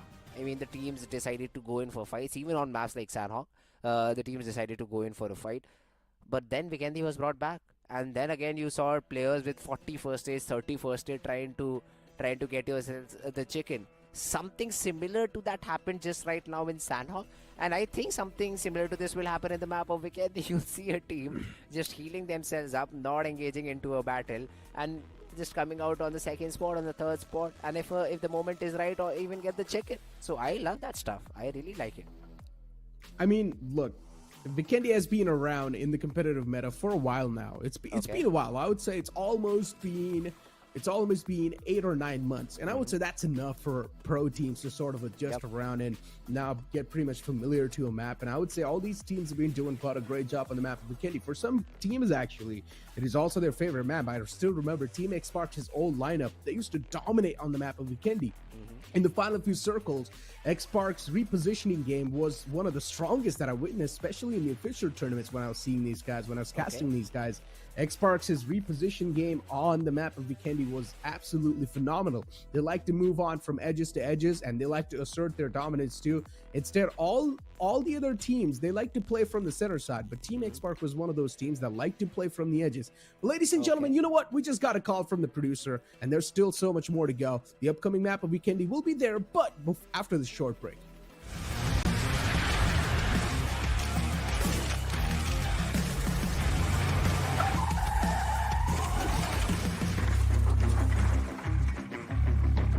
I never stress. I know what's next.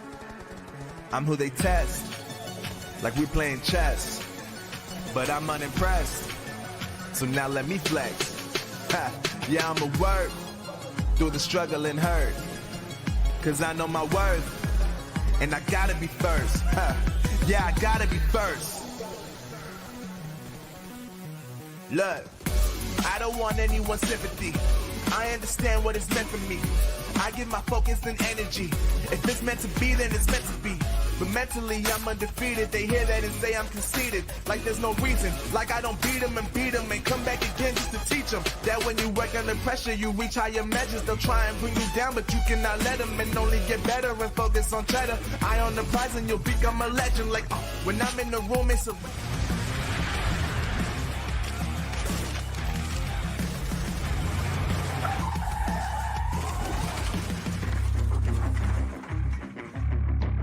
The Snapdragon Pro Series powered by Samsung Galaxy is brought to you by Snapdragon Elite Gaming, Samsung Galaxy S23 Ultra, and Monster Energy.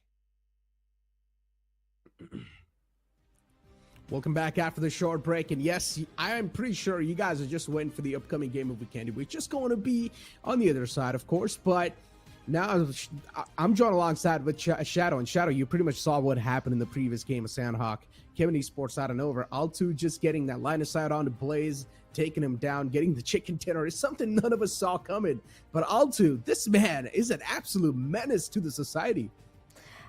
I think it's not just Chemin Esports we have to thank, because it was a joint effort from the side of Team Skulls and Vingod Eggy as well, because Skull managed to take down 2 players of Team Revenant, and Team Revenant had no time to go for the rescue mission. Then Vingod Eggy came in, took down the 3rd man of Team Revenant, and it was just the last man standing. And the minute he thought he'll go for the revival onto the fallen comrades, Team Chemin also came, like you said, out of nowhere and took down the last man of Team Revenant. Otherwise, Team Revenant was looking so strong. It was for sure that this is their own chicken dinner after they took down the players of Team Skulls. But kind of ruined the game. Eggy ruined the game for Team Revenant. Yeah, sort of ruined the game, but I would still say, I mean, I pretty much announced, I thought that, okay, Revenant Esports is their game, no one's going to be able to steal it away, but then from the back, another man comes in, and he's like, no, I'm the thief in the night, and I'm the one stealing it away, and he instantly gets the chicken dinner. But still, anyways, it didn't really matter a lot, right, in the match rankings. Still, Revenant Esports had the most amount of points, still they had 12 placement points, so in general, Revenant Esports is chilling in the overall standings, and I'm pretty sure if Revenant Esports, they keep on moving the same pace they're currently moving, it's going to be a massive threat for the team at the top. I'm talking about Team Prince. What do you think? Is there a chance Revenant Esports can topple him over? Yeah, definitely there is going to be a very big chance that Team Revenant can topple over Team Prince, because Revenant is already in the top 5 or top 10. And the points table, the overall standing is so volatile. One good game and you can topple over so many teams, just like Entity did. Entity came on the top. So yeah, definitely the chances for Revenant are there. At the same time, few teams looks like they didn't had a good start, because Team Soul, Team X-Park, few big names, they were taken out pretty early in the game. Pretty much. I mean, we've got the schedule now, and the upcoming map is going to be the map of Vikendi, where Group B and C will be duking it out once again. 3 games will be played by Group B and C, from which Sanhok is already done. And now we move on towards Group B and C, towards Vikendi, which is, of course, going to be an interesting turn of events. As I mentioned, we've seen a lot of teams in the past go for the med strat, and especially Chemin Esports is one of those that will probably try to do the same thing on the map of Vikendi. In general, majority of the teams do prefer to go for a med strat. Considering Entity isn't really over here, Entity can be another med strat specialist inside of this map. But luckily enough for the rest of the teams, Entity is not really playing inside this group. So I would say Vikendi can be easily grabbable for a lot of these teams. We know for sure Chemin is going for the mid strat in Vikendi also, that's for sure. But there are few teams, there are few good comebacks also in this particular Sanhok, Neeraj, like the players of Team Orangutan. This time they had a good outing, even the players of Team Skulls. Yes, the finish points were not there for Skulls, but good placement points coming in. Finally, Skull will also be finding some sort of relief after that. Pretty much. I mean, yeah, as you mentioned, Skulls, they were all the way at the last page in the overall standings. Without a doubt, Skulls, they're going to have so much pressure still. Yes, they did get a decent game, but unfortunately, they got 4th position in that previous game. So it's really not a lot of points. And Skulls still, they've got so much to worry about in the future, too. And I hope that's not going to be the same thing. Even Team iFlick, I had a lot of expectations from Maverick, especially because I've seen this man perform in the past. But so far, iFlick's a little bit on the downside. The same thing can be said for Carnival Gaming too, especially playing too defensive sometimes isn't really working out. And considering Sanhok is a circle-oriented map, you really need to respect that circle. Actually, Sanhok and Vikendi are the 2 maps which few of the teams are not able to adapt right now because they're adapting the roster changes, and with Vikendi coming into the picture, the zone shift, the heal battle, the mid strat that is coming in from so many teams. So teams have no approach, no idea how to approach Sanhok, especially Vikendi, because Vikendi, you don't know at what position you are going to end up because everyone is going for a mid strat. So definitely Vikendi is something that your luck should favor you on this map, I'll say. Interesting. I mean, luck also matters, a little bit of skill too. No matter what video game you play, there's always a little bit of luck involved in every single thing that you do. But here we go, ladies and gentlemen. The upcoming game of Vikendi is going to be on our screens as the plane flat path starts all the way from Bihar towards port. This plane flat path is completely tilted to one side. Now, going all the way across the map towards Cement Factory, Kantra, and even Potovosto can be a massive target, can be a massive stretch for you, but maybe you can try to grab some vehicles and then maybe try to move on to the spots. That can be a good strategy, definitely. But Cosmodrome, Peshkova, Potovosto, these are the few cities that offer you a very good resource, very good loot. So definitely few teams will be eyeing for that. But speaking of the teams that are heading towards the side of Bihar, are Hydra. Even Hydra is one of those lanes that has not been performing really good. But in the map of Vikendi, they have decent points. They got 11 points. So definitely Hydra fair off decent in Vikendi because they also go for the known mid strat. But Chemin, Team Carnival Gaming, Team Soul, all these teams are heading toward the southern side of the map. IQSO likes to have a little bit of split between Abbey and Volnova. That's where they're going to drop. Carnival Gaming, they like to drop inside Vinery and also loot a couple of compounds that are available in the southern side. So that's what Carnival Gaming is going to do. But I want to see later on if we're going to be seeing any type of rotational clash. Still waiting for the first circle as well. And I hope it's going to be on top of Castle. I'm a huge fan of Castle Circle. It really challenges these teams to the fullest potential. And if we do see another Castle Circle, I would be happy, man. Let's see if that's going to be the case. Castle is definitely in the contestation, but the final circle won't be in the city of Castle, unfortunately. But I have to agree with you, Necro. Even I love the Castle Circle because there are bridges, there are a little bit of the water, but we have a fight brewing up between the players of Team X Park and Team, I think, Medal Esports. Yes, Sarang was taken down, but an easy rescue mission should be coming in under the supervision of Ninja Jod, I believe. So Team X Park is definitely covering each other's backs, but the grenade could have brought the demise of the player. But luckily, the player survived for now. Sarang, he's still low. But another nade now starting to sail in. And stealing a decent amount of damage. Sarang is still quite low. He doesn't really have a lot of meds to back himself up. And Team X Park, they managed to find another knockout against the players of Medal Esports and Course being knocked out that far away. Interesting. Team X Park, sharp shooters, that's for sure. And then Dreams as well now starting to get contested.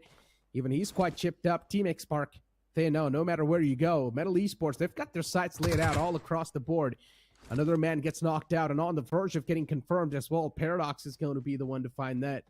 Encore still not back up on his feet, but as soon as I say that, he's been resurrected on his feet instantly. Sayum, a little bit trapped behind this little pillar that he's got in front, but what a beautiful nade that was! Cooked to perfection. Sayum finds 2 knockouts, and now he's going for the pan finish too. A little bit of salt on top of the wounds. Sayum, of course, doing that. Oh, disrespecting. Team X Park not having a good start, Neeraj, at all. They have played only one Vikendi, and even that in that particular one, they were the first one to be taken out from the lobby. They got 0 points in the only Vikendi which they played on day number 3. So that's something concerning. They still need to work on the strategy for Vikendi because Metal Esports, now they have the numbers advantage.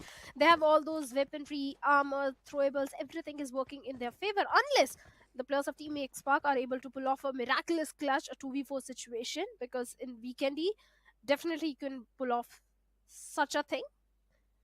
But for now, my God. Dreams and Sarang are not giving any sort of sound cue at all.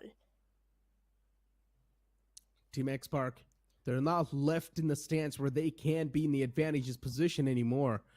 A 2v4 scenario, Metal Esports with a clear advantage, and they've also got the shotguns in their hands. While Dreams is only the man with the Uzi, he still managed to find one knockout, but that's all he's gonna get. Metal Esports, they've snuffed out the players of Team Xpark. They know exactly where the remaining player is. And still going for a little bit of utility utilization. They do manage to find Sarang. The confirmation does follow up.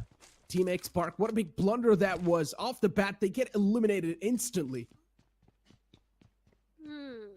That is exactly what happened in the previous Vikendi also on day 3 of week 1. So Team Xpark, nothing new coming in Vikendi for them. At least not for now. But speaking of Vikendi Necro, Team Orangutan, they performed really good. Because on day 3, they were the one getting a winner chicken dinner with good amount of finish points. So definitely eyes are going to be onto the players of Team Orangutan in this particular one. But Team Metal already having 4 finish points for themselves. They're looking super happy. And definitely they have good amount of resources. The preparation for the mid strat is already there. As we can see, Siam is having 7 first aids. Metal Esports, I gotta say one thing.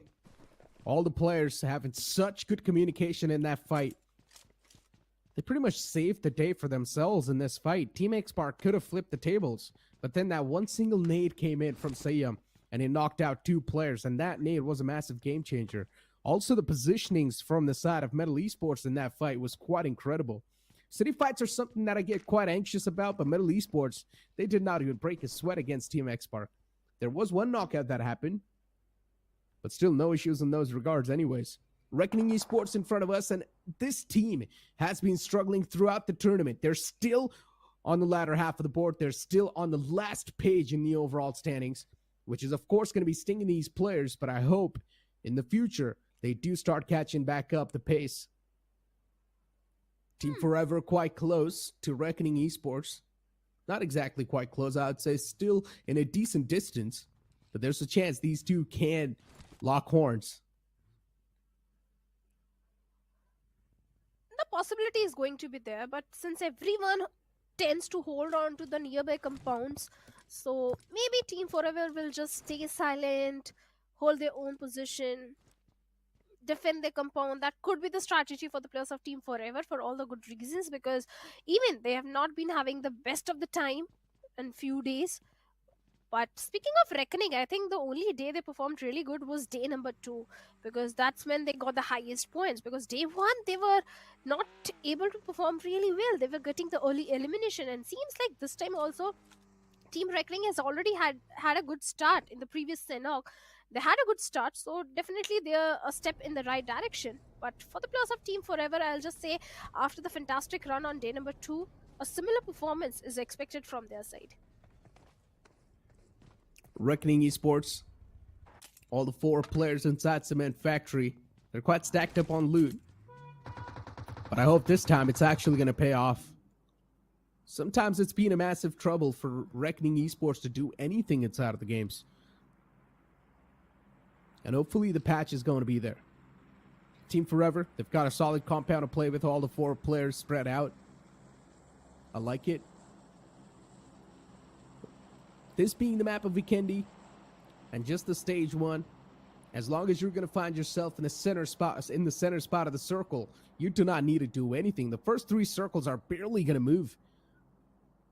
So it's going to be super chill for a lot of the upcoming time. Chemin Esports, they've lost out in Fury, which is quite a big blunder for Chemin Esports in the first place.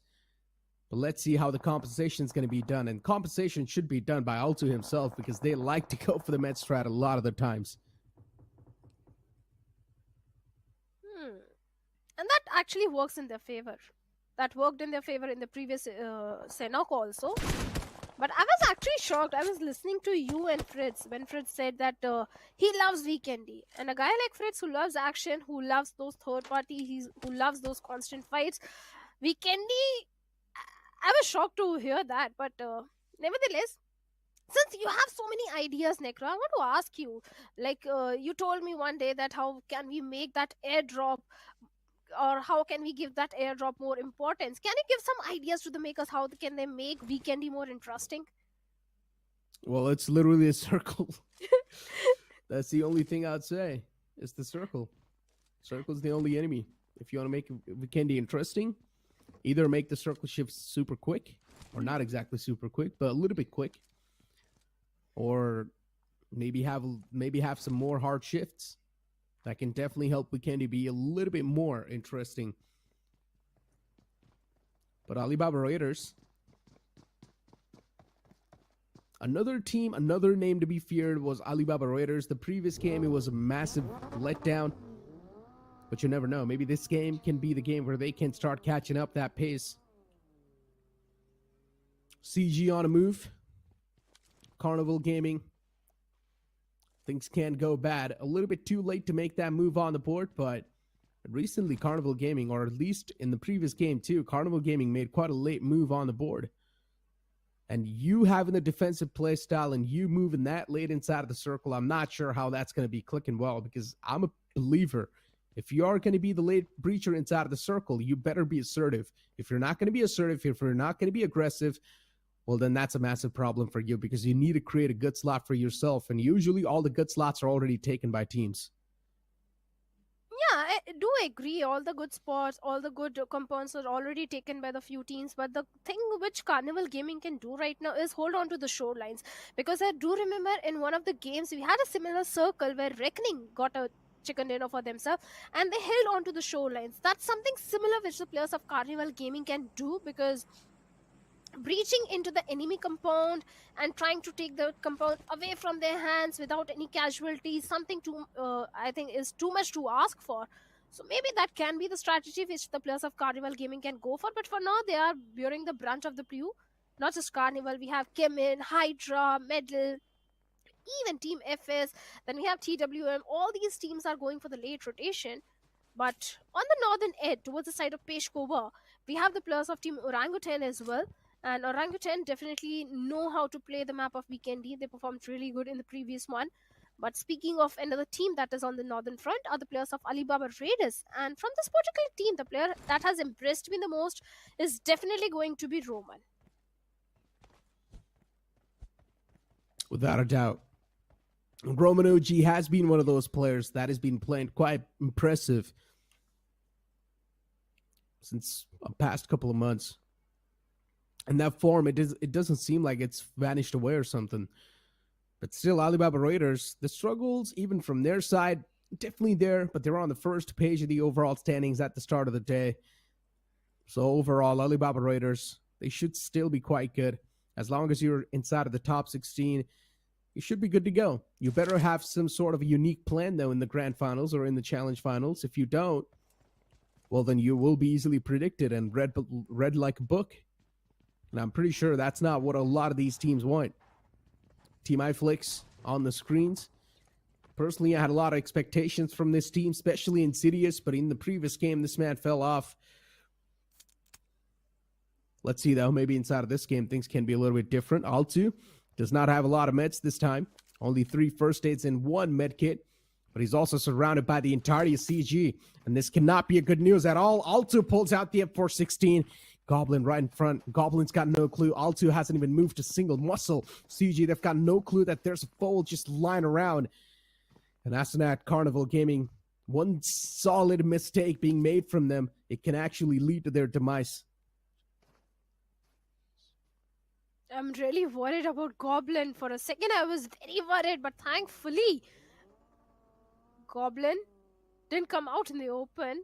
After looting the compound, Carnival Gaming has decided to prioritize a circle and regroup with the teammates. That's something really good coming in from their side. And also, I can literally hear his heartbeat because it was a 1v2 scenario. A little mistake from his side could have resulted in his demise. But Chemin, Carnival Gaming, Hydra, these teams, they need to prioritize the circle at this point because the blue will be dishing out a lot of damage. And this is the moment when they have to do so. And Carnival Gaming is already ahead of all these teams. So there is a chance that Carnival can keep the plus of Chemin, Hydra, if they hold on to the city of Tower. The circle shift, typical Vikendi, it's favoring almost majority of the teams. But middle, TWM, OG, I wonder how they are going to make their journey. It barely moves once again, but you can see a massive splash of colors in the center. On that one side of the island. Team iFlix currently in the smack center. They've got the best spot they can ask for. Even Team Forever, they've got a nice off-centric spot to play with. Carnival Gaming, they finally decided to breach in, and Hydra can be their opposition.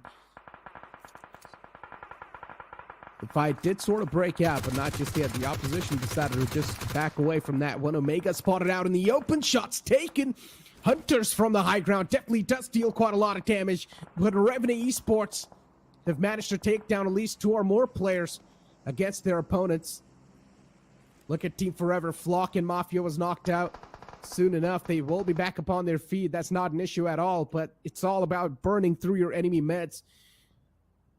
And they've, of course, done that.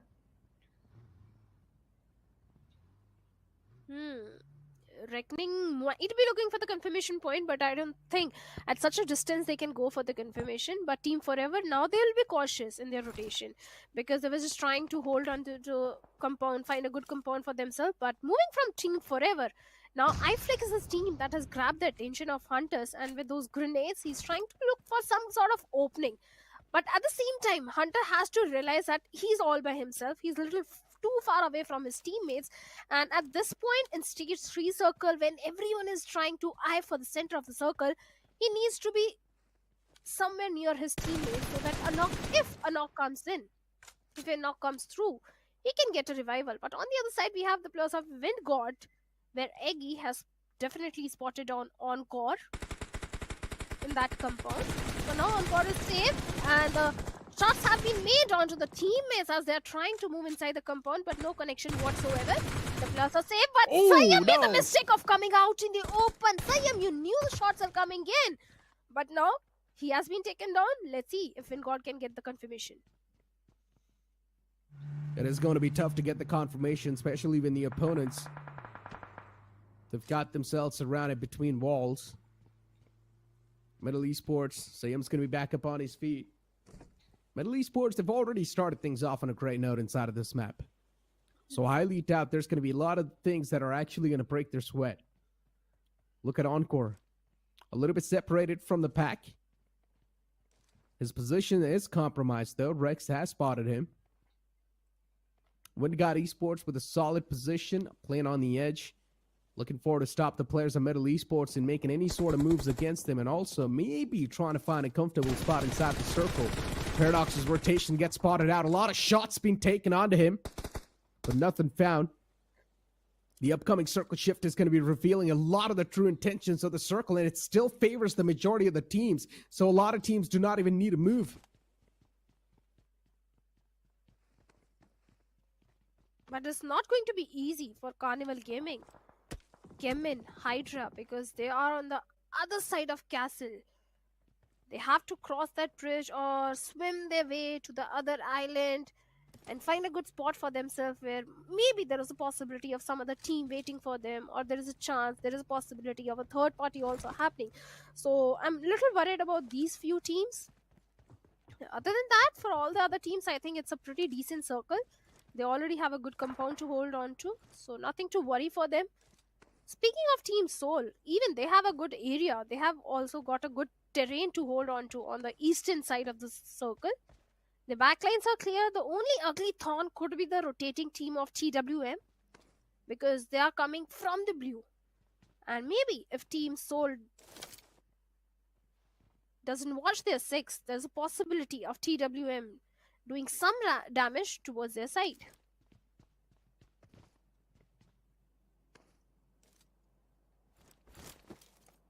Team iFlix still in the same spot they had before.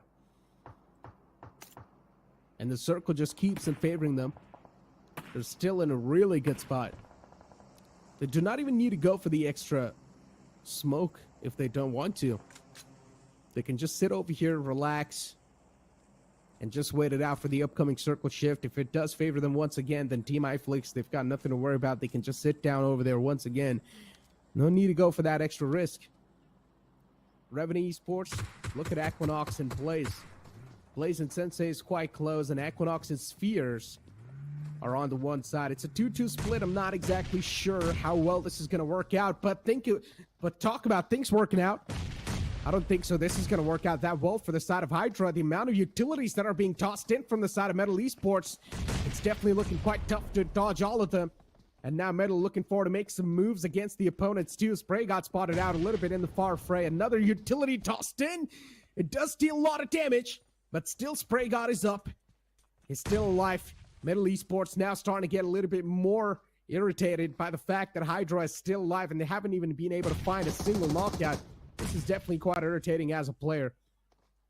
Encore looking quite desperate to at least find one single pick, and if he does, then things can be quite south for the side of Hydra. But even Hydra is playing this one quite safe. Top Dog taken down so low by a third party. Could have been knocked out in that scenario. Could be being the key word, but he's safer now. Both these teams, they also need to understand the micromanagement of the resources, because the amount of utility that have been invested in this particular fight, nothing has come out of it. No connection at all. But Siam is already closing in the distance with those grenades. I wonder how many throwables does both these teams have, because Spush finally, iFlix, a third party coming in, takes on Spush. Now Team Metal, they also need to be cautious because they can also come in the crosshairs of the players of Team iFlix. Team Hydra out in the open, not a good spot to hold on to at all. Spush OP still begging for the rescue mission. Starboy with a grenade is looking for some sort of opening. Let's see if he can find anything, but Encore up close personal takes on Starboy with a DBS, and now Team Hydra is on the verge of elimination as Spray God is all by himself now. Spray God now looking forward to get the resurrection back upon the Starboy, but Sayam decides to make a couple of moves on the board. Spray God returns the favor, shuts down Sayam. Top Dog a little bit underneath. He doesn't really have the high ground to play with, and Spurs shuts down Top Dog as well. Metal Esports, what a big flip of the tables that was. Spray God definitely a massive step up that his team really needed, and he steps back up in the nick of time. Team iFlix up against the players of Wendigod. One of the mans knocked out inside of the compounds. Reckoning Esports Immortal, where are you looking? Doesn't even look at Maverick, and Maverick just finds a clean knockout and finish against the entirety of Reckoning Esports. While for Team iFlix, the woes keep on continuing as they face against the players of Skulls. Team iFlix looking for the last player. On the other side, we have the players of Team Soul as well, as Skulls has been eliminated on the 13th spot with no finish point at all. Team Soul also need to consider the blue because they are somewhat 202 meters away from the circle, but enemy on the doorstep. They have to deal with him as Dionysus is still bleeding. There is no chance that he can get a rescue mission at this point. So Team Soul is definitely looking good with 3 finishes. They have the complete control of the They had the complete control of the eastern periphery of the circle, but the circle has shifted away now. So they will be looking forward to the rotations as they get the confirmation onto Dionysus. The only team that can be an ugly thorn in the paths of Team Soul could be the players of Team Revenant, because right now Revenant, they have the prime spot. They have the complete eastern control of the circle. In fact, they're the only one inside the circle.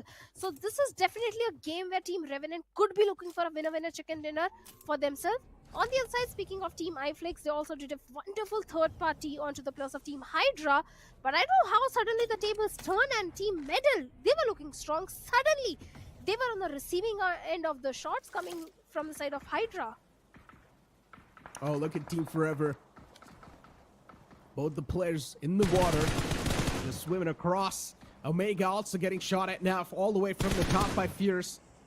And eventually Omega gets knocked out as well. It's all down to Neo inside of that compound. Neo does manage to find his opponent, so that can be a massive saving grace for Carnival Gaming, and yes, it will be. Revenue Esports could have been the demise of Carnival, but no, Neo saves the day at the last moment. and keeps Carnival Gaming alive inside of the game. And OG looking forward to make a massive rotation inside of the circle. Even they dip their vehicles in the water lines. Interesting strategy coming out from Orangutan. I'm not exactly sure how well this is going to work out, but every single team inside of the water lines, they definitely do have some sort of future plan. But if the circle does not really end near the water lines, then it's going to be a massive problem for all the teams in the water, because the wall of death as well will start to close in. And it will start punishing the players of Team Forever the first, because they are very close to the blue. And looks like Nakul has a vague idea about the position of Team Orangutan, but look at that! Moksha, some ball moves coming in from his side with the vehicle directly jumping inside the water, but Nakul's position was compromised as Team Revenant spotted him and instantly shut him down. On the other side, the players of Team Forever were also taken down. 2 players still inside the circle, having a hard compound for themselves. Revenant is looking fantastic. They have all the 4 players alive. They have the control of the real estate. They have the control of the circle as well. So Revenant is looking very strong. On the other side, speaking of Orangutan, yes, they have managed to get oh my God, finish fines, but from the water, AKOP. Oh, that vehicle takes down 1 player from the side of iFlex. Good spot, AKOP. Now just starting to be a massive menace in the water lines. He's the shark that is there. And all the other teams currently in the water line just need to watch out from AKOP, because he's got some nice line of sight against the opponents. Even Mafia is quite softened up from Team Forever. And even Mafia needs to make some quick moves on the board. Revenue Esports is the only team currently at the top, and they've got so much advantage and so much intel to play with. Blaze gets knocked out. It can be a big sign of concern, but he should be back up on his feet without any issues. Revenue Esports, even the smokes are now starting to fade away. Blaze will be back up on his feet, but look at Carnival Gaming. 3 players up and alive. This can be massive for Carnival Gaming, only if they're able to win the fight that's right in front of them. They have to win that fight. Let's see if they can. As Goblin takes down Flock, gets a confirmation point also. This is something very important. At the same time, eliminates the entirety of Team Forever, I guess, because he got confirmation point onto 1 player. I think that was, yes, Team Forever. They have also been eliminated. So Carnival Gaming is definitely looking strong, as they have all the 4 players alive. But they also find S-Power over there, out in the open behind the truck. And Goblin, being the opportunistic one, instantly shuts him down. He's also aware of the position of one of the player of Team Revenant, and Goblin got all that intel. Oh my God, at the same time, Equinox out in the open gets shut by Goblin. Goblin catches 2 players from the side of Revenue Esports. Equinox is being knocked out, but then Goblin just follows it up with the nade and gets the confirmation. Revenue Esports from the top, they know even the wall of death is not going to start to move in. Blaze needs to do something and get back in the field. Needs to go for the patch up as well. Or maybe just go for the med strat if you do have it enough. But look at Soul. 1 last man alive from Soul. It's all down to Ronnie, while Orangutan, they're just putting that constant pressure against Carnival Gaming as Neo gets knocked out. Goblin and Omega still up and alive though. 2 players can get the fallen man back up without any issues. Even OG slowly and steadily looking forward to make their way inside of the circle, as the circle just moves out in the open in no man's land. Sensei definitely want to be the first one to make it in the circle, to keep his foot in the circle. But now even Ronnie's starting to toss a lot of nades against OG. So many fights happening all across the board. Carnival Gaming shutting down Ash, finding that crucial knockout that was desperately needed, because for Carnival Gaming, OG was the only one that was creating a lot of problem. Ronnie in the water line still. His position is definitely compromised, but Sensei is quite hesitant in making any type of moves. From the top, it's going to be the players of Revenue Esports just raining down death and destruction against OG. And Neo gets caught out in the open. What a big blunder that was from CG. And Blaze punishes Neo instantly. Carnival Gaming, this might just be their demise. This might just be a massive bummer for them, as Fierce keeps on marching up against him with that DBS, but it follows it up with a nade. Nicely done. Goblin gets knocked out. Goblin, he was doing so much with those grenades. He was taking out so many plus, but now Fierce Grenade takes him down and Blaze with the DPS is already glowing up. Personal with the plus of Carnival Gaming makes a mistake of his life as Omega with the DPS shuts him down, and with that Team Revenant, well, they were looking strong, but not now as Sensei on the shorelines has already been spotted down by Neo. He has a vague idea, finally spots him with those barrage of grenades, is looking for a knock onto him, but on the other side, Sensei's Molotov comes in, burns down literally Goblin over there, and Carnival Gaming. Omega hiding behind that airdrop. His position has not been compromised, I believe, and Sensei, he has no cover at all, no hard cover, nothing. Just a single grenade that he's trying to make the best use out of it. Lobs it. Let's see if he can find the connection. No, the connection is not there. And with the smoke wall, Goblin along with Neo is moving forward in 1v2 situation. Takes on Sensei. And with that, Carnival Gaming gets a beautiful winner chicken dinner for themselves. Carnival Gaming, that defensive play style, of course, panning out quite well. In the map of Vikendi, it does favor the team that likes to play passive and submissive. And that's what the players of Carnival Gaming have proven. Defense sometimes can be the best offense, especially in the map of Vikendi, it can be. But Carnival Gaming, with all that defensive nature, this time they've managed to win the game of Vikendi in their hands quite easily. For a while, I thought that Revenue Esports can definitely be the winning bunch, but no.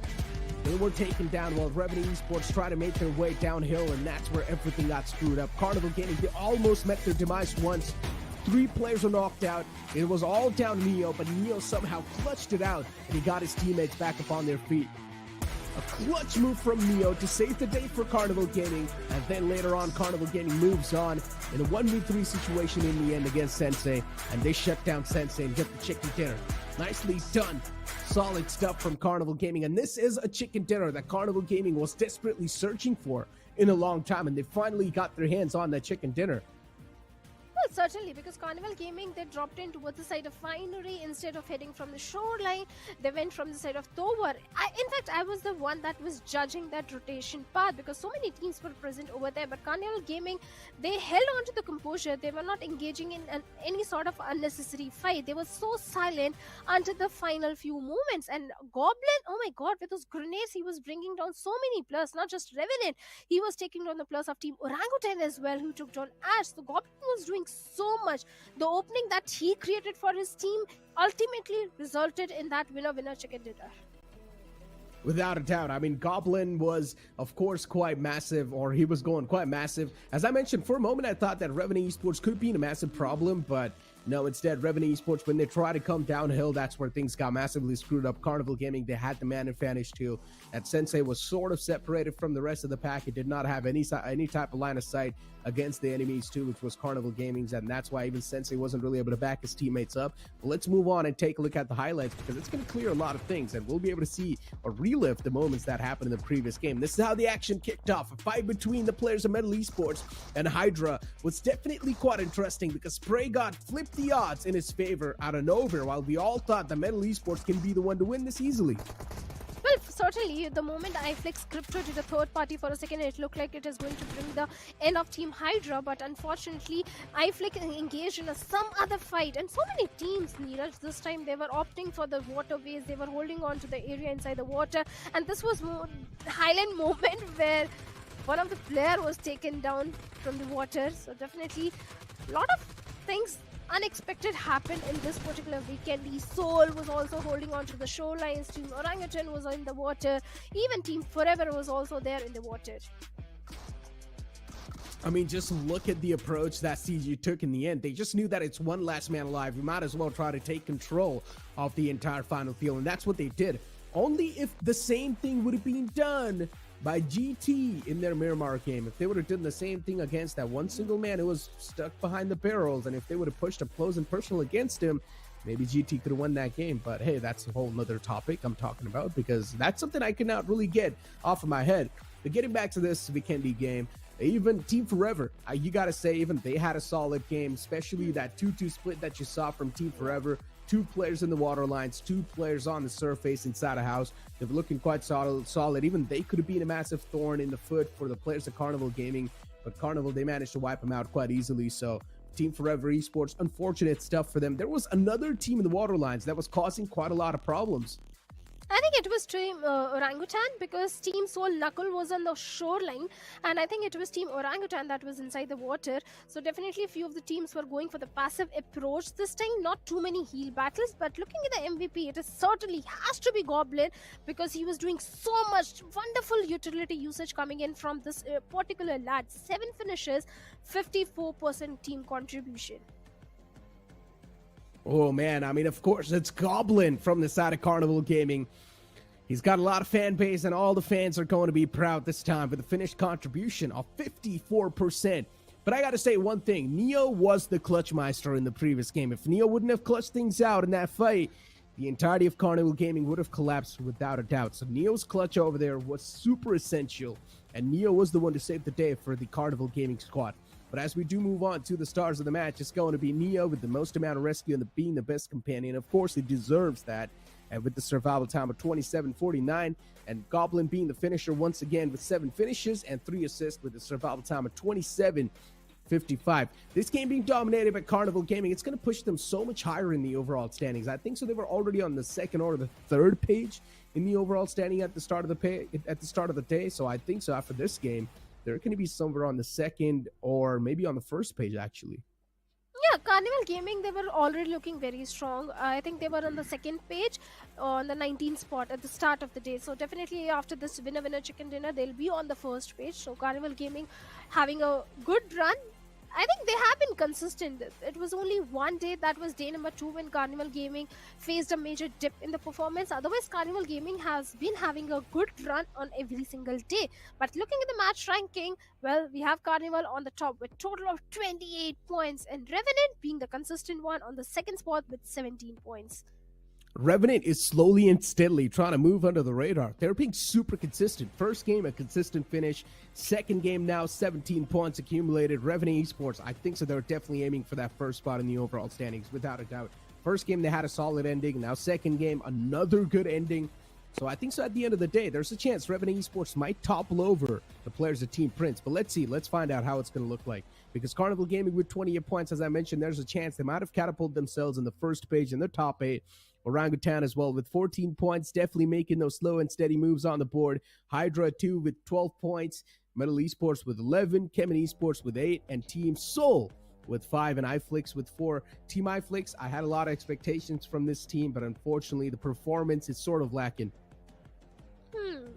Well, iFlix was doing a 3rd party. I think some other team rushed onto their compounds, and that's when iFlix started falling down. So definitely iFlix was trying to get those finish points for themselves, but that didn't work entirely in their favor. At the same time, few of the teams were also taken out pretty early in the game because of the rotation, like the players of Team Reckoning also. Team Forever also lost 2 players because they were inside the water. So even Reckoning also went pretty early in the game. Without a doubt, Reckoning Esports, they're just having their own troubles, man. At this point, I don't even know what they need to do to sort of get themselves back inside of the game. Reckoning Esports, I don't know what exactly is going wrong, but one thing is for sure, in the firefights they're taking, they're looking really lost. Team communication is something that really matters a lot, and you even saw Immortal, I think it was from the side of Reckoning. He was running out in the open, hugging that compound wall, and he didn't even see in front of him. He was getting shot at by a DBS. That's how lost they were in the fight. So I think so Reckoning Esports in general, they just need to revamp a couple of things. They need to tune a couple of things, that's for sure, because team communication, it seems massively lacking. And I don't know what they need to do to improve that. One thing is for sure, they just need to play with each other and talk to each other a little bit more, I guess.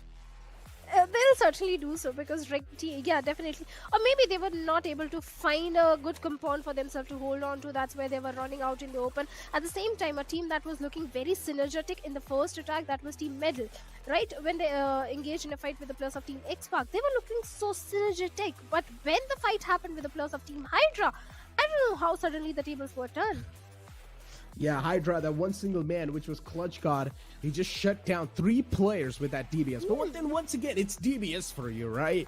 If you give DBS even a little bit of breathing air, it's actually going to catch you off guard and instantly one-shot you. So it's just DBS being the finest weapon inside of the game. But as we do have the overall rankings, Revenant Esports, they have already made the climb on the 1st spot of the overall standings. Team Prince, their slot's been stolen away. At the end of today's day, Revenue Esports is going to maintain that spot. Entity Gaming on the second one with 117 points. Gujarat Tiger with 116 points. Chemin Esports with 114. And then you find Team Prince all the way on the fifth with 113 points. But still, there's not a lot of difference. You can easily catch up. But look at that God's reign. They have fallen down on the 8th spot with just 98 points. Orangutan on the other side, they have taken a huge jump in the overall ranking. Speaking of Genix FM, they are sitting on the 9th spot with 94 points. Global Esports, they also had a good day, a decent particular Erangel. 94 points to their name. But speaking of Carnival Gaming, after that winner chicken dinner, now they are sitting on the 12th spot. They need more good games to be on the first page. Still, too many things need to come from their side. But on the other side, we have Soul also on the 13th spot with total of 91 points. Pretty much. Next page in front of us, Team Together Esports. The woes keep on continuing on the 17th spot. All the way getting 87 points only. 8-Bit, once again, things are starting to fall down for them. In the first 3 games, 8-Bit wasn't really able to make a lot of lead. And now one thing is for sure, they're going to keep on slipping away from that top 16. WSB, the same thing could be set for them. OR Esports, same thing once again. Hydra Official and WindGod. They're definitely on that slow and steady claw up in the top 16. And I hope that's going to be happening today because WindGod is definitely being quite promising so far. Agreed 100% because in the previous week, Vingod was performing only in the map of Sanhok, but today they are performing on the other map as well. So Vingod is definitely making a progress in the right direction, but AUTOBOTZ Esports, iFlix, they also need to grab those placement and finish points if they want to propel themselves and come in the top 16. Team Zero, they need to work on the firepower. Those 4v4 fights are not working in their favor. After one fight, they fell down in the next fight against the players of Team 8. So Team Zero, I don't know what to say to them. Maybe they'll figure out on their own. Maybe. Look, there's a lot of maybes, a lot of ifs and buts. A lot of teams are struggling with their synergy, and Team Zero is one of them. And so far, even Team X-Spark, hell, even they're one of them. Because Team X-Spark got eliminated quite early, and right now they're on the 29th spot in the overall standings. And that's definitely not something you expect from a team like Team X-Spark, which has a lot of fan base. And a lot of people are probably rooting for Team X-Spark. But them all the way on the last page with Team Zero definitely sort of stings a little bit. But maybe later on, I guess we can't see the climb too. They've got a decent amount of games still backing themselves up. But you cannot always just keep on looking at the future and be like, oh, I've still got a lot of games and maybe I can chill for now. No, that's not the way you should be looking at things. No, instead, try to do your work right now. And I think so, X-Spark, they need to do their work right now. A lot of times being wasted. Correct me if I'm wrong, I think X-Spark got their only good game in the map of Vikendi. And by now, every team, I think that Vikendi was also in the previous week. By now, every team is very well aware about the drop locations of each other, that which team likes to drop in. And majority of the teams have already adjusted to that. They have opted for their secondary drop location. And at this point, where Team X-Spark is not looking good at all in the overall standing, do you think heading for a drop collision with the players of Metal Esports was the right decision? Because they lost that fight. I'm not exactly sure. Maybe Team X-Spark thought that they can be quite confident in that approach, but I guess they've learned their lesson, right? And considering even the groups are switching up over and over again, even the groups are shuffling, I highly doubt Team X-Spark thought that Metal Esports will try to go for that collision. But hey, Metal Esports did go for that collision. And honestly, I'm not going to lie, if Sayam did not find those 2 knockouts with one single nade, there could have been a solid chance X-Spark could have came out on top in that fight. So we might see another potential drop collision if these two groups once again play with each other. We might see another potential drop collision once again in the map of Vikendi between X-Spark and Metal Esports. Before now, I'm pretty sure X-Spark, they've been shut down quite nicely by Metal Esports, and because that was a flawless wipe. Well, we all love that rivalry. If rivalry is going to help you propel in the leaderboard, definitely you should go for it. And I'm very sure Team X-Spark will go against the players of Team Metal Esports because, like you said, this fight should have gone in their favor. But speaking of other teams who are still struggling, like Team Forever, I expected so much from them. Not just this weekend, in the previous Sanhok also. Expecting much bigger things from the side of Team Forever because always being such a good IGL. What do you think is happening wrong with the players of Team Forever right now? I think so. Team Forever, they definitely did have the ball in their court when they sort of walked inside of the week 2, because Team Forever was looking pretty solid in week 1 in the first place. But now that it's just the start of the week 2, I would say we still need to give them a little bit of breathing room. Maybe on the day 2, Team Forever can do a little bit more research on the lobby, be back inside of the game. Even the groups shuffling is sort of playing with a lot of the minds, right? The groups are also shuffling, the teams are also changing. With that, even the play style is changing. Then you need to adjust to the new roster changes as well and find out how the team's going to be playing. There's so many aspects that all these players are trying to figure out. So it makes a lot of sense. A lot of these known teams are definitely struggling, and that's why I'm not really being too harsh on these teams. But still, man, things need to be stepped up. Things need to be stepped up from Team X-Park. Things need to be stepped up from Team Zero, because all the players on both these rosters, they're one of the known players, and you do not expect something like that from them at all. But as we know, the upcoming map is going to be the map of Erangel, where Group B and C once again will be duking it out. Shadow, I want to know your prediction for this upcoming game. For the Erangel, I think Team Revenant should be looking for a winner chicken dinner in this one, because they missed it in the previous one, and Revenant has been looking so consistent on this particular day, so they ought to get a winner chicken dinner in the next Erangel.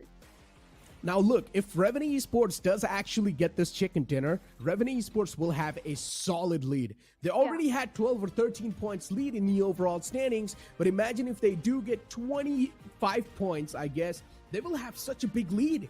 And all the teams in the top 8, it will start to be a big sign of concern, because the team on the first spot is now starting to run away with the lead. And the only thing you can do to catch up to that team is pretty much perform even better, which can be quite a tough one, because Revenant Esports has been super consistent. You saw Entity being consistent as well, but they were not able to wrap up as many points as Revenant Esports is so far. So that in itself is a massive statement. Then you look at teams like Big Brother Esports too in the previous group that you saw, where you had a lot of expectations from them, but even Big Brother Esports were not able to perform that well. A lot of these teams in general are quite deep down, and the only thing you can do as a fan or as a viewer is just expect that they're going to bounce back. But then once again, there's just too many aspects that are currently revolving inside of the game that these players are really having a tough time facing. Yeah, I agree. And like you pointed out, Big Brother Esports, I think the team that gave them trouble was the players of Team Entity itself. I think the point where all the teams started getting worried was when Team Entity came on the top, because they have got no winner chicken dinner in their bags. Without victory, just by the consistent performance, they managed to come on the top of the overall ranking. And if Revenant also do the same thing, I think everyone should get worried, because after a certain point, after week number 2 is over, yes, day 1 is already on the verge of getting over. Day 2 and day 3 are left. And after that, the overall standings are not going to be so volatile. So staging a comeback is not going to be so easy at all, and especially for the big names who are sitting right at the bottom, like Team Zero is there.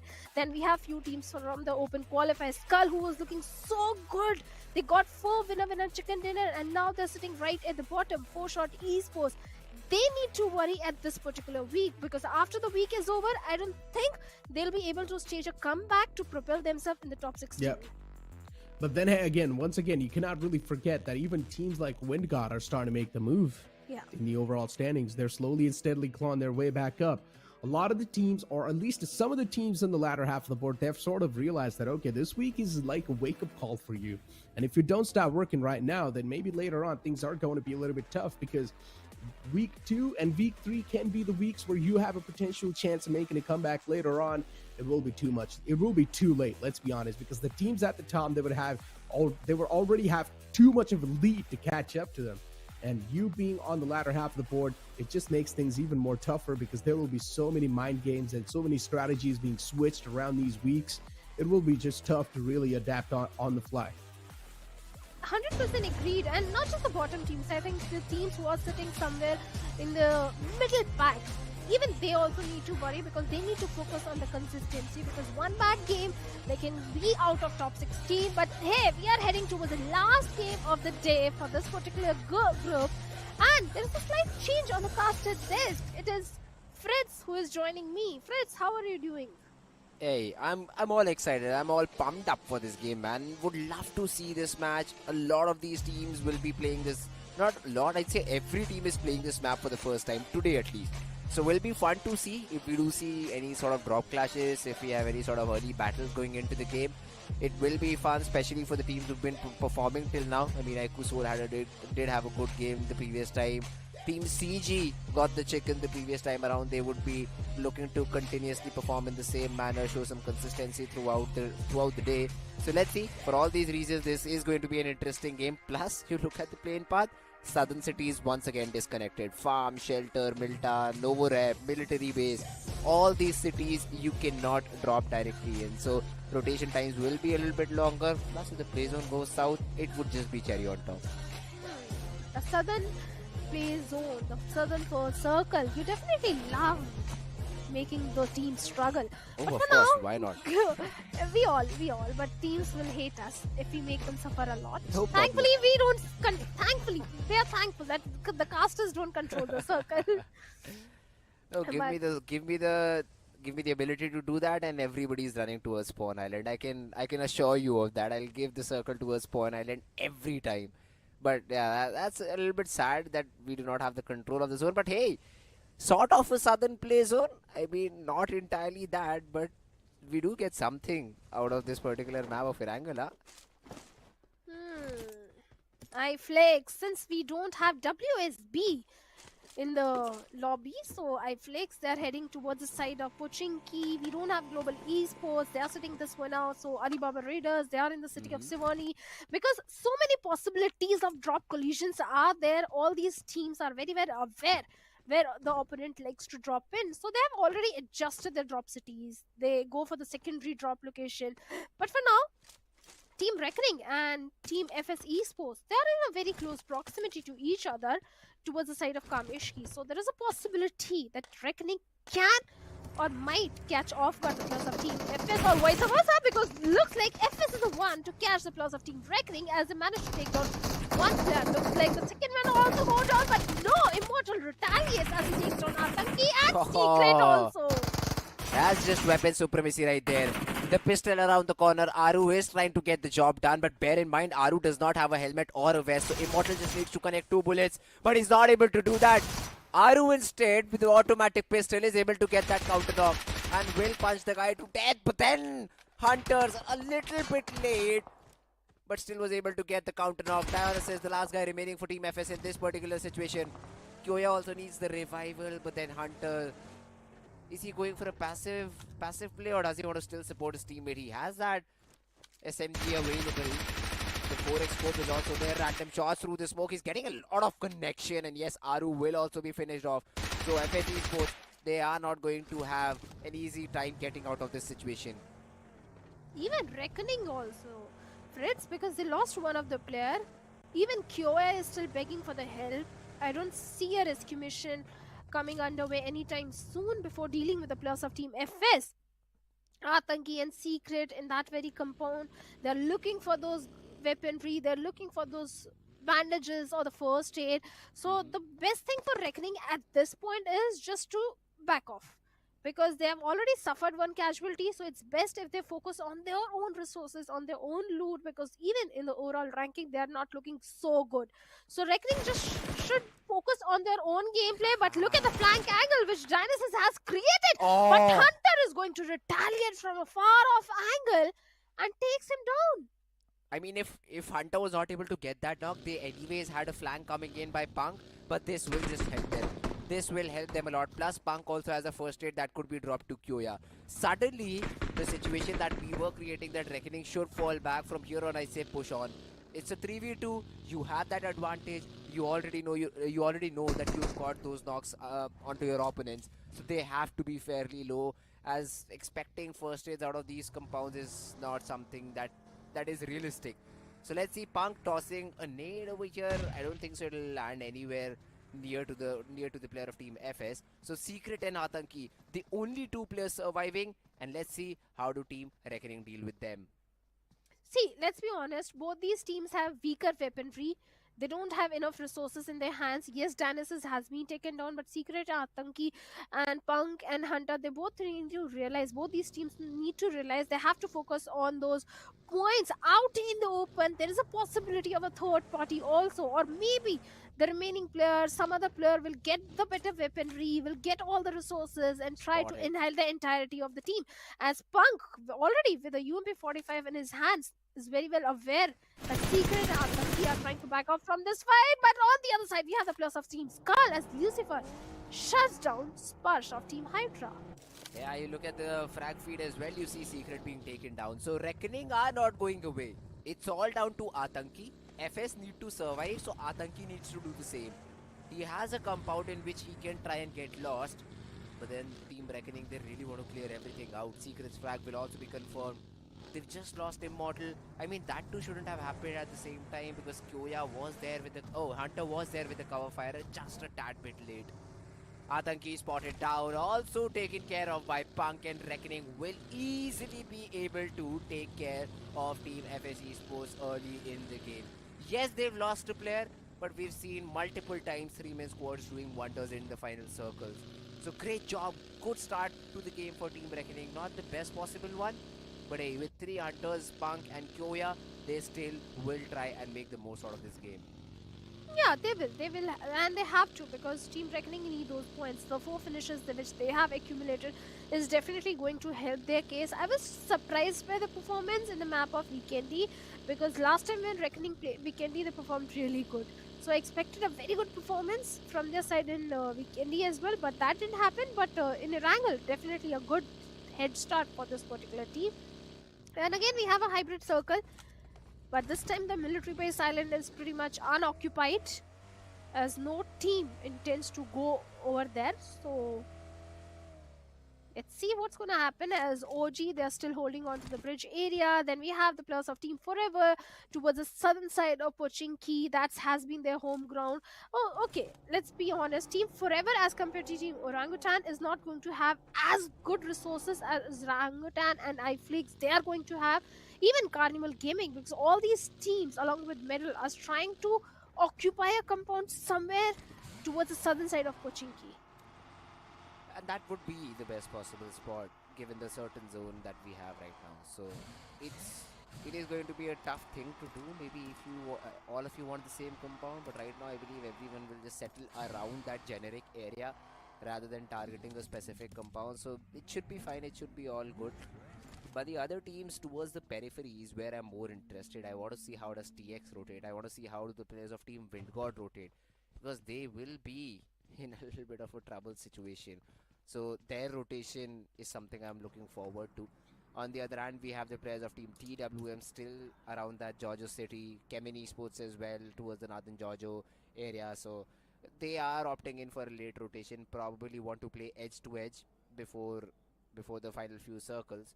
So it is all well and good. iFlix now rotating away from Pochinki. They still have to wait for around 2 minutes for the next zone to start. But in the meanwhile, Medal, they've heard few shots around them. They know that that an enemy team is near to them, and they have to be very, very careful about that. Oh, they certainly have to be. They have to be on their toes, otherwise the enemy is going to punish them. And the enemy is going to be in the name of Orangutan. And Orangutan, this has been their go-to rotation.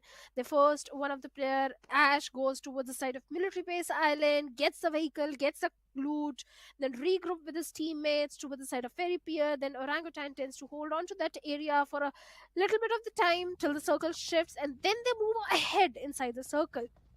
And along with that process, they try to accumulate as much information as they can. And Trigger is definitely aware that the compound which he's eyeing for has already been occupied. So it's not going to be so easy to breach into this compound, because it's an open field. You need to barrage into the compound from the different directions, and even that is also very, very risky move. So the only way the players of Orangutan can infiltrate is by taking top dog. If they manage to take him down, if they manage to get a knock onto him, then they can create an opening with which they can maybe snatch a compound away from their hands. Yeah, but I don't think so. They're looking for a fight this early on. They're just here to make sure they have some sort of control, because if you look at this, OG only have two of their players. That way, I'd say one of the players just eyeing towards that particular compound, and AK making sure nobody creeps up. And the other two players are somewhere on the other part of the map. So they just want to have information around this area. And after this, they will try to do anything around that particular situation. So not eyeing for a fight this early on, just waiting for the circle to close in is what I think. Carnival Gaming, they did see a team trying to rotate off just in front of them, but decided not to shoot back. They did not want to give away their location, their position.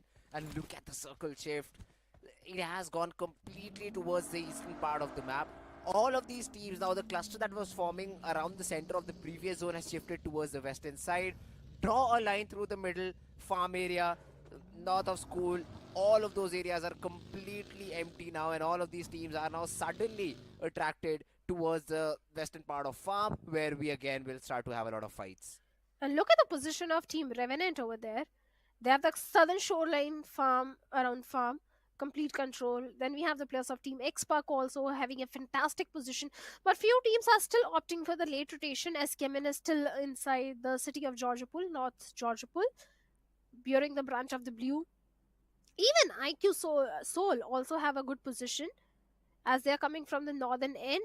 So definitely Seoul is also having a fantastic position in this particular circle.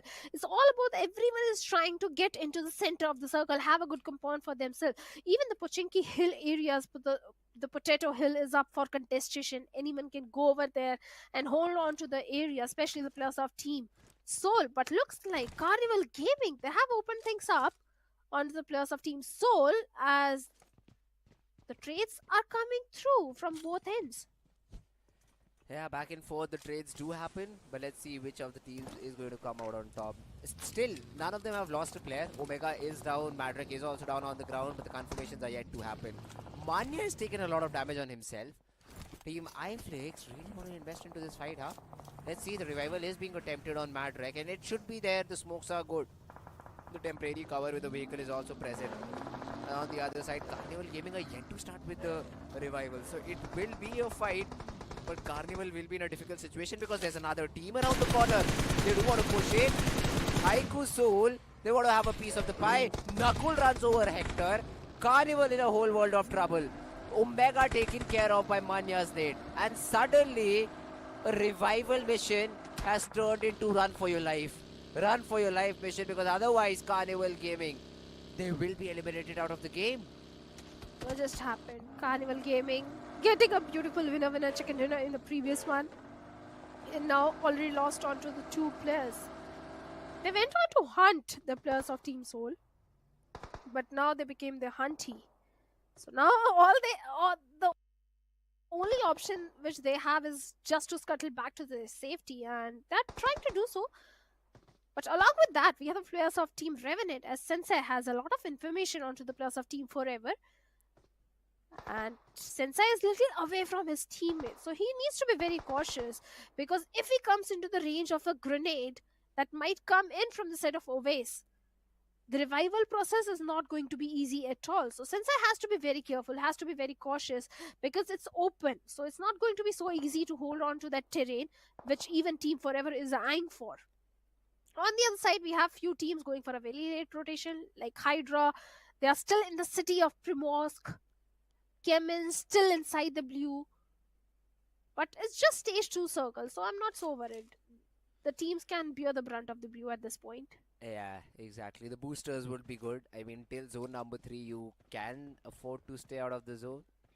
Zone number 4 is also somewhat bearable, but then you just have, 20 seconds to get in, because then zone 5 does not give any sort of a leeway. So that is something you need to be careful about.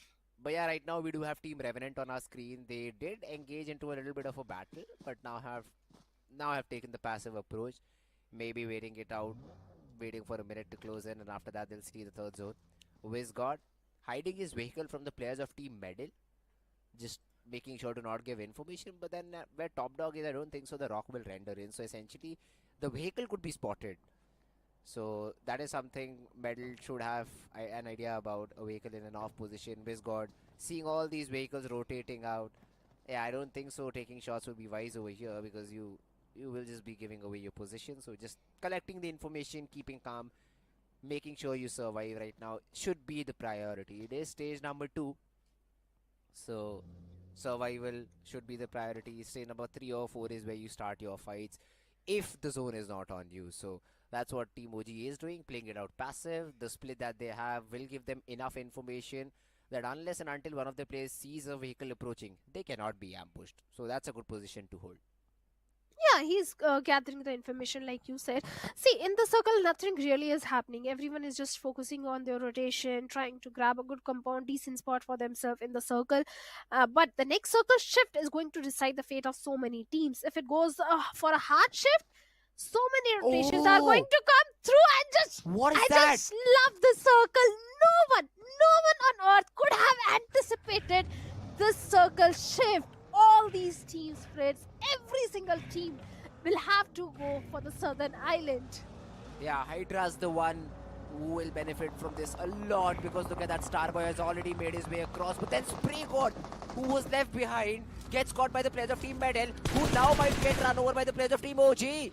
Vizgod spots the player, but the spray is not good enough. And Core will be able to engulf Spray God, but then Cyan falls. AKOP with an off angle is able to get the job done.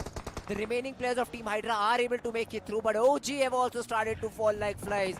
Top Dog with his spray down gets 2 of the OG players. Ash holding the bridge down.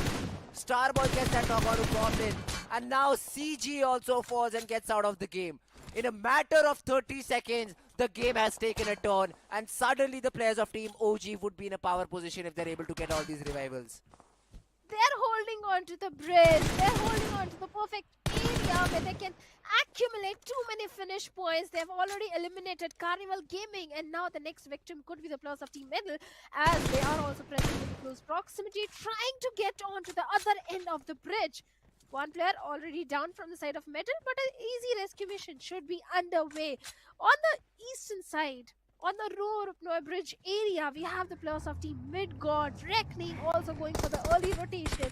Few teams are opting for the waterways, like the players of Team Revenant, Team Forever, who will make it to the shoreline, and soon all the pathways, all the routes to the southern island will be blocked.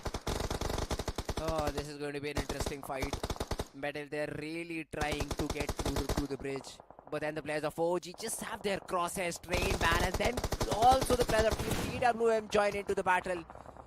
Ninzi is able to get that knock. Although counter knock by Trigger, the revival should be the priority over here for the players of Team TWM. But I still want to know, how do you rotate? Paradox is out of the game. Top Dog might just fall down and Encore will get that revival. But what after that? How does Top Dog and Encore make it to the other side? Ash is also down, so OG really need to get that revive. AKOP drops down. Now this is a forced fight. Encore, if he's able to get this knock, could be insane, but then AK with the peak is just better in that situation. ADS onto Top Dog. The spray will melt him down to 50 HP, and AKOP pushes with the DPS around the pillar. The DPS will finish the job, and OG will be able to wipe Team Medal Esports. OG Orangutan making the best out of it. 6 finishes already in their pockets. 2 teams have been eliminated. Then we have the plus of TWM also trying to cross over the bridge. Now Trigger, he needs to be a bit cautious because he's all by himself out in the open. He needs to watch his neck. Otherwise TWM might punish him, as Vizgod and Ash, they have been taken down. The knocks have come through.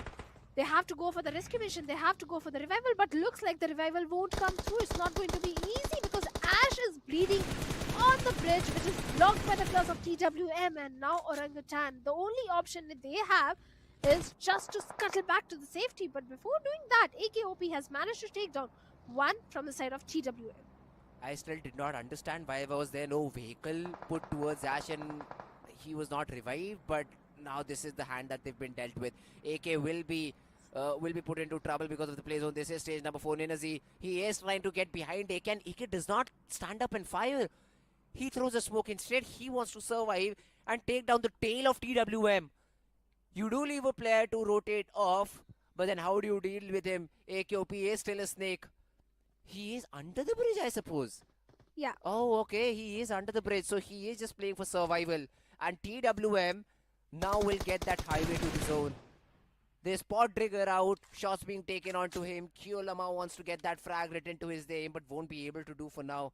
Spotted down once again, but the angle is not good enough to shoot back. AKOP still surviving. Nina Z gets caught out. Caught in the open. That's a good frag to have, and suddenly drops the smoke too. Can scale up because of it.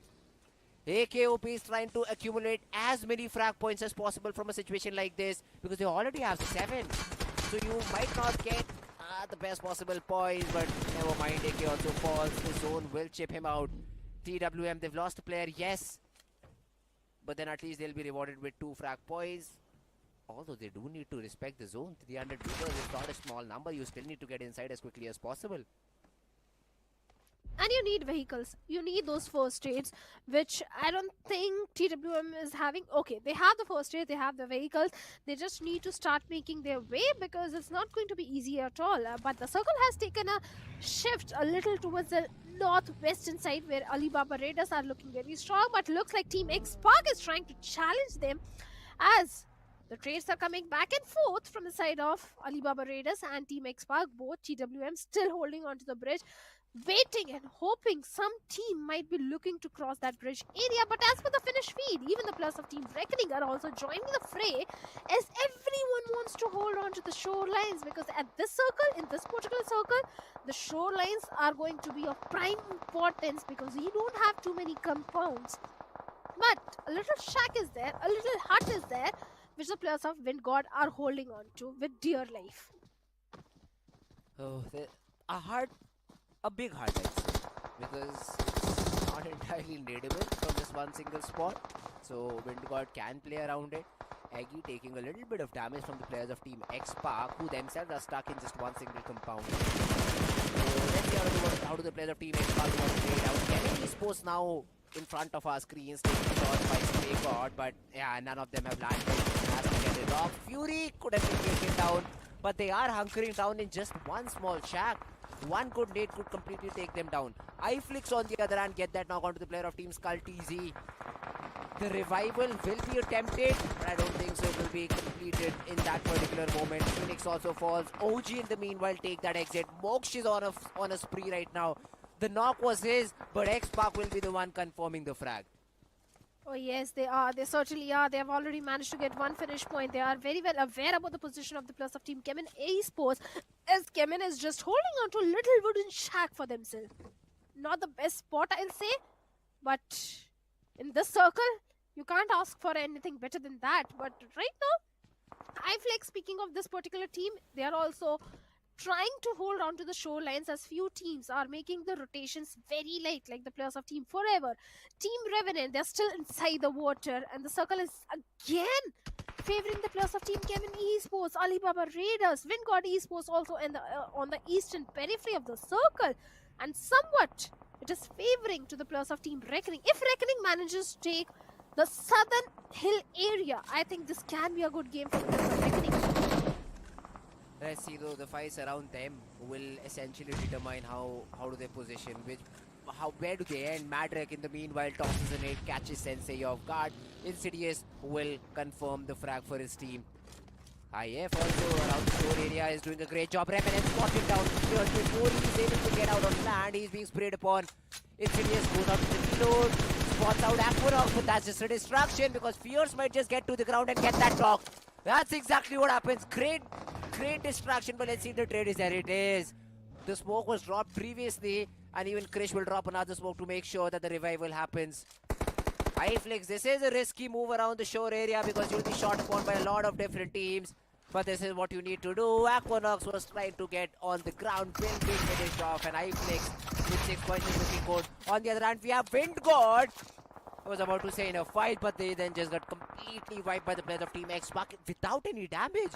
So yes, Sarang and Dreams were knocked out, but the revivals will be thrown in, and X-Park will still continue in the game. But they are not prepared for the rush that is coming from the side of Team iFlix, as they are also barging into their compounds, as Spraygor takes on Madrick over there.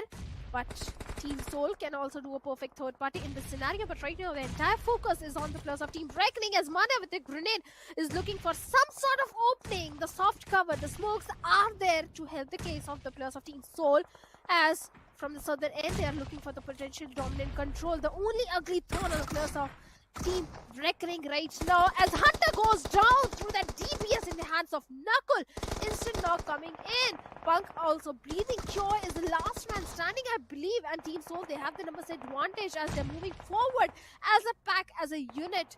And now Reckoning, they have been forced to fall back from this situation. A 1v3 is too much to ask for, and Ronnie at the same time is trying to check his backlines as he takes on Sam from the side of TWM, but the confirmation point goes to Starboy of Team Hydra. Battle Royale, the beauty of Battle Royale. Someone else gets a knock, the confirmation is by Team Hydra. Great job done by them, money exchanging nades. Although it won't matter because Insidious just deals out with Kyoya. Soul do not have Soul do not have information about that particular incident that just happened, so they were still trying to toss a few nades. Knuckle needs to reset, needs to get himself back towards good HP, fightable HP is what I'll say. But they still haven't dealt with the team on their left, so they will have to be careful about that. Ammo is also a matter of concern, but then Kyolamau falls. A good nade. Hydra. Oh, Dura. He was not even in the battle, but Ronnie tossed a random nade. And Payo is able to take care of the last remaining player of Team Hydra. A third party, a supporting hand, say whatever you want, but TWM just received unwanted help by the players of Team Aiku Soul. That is going to be something that Aiku Soul will not, what should I say, be happy about or something like that.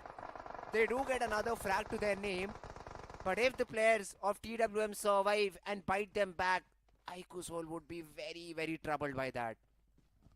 Oh yes, Team Soul is definitely going to be trouble. 6 finishes already in their pockets, but now Soul is looking very confident. On the other end, we have the players of King Chemin also being silent, and oh, huge nade. Yeah, great grenade coming in, and with that Alibaba Raiders, they have been eliminated, but now Ronnie also goes down. This is something that Team Soul needs to deal with because the rescue mission is very crucial, but at this point Chemin is also making their way as the confirmation has been made by Fury, and now Team Soul, they are becoming the party in the sandwich. Not a good position to be in, and this marks an end for the players of Team Soul as Chemin with 7 finishes with all the 4 players alive is looking very strong. A team that has always went for the heel battle, this time looking for the aggressive side, and maybe this is their game to lose. Let's see, these nades could make the difference. Altu was very close to the nade, but it burst behind him. Now let's see, Kyolama and Payo, these are the only 2 players surviving. Chemin just outrightly have the numbers advantage, yet still they're tossing all the utility that they have, throwing the kitchen sink at the players of Team TWM who do not even have the play zone, peppered by just nades, not even bullet at this point of time. The smoke wall being created to get inside the zone does not matter. Kyolama goes out in the open, a 1v4, and that's not just happening.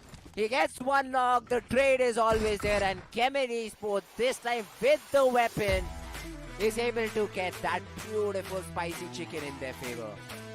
Oh yes, finally, Chemin Esports. They were very consistent on all the 3 days. Everyone was criticizing that this team always goes for the heel battle, but this time there was no mid strat, there was just pure aggression. Yes, they were not raining death and destruction in the lobby, they were just being silent because the circle itself was so crazy. No one could have anticipated that stage 4 circle shift that came through on the southern island. But Chemin Esports, all they had was a little shack, and they held on to it with a dear life. They defended it and made sure they remained silent, not making any unnecessary noise in the lobby, and that ultimately resulted in a beautiful winner-winner chicken dinner. Yeah, it did. It definitely did. Chemin Esports. I mean, I still remember we had the HUD on the right-hand side which said Chemin, all 4 players surviving, but the number of frags that they had was 0. So I thought, yeah, so basically maybe they get 3-4 frags but then get eliminated in top 3. They will still end up with good points but not the chicken and with not the best possible result. And suddenly I noticed Chemin, 7 frags. They eliminate the players of Team Soul. They have 7 frags. I mean, what? Where did they come from? Then I realized they played it smart. They were just finishing the knocked out players. That's what they were doing throughout the game. And the final battle with Soul was a very easy one to say, because they were fighting with the players of Team TWM. First they get a third party knock. Then the nades from TWM had only softened the players of Team Soul. It was just about a matter of 1 or 2 bullets on either of these players and they just fell like flies. And then in a 4v2, you're not giving literally any chance to your opponents to get the chicken, which bear in mind is a good thing. I mean, you using every bit and piece of utility you have to soften up the player or to make sure he's in trouble is a great thing to do. Because right now you have a weapon which could help you clutch those 2v4 situations if you're not careful enough. That's TBS, and they had it. So good job done by the players of Team Chemin to throw those nades. Wait it out. They knew the zone was their friend, and essentially the players of Team TWM had to come running into their just warm little hands. So was a very easy game after that for them. 9 frags overall, I believe, and they get the chicken. Chemin Esports, 2 chickens in the day. They have to be in top 5 by now. Oh, they have to be. And yes, there were not too many finish points at the starting because all the teams who were going for the aggressive side, like the players of Team Orangutan, they eliminated the players of Carnival Gaming. Then they went ahead, eliminated the players of Team Metal Esports, took few players from the side of TWM. These teams they were also grabbing the attention because the circle shift was so crazy this time. So if you were going for the aggressive side, you were grabbing the attention of all the teams. And once they made it to the main line, once they made it to the safety of the circle, they would start attacking you. So Chemin realized that they knew we had to be patient. We had to respect the circle. We have to defend our position, and that's the way to go. And that's exactly what they did. Yeah, that's true. Great job done by the team. And I mean, this game had an insane start to FS versus Reckoning. This was a really interesting fight. Immortal took a defensive stance over here because of which he fell. And essentially the complete squad of Team FS Esports were taken down by Team Reckoning from far away. Here Hunter had a big wave because of which they lost a player. But after that, the recovery was just insane. It was just insane. Secret caught over there. The spray was also good. They were able to get the top. But this is the shift that was completely crazy.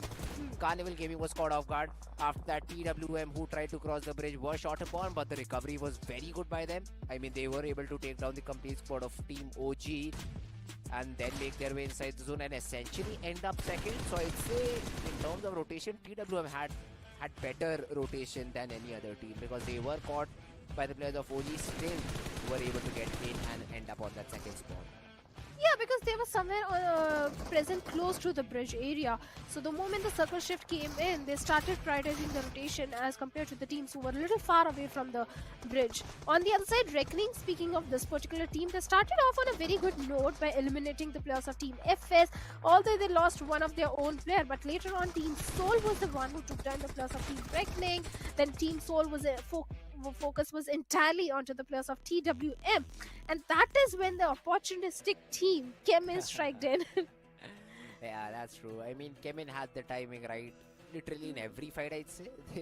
They never had to deal with the third parties. They never had to deal with 2 teams at the same time. So it was a really great game for Chemin Esports and good calling by their IGL. To make sure that they are able to get the chicken, but at the same time not be too deficit in terms of the number of frags that you get, because you do see sometimes these things happen. With Chemin it has happened in the map of Sanhok. They were able to get the chicken but just had 1 frag, although it was a completely different story because that guy was literally outside the zone and somehow with God's and BGMI God's blessing he was able to get the chicken. That's a completely different story, but we do see a lot of teams not having even a single frag. Once the zone number 6 hits, they try to just get the chicken. They do not keep the number of frags that they have in mind, so they end up with 4 or 5 frags. They get the chicken, they're happy about 20 points a game.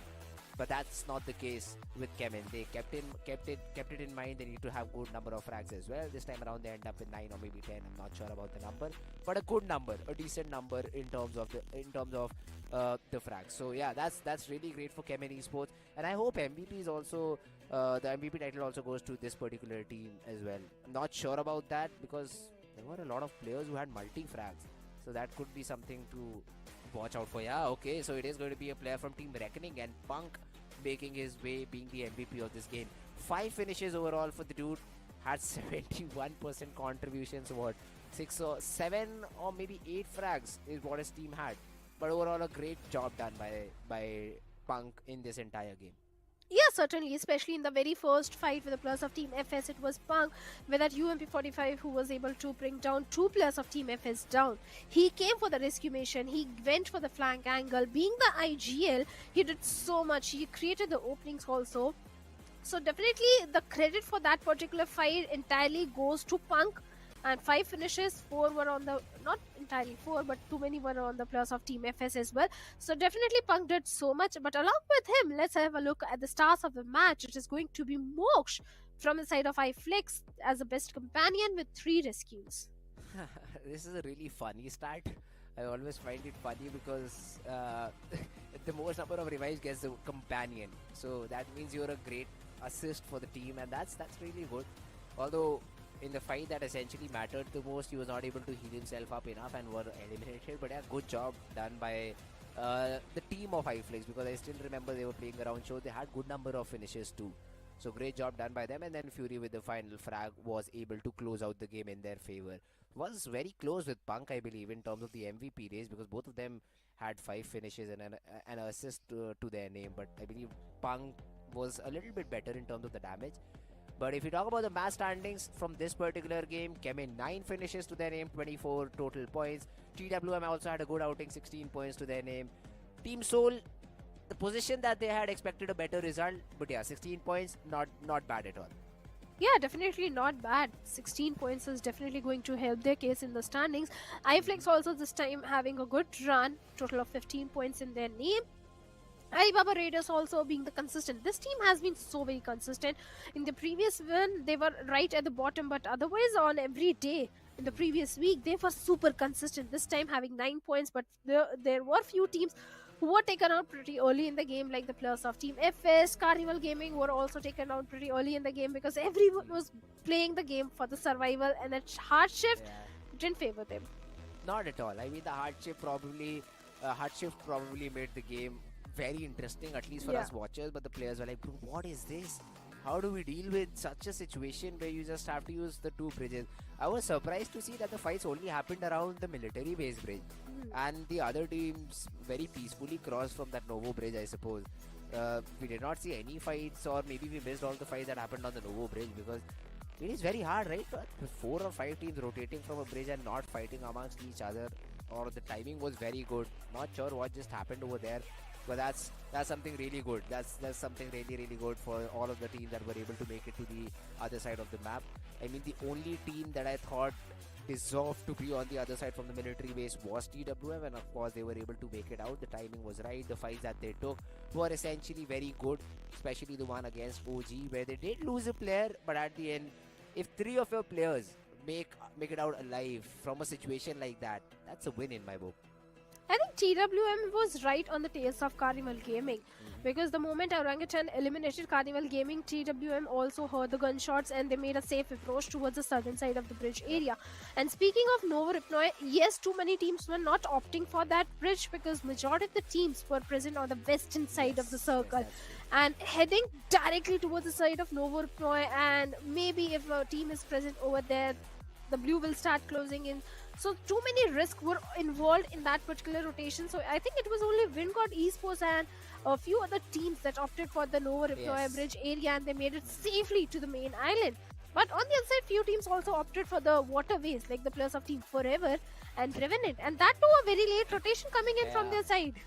So basically, they were running towards Novo Ripnoi. They did not have enough time. They knew there was a fight going on, so they opted for a safer or I'd say delayed route, because most of the time you do not make it out alive once you take a dip into the river. So that's what happened. But the overall standings are right in front of us, and Chemin not top 5, Shadow. They've just made it to the top. Straight away at the top position. 2 chickens in today's day, and they just performed brilliantly. 138 points is what they have. Revenant closely following them, 133 points for them. Entity with 117. So now suddenly we do see a gap between the second and the third team, which keeps on going on and on and on. But the other teams who made it over here, Blind, Aiku Soul, all of these teams have made it towards the top 8. And this is probably the insurance zone, right? So these teams, if they continue to perform in the same way, should easily be able to get into top 16. The next page is where I'm interested the most, to see the cutoff after week 2 day number 1, because that's where the other teams have to end up so that they do qualify for the grand finals. all these teams right now, their focus is just to create a safety cushion for themselves for the last week. So they can go all aggressive, they can try and experiment things, they can try different strats for the finals, because if they have the safety cushion, then only they can do. If they have the pressure mounting on their shoulders of the qualification, then they can't experiment something. Alibaba Raiders is also one of those teams that impressed me the most in the previous week. They were so consistent, but the performance was missing in few of the games today. Yes, they did get decent points in the last Erangel, but I think it was match number 5 where Alibaba Raiders were taken out pretty early in the game with 0 points. Godston also not a good performance coming in from their side, but still they are in the safe area. They just need to focus on the consistency, not just Godston, Gen XFM, Global Esports. Global in fact had a good day. Godlike also had a very good day. Carnival Gaming had their ups and downs. Big Brother Esports were also seem to be a little struggling on this day, along with Team Forever. Yeah, all these teams, I mean, especially as you pointed out, Global Esports and got like decent outing. They were struggling after week number 1, but today was certainly a new day for them. And plus, if you look at the competition on this page, Alibaba Raiders on the 9th spot with 99 points. Team Forever on the 16th spot with 88. It's a gap of 11 points, Shadow. I mean, one good game for any of these teams and they'll make a huge jump. So that's how we are fighting it out in the overall standings. Even till 24th, the difference is of 11 points. So you cannot count any of these teams out till now. Of course, I'd say except for Team 0 because they are very far away from the competition till now. But yeah, even Windgod still has that opportunity to make it into the top 16. I mean, every team still has what, like 24 more games to go. 200 points is what I say. Any of these teams getting 200 points from here on, from their remaining games, should easily be able to qualify for top 16. Oh yes, they certainly can, but like you mentioned, Vingod Esports, Vingod they shine in few of the games like Sanhok. That has been their strong map.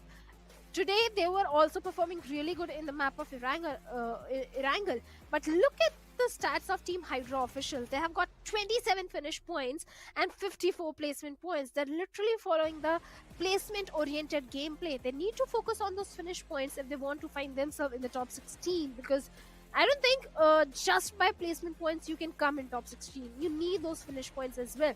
Metal Esports, Team Xpark, despite getting two chicken dinners, just because of the inconsistent performance, they are sitting on the 28th spot with just 68 points. So these teams, they need to focus on the consistency. On the last page, after getting 2 chicken dinners, is not a place where Team Xpark should be. Not even Metal Esports on the 27th, Reckoning on the 25th spot. These are the few big name splits. Oh, that's completely true, Shadow. I mean, did not expect all these teams to be over here, but they will have to make their way up from here on. So let's see how do they want to go ahead in this particular tournament. It has been a fun one, and the day was really interesting too. A lot of these teams who were struggling in week number 1 have showed potential on in just day 1 of week number 2, but we still have 2 more days to go to pass any sort of what should I say, to pass any sort of a statement that this team is performing good or bad. So we will still keep hold on to that particular thing. But yeah, this final game, a fun game, a zone nobody expected, because usually whenever you have that military base zone, it's clear from the start. So you know from zone number 1 that the final zone will form towards military base, and that's it. Be prepared for that in advance. But here you got to know about it after the third zone, I think. And suddenly the 4th zone is, whoa, this is something new. Adapt. Most of the teams were not able to do that. So stuff like this will happen in future too. I mean, this in short gave me an experience of Sanhok per se, because hardships like these usually happen on Sanhok, but happened on Erangel, so a welcome change according to me. So would love to see more hardships like these and teams being troubled a lot, because that's what I like. I mean, if you're not able to adapt, you will be eliminated. But yeah, the best thing was Chemin Esports. They survived and were able to get the job done. But yes, guys, this was it for now. Let's quickly jump to an interview that is being conducted. So let's go to that particular segment.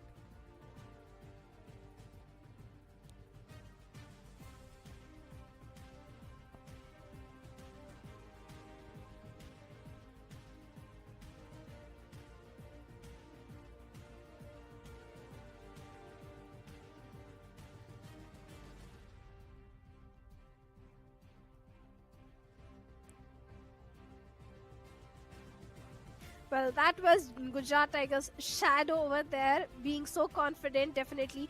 And for all the good reasons, because Gujarat Tigers, they had a fantastic run today. Yeah, that's true. I mean, Gujarat Tigers, they played a good game. And of course, Shadow will be a part of that particular team. And we will be jumping back to the interview. Yeah. And let's head on and let's interview hear ke liye. from Shadow. Shadow, welcome to the show. How are you doing? I'm doing good. How are you doing? I'm doing good as well. And हमारे analyst के काफी सवाल होंगे आपके आज की और in fact V1 की रन के लिए, तो I leave it to you guys now. Should I start? आप करिए, मेरे पास तो व्हाट्स अप, क्या हाल? मस्त मस्त. आप कैसे हो? बस मैं ये पूछना था कि कैसा लग रहा है नया लाइनअप, मतलब विक्सी के साथ पहली बार खेल रहे हो आप? नहीं, विक्सी के लास्ट BMPS भी खेला था. लाइक मैं, लाला एंड विस्की तो खेल ही रहे थे BMPS. MJ नया एडिशन था हमारा. और कैसा चल रहा है ये पूरा रोस्टर का? अभी तो हम लोग मतलब जितना फाइट्स ले सक रहे ना उतना फाइट ले रहे, थोड़ा सिनर्जी बिल्ड करने के लिए.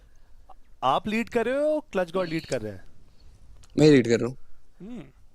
नाइस. बट ये जो अभी फिनिश का गेम है, मतलब अभी फोकस अभी फिनिशेस पे चल रहा है, मतलब कि फायर पावर पे कितना है? फिनिशेस पे चल रहा है, मतलब फायर पावर कितना है हमारे टीम का, कहाँ फाइट्स ले सकते हैं कहाँ नहीं ले सकते. चिकन डिनर एक छूटा था मीरामार के अंदर. What was the reaction? क्योंकि स्किप्स ने ऐसा क्या करके दिखाया और टीम के बीच में क्या हुआ है, क्या एक्सप्लेन कर सकते हो व्हाट हैपेंड? लाइक एक्सप्लेन करने का, लाइक दो स्क्वाड थी आई थिंक, लड़ रही थी. यस. तो मेरे को MJ तब से पंप कर रहा था कि चले जा, मतलब ऊपर जा हिल पे कि एंगल बना रहे वहां से. फिर मैं वहां से पूरा नीचे आया कि अब मारना पड़ेगा, तो उधर जो होना था हो गया.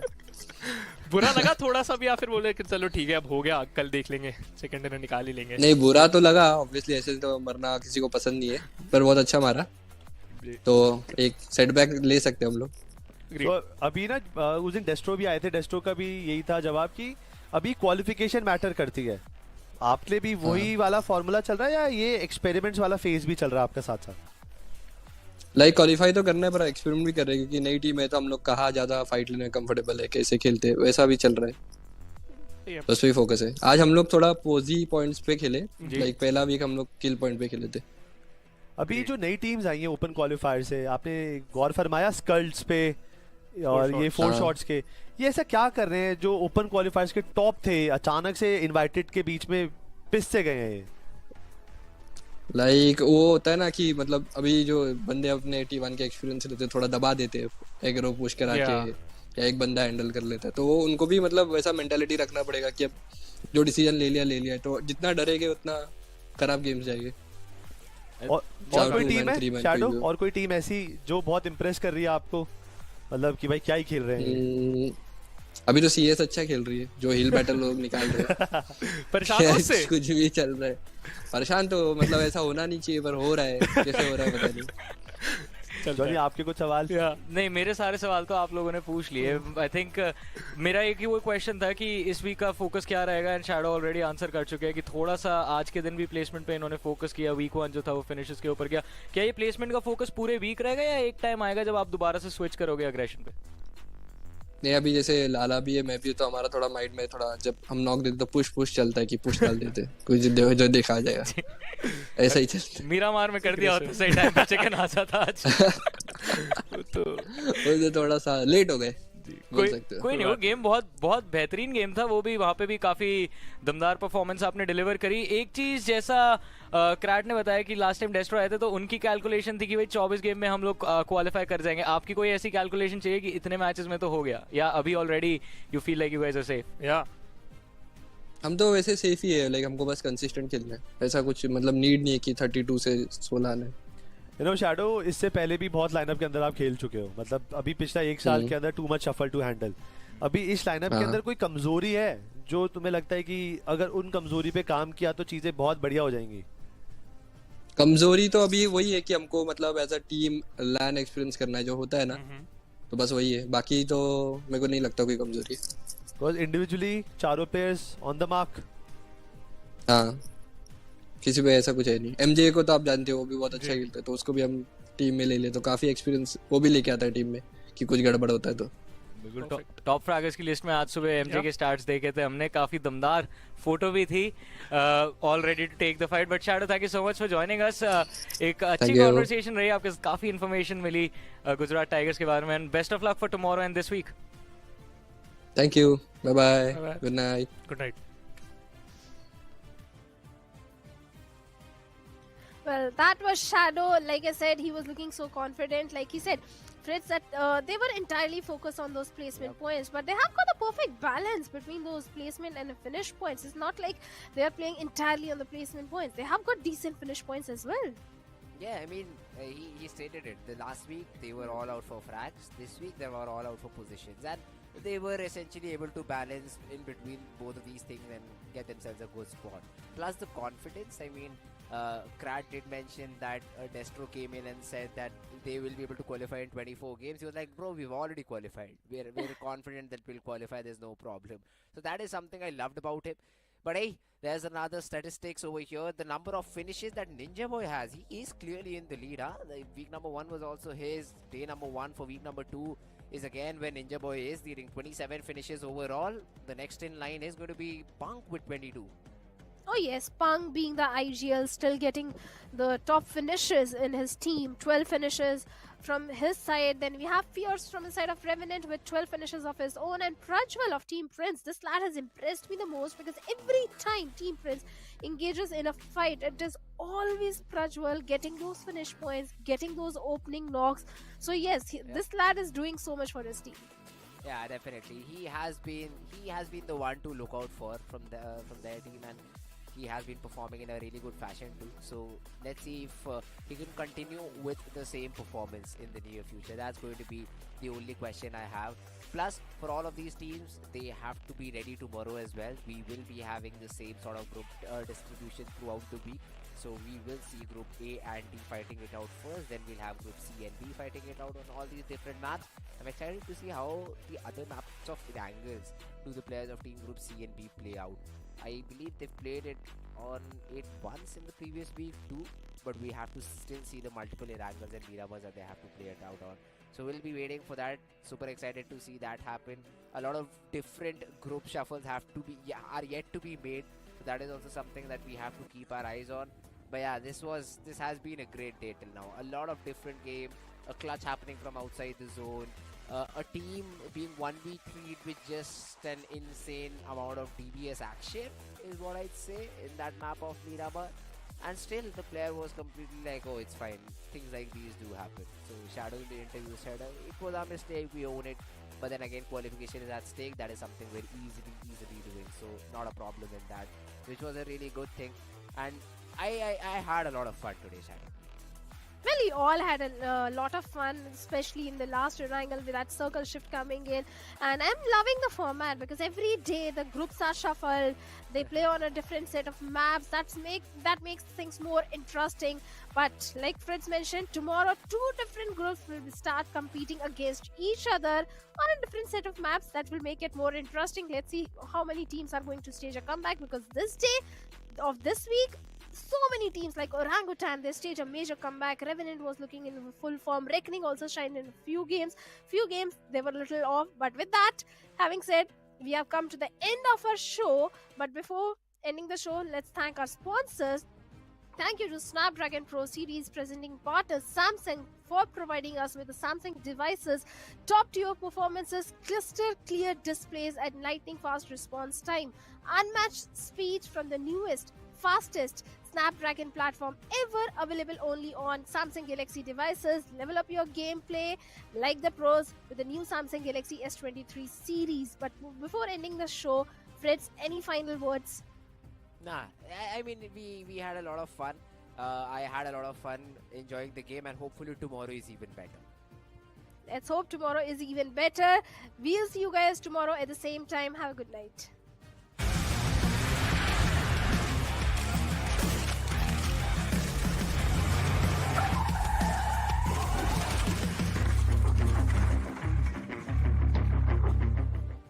The Snapdragon Pro Series powered by Samsung Galaxy is brought to you by Snapdragon Elite Gaming, Samsung Galaxy S23 Ultra, and Monster Energy. Yeah, I'm the best. I never stress. I know what's next. I'm who they test, like we playing chess. But I'm unimpressed, so now let me flex. Yeah, I'ma work through the struggle and hurt. I'm who they test, like we playing chess. but I'm unimpressed. So now let me flex. Ha, yeah, I'ma work through the struggle and hurt. Cause I know my worth, and I gotta be first. Ha, yeah, I gotta be first. They don't know what's gotten into me. How'd I turn pain into energy? Through all the struggle and hurt, remember my worth, and that's why I gotta be first.